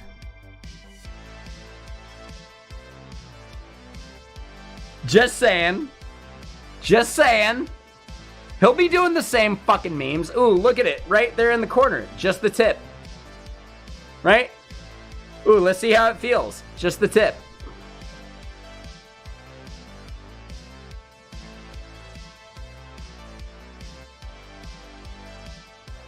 Shotgun mic is the move.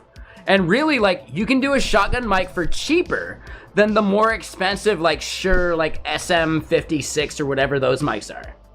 Right? Like, seriously, a good shotgun mic is amazing. It's worth its weight in gold. Like, dude, I needed a shotgun mic because if y'all don't recognize the shoulder command we got, I dislocated my shoulder in that clip because I was trying to avoid the microphone. Literally. Yeah. Have you seen me actually dislocate here on stream since then? Nope.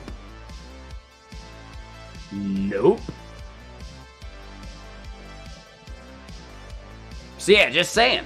Shotgun microphone is the bee's knees, the cat's pajamas, the absolute #1 thing that you should do as a streamer because they're so fucking cheap.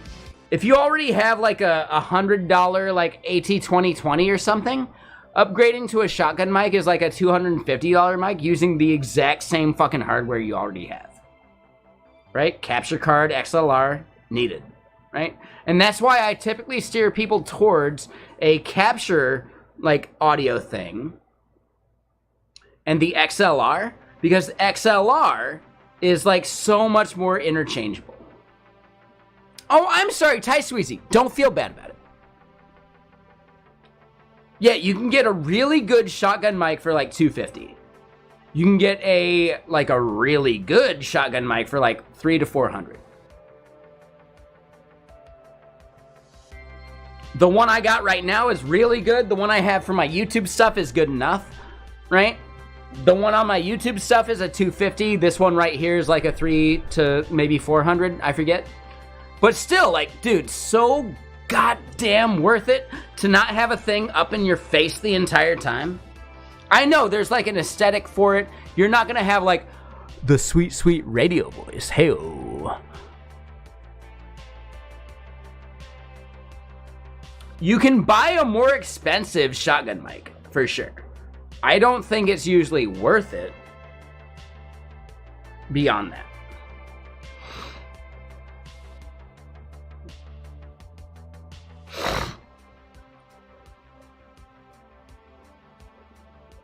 You're saying I should be right up near the mic and doing like the sweet, sweet, sexy sounds of talking right into it. Hey-o, no big deal. Ooh, buddy.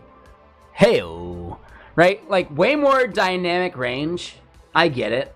Totally. But it's less natural. Like that is not my natural voice.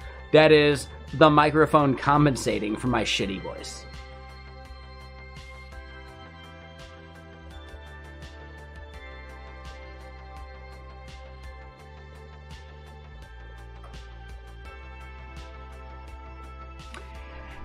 Here we are with the sweet, sexy, swinging sounds of CM Griffin on a late night Tuesday. We good? I think we're fine. It's okay. It's not a big deal. I'm more than willing to yell at y'all.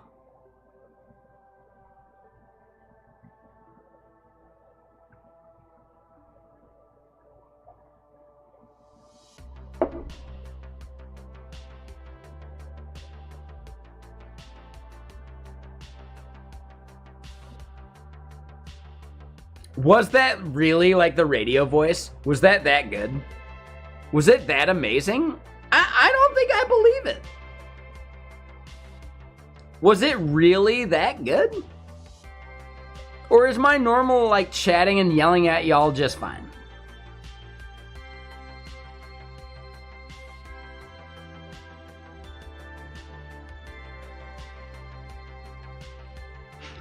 Standard. I'll have to hear it. Is it really that good? Am I gonna have to, like, bring the camera up into my face and chat at it? Like, you know, whatever. Even then, the fuzzy is still better than, like, other shit. Right? The mic up in the face with, like, the, you know, the wind guard. Like, the mic Prime has. I think that is an AT2020. I could be totally wrong. I think he is totally using an AT2020.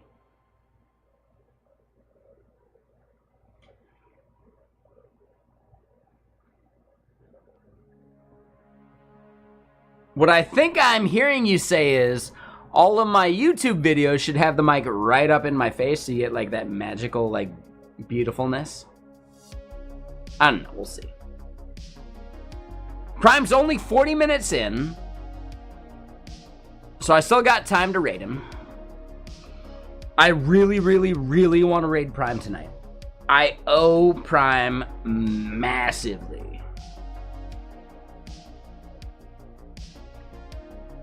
That should be the intro? Okay, I get you.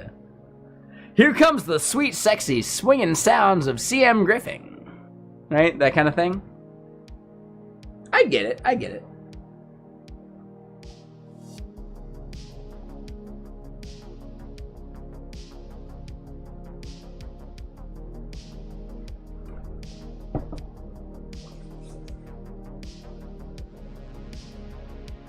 Here's the funny part, like, you know, I will simply disagree with Theo just slightly.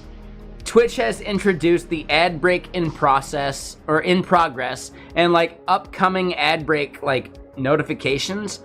That is a user optimization. That is something that benefits streamers. So when Theo says Twitch doesn't care about streamers, maybe it's an outdated comment, I don't know. But we can recognize that I saw Twitch even notify me that there's an upcoming ad break and we can do something about it and like blah, blah, blah. Like, yeah, could I delay the ad break? Totally, like that's a thing. Like, they are doing stuff that benefits streamers. Is it every single thing streamers need? No, but they're trying, man. They're trying.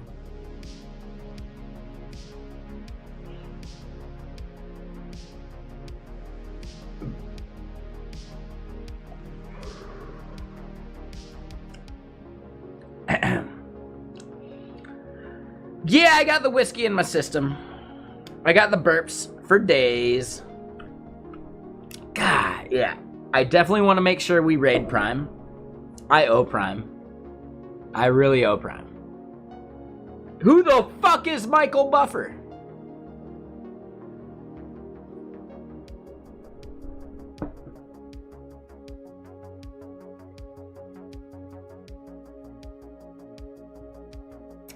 Yeah, I get that.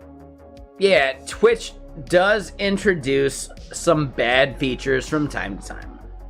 Yeah, Warren buffering? Yeah, no, I don't think that's who they meant, Big Fan, but yeah, Warren's awesome.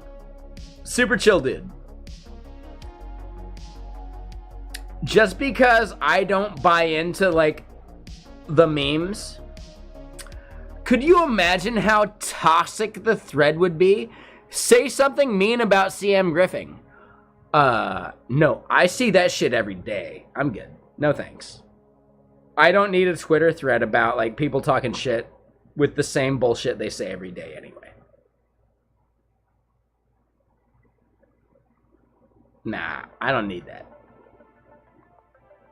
So yeah, some of those, like, hype train, bandwagon, whatever, like, comments, etc., like, oh my god. Right? Yeah, oh, roast CM Griffing. Plays singed.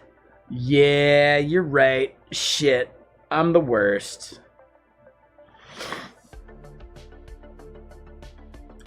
I'm the worst.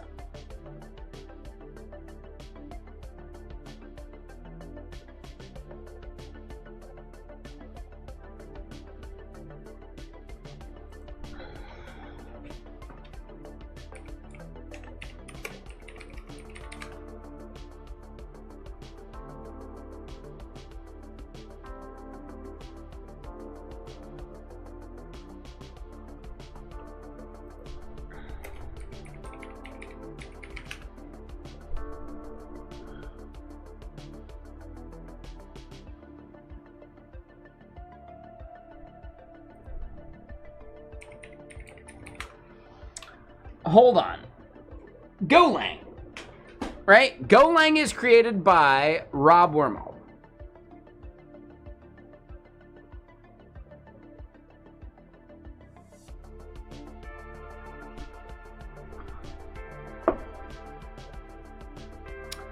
Hold on, it was some other stuff with Pirate Software and CBC. I did not see those replies. Yeah, sorry, Vibrant.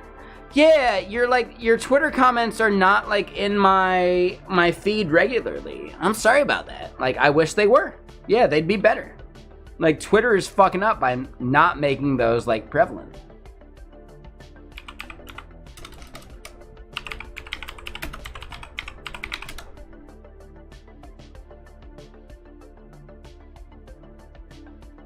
Rob Pike, not Wormald. Yeah, that's it.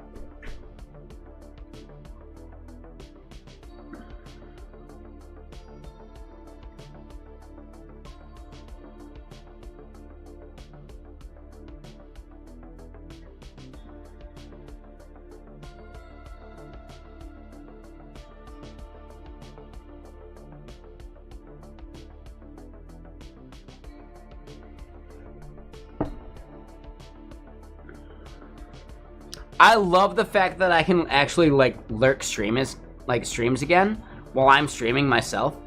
I haven't been able to do that for months. That's awesome.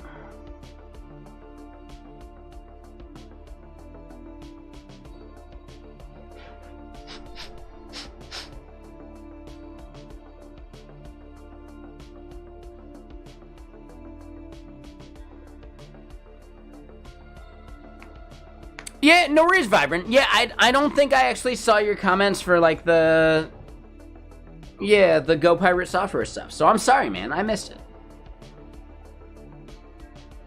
Biggest thing with Twitch is notifications. Good point. Fiber makes a big difference. Are you talking about my diet? Yeah, I should probably consume more fiber. I could be more regular. I get it. I get it.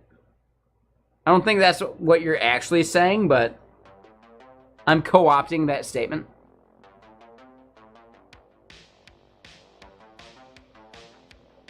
I mean, I eat salad as much as I can.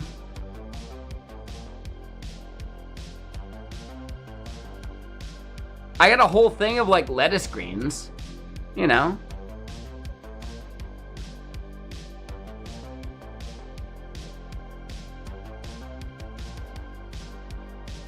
Fiber in, fiber out.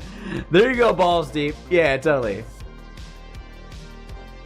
There you go, glass of milk. Yeah. So, no, I am on Ziply fiber right now, and it's amazing. Yeah, it's so good.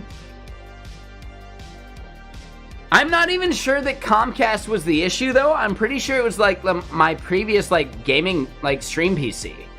Something about my previous stream PC just sucked. And it would drop connection every, like, half hour with enough, like, load. And that's fucking weird, man. I don't like it.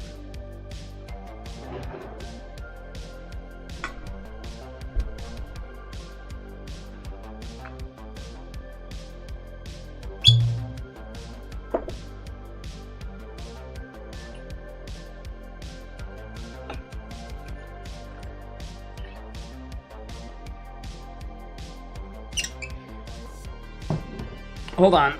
Let me just say this to someone.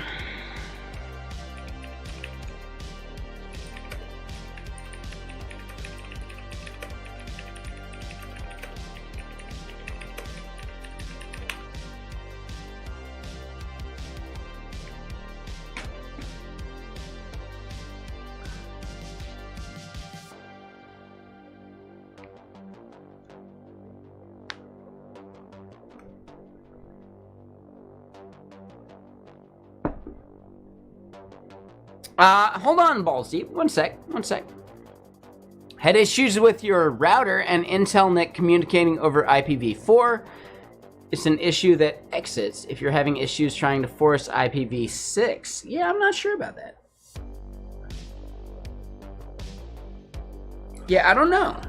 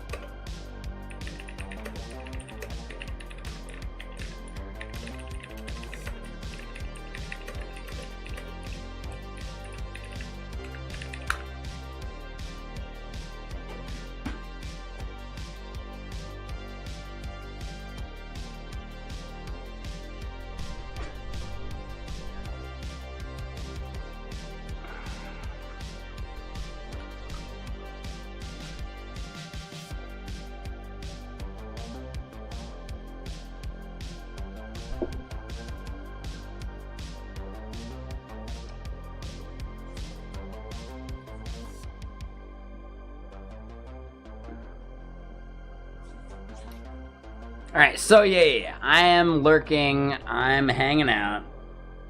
I really enjoy hanging out in these streams. But, let's not over-abuse it. Yeah, let's do our thing. Let's make sure we can go raid an epic stream here in a sec. Let me get this popover going, and we'll call it good. And we'll publish up, and I'm thinking we'll wait to do the tweet until tomorrow.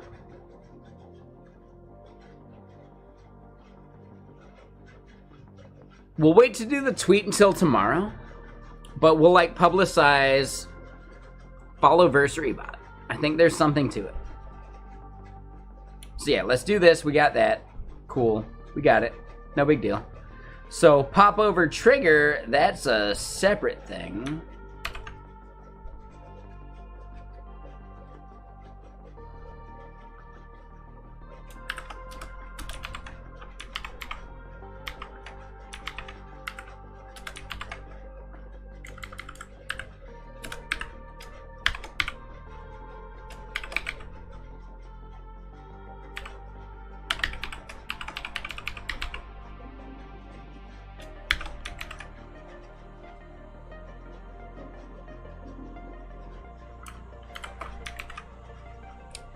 Okay, cool.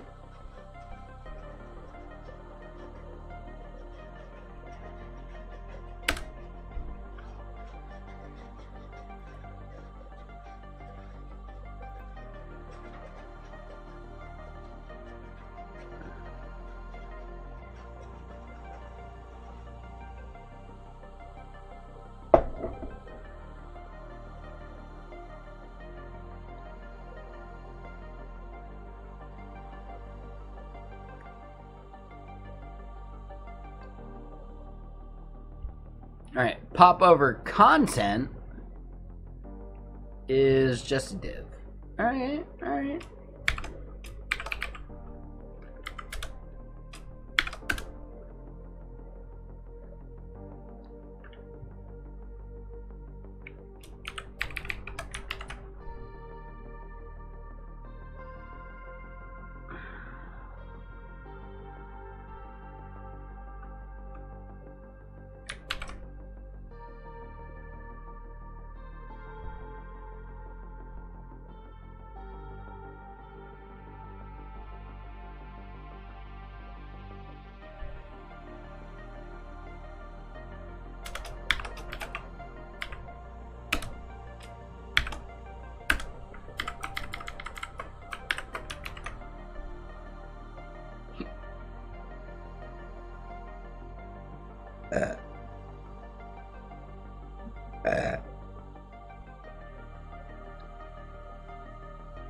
Okay, so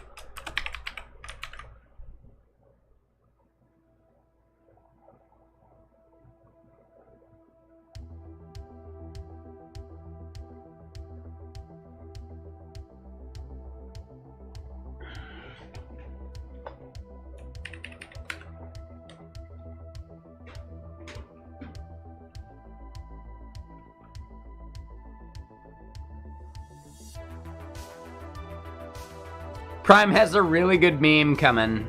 Oh, man.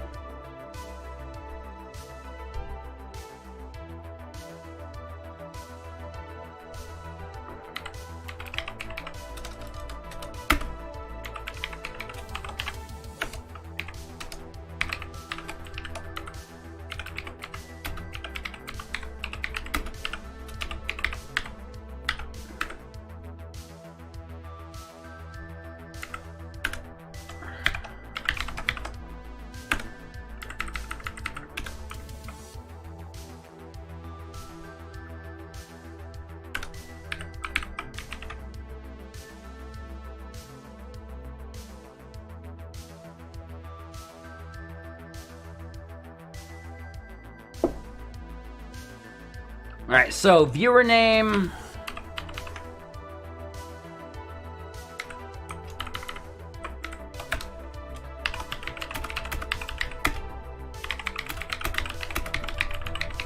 Right, this is the name of the chatter. So I want to do one of those for everything we're doing. I actually, hold up.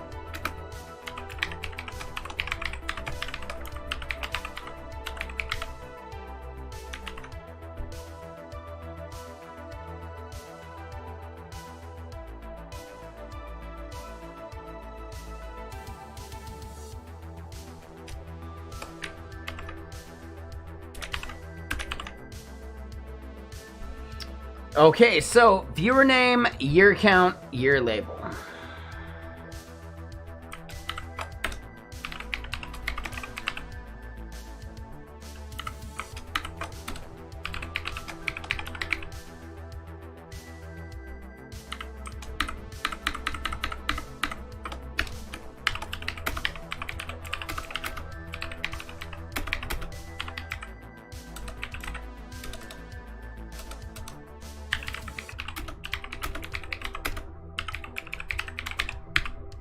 The amount of years a viewer has been following, and then this is the plural or singular version of the viewers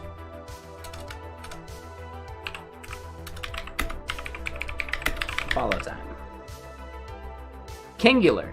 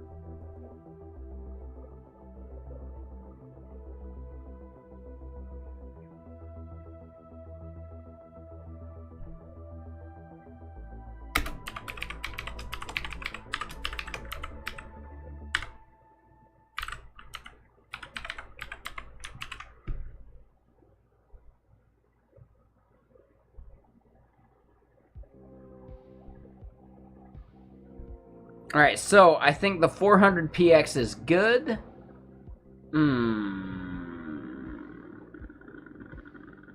Right, font bold, font bold, font bold. W.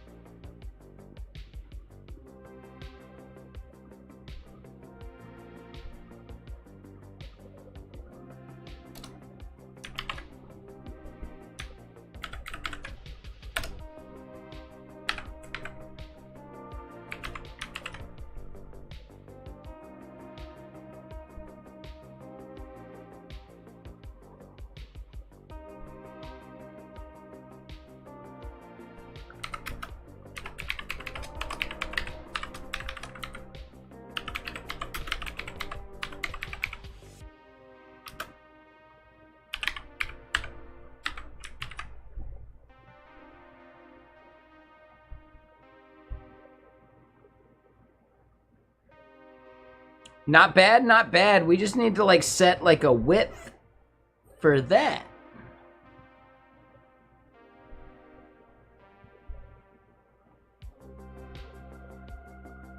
And yeah, how you doing, Big Fin? Mr. Sir.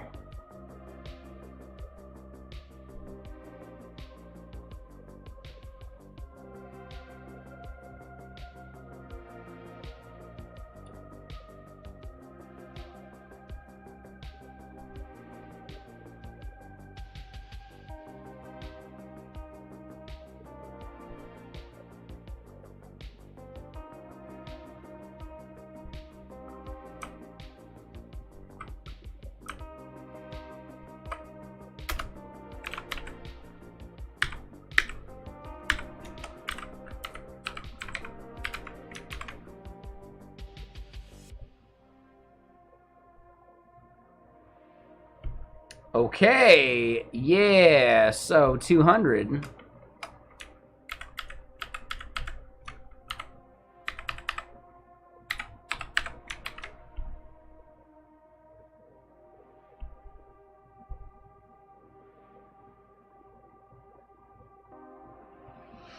I get it, Bash, but honestly, like, you could just make it work.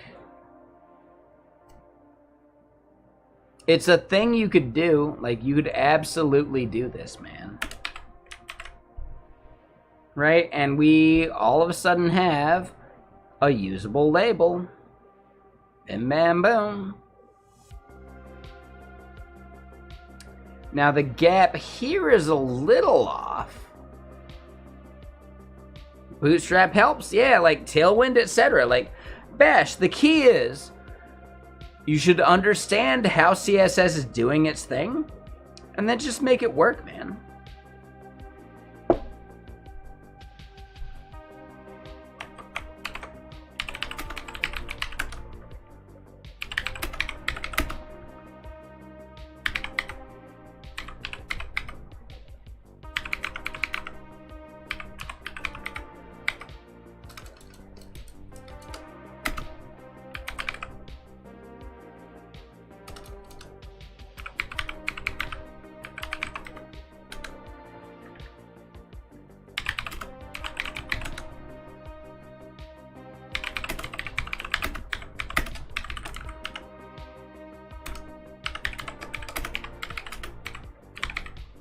Add styling to make UI better.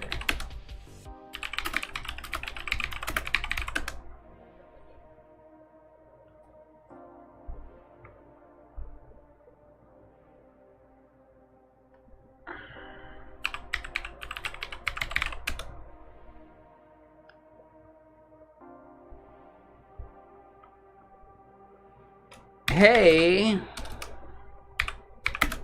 at Twitch users, I made a tool to help call out your viewers, and hold on, Twitch streamers.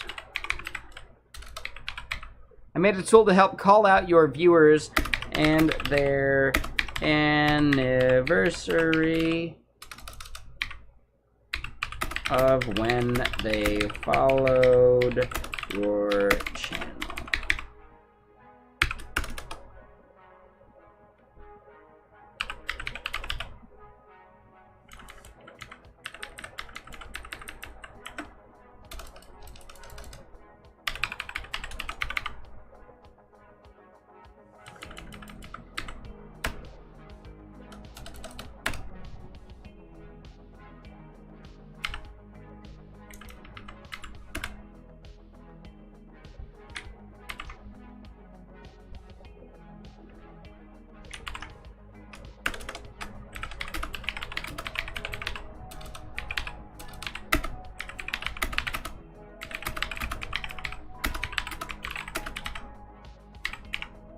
More usable.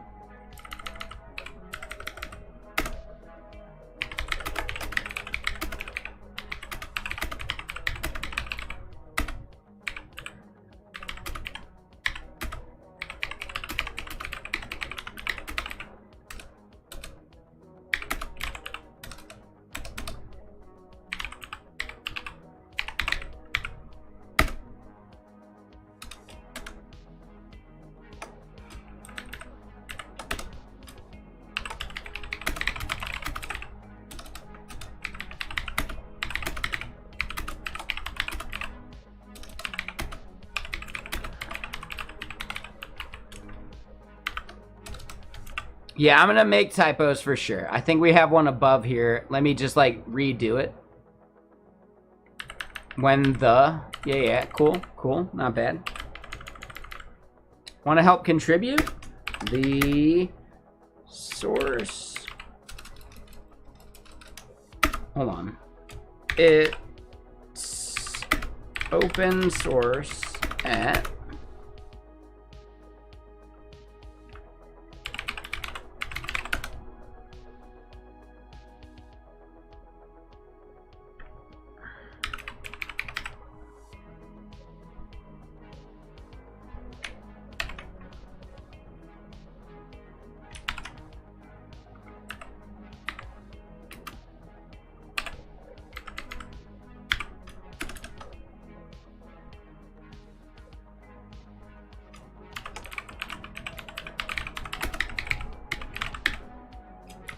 contributions, welcome.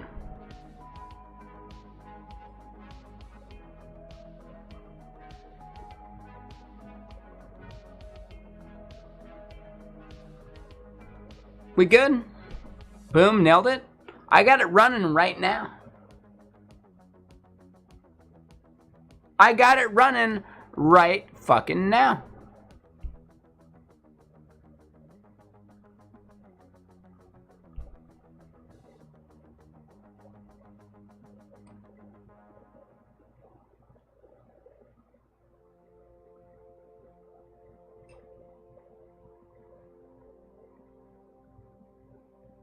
I was like, holy shit, did we randomly hit your followversary just now? Like, UTC-wise? Oh my god!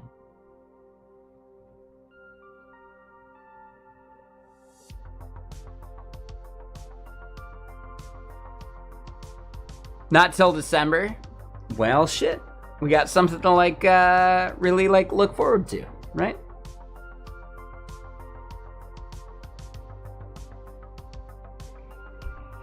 So yeah, anybody out there willing to help hype it up? You want to give it a follow, give it a like, retweet, whatever. Up to you, no stress, no big deal. But man, we got a moment in which we can totally go raid Prime. He's live for an hour. I hope he's going for like another hour. That'd be amazing.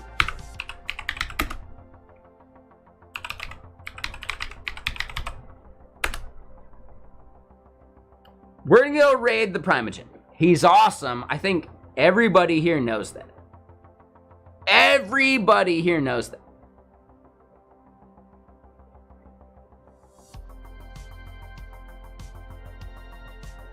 Alright, so this is actually interesting to me. I see 47 viewers rating I see 122 viewers right now.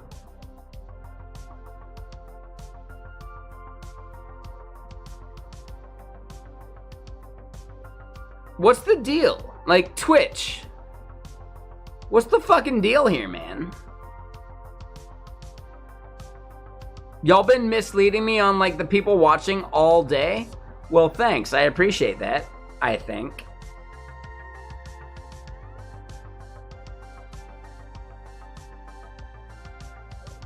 I think.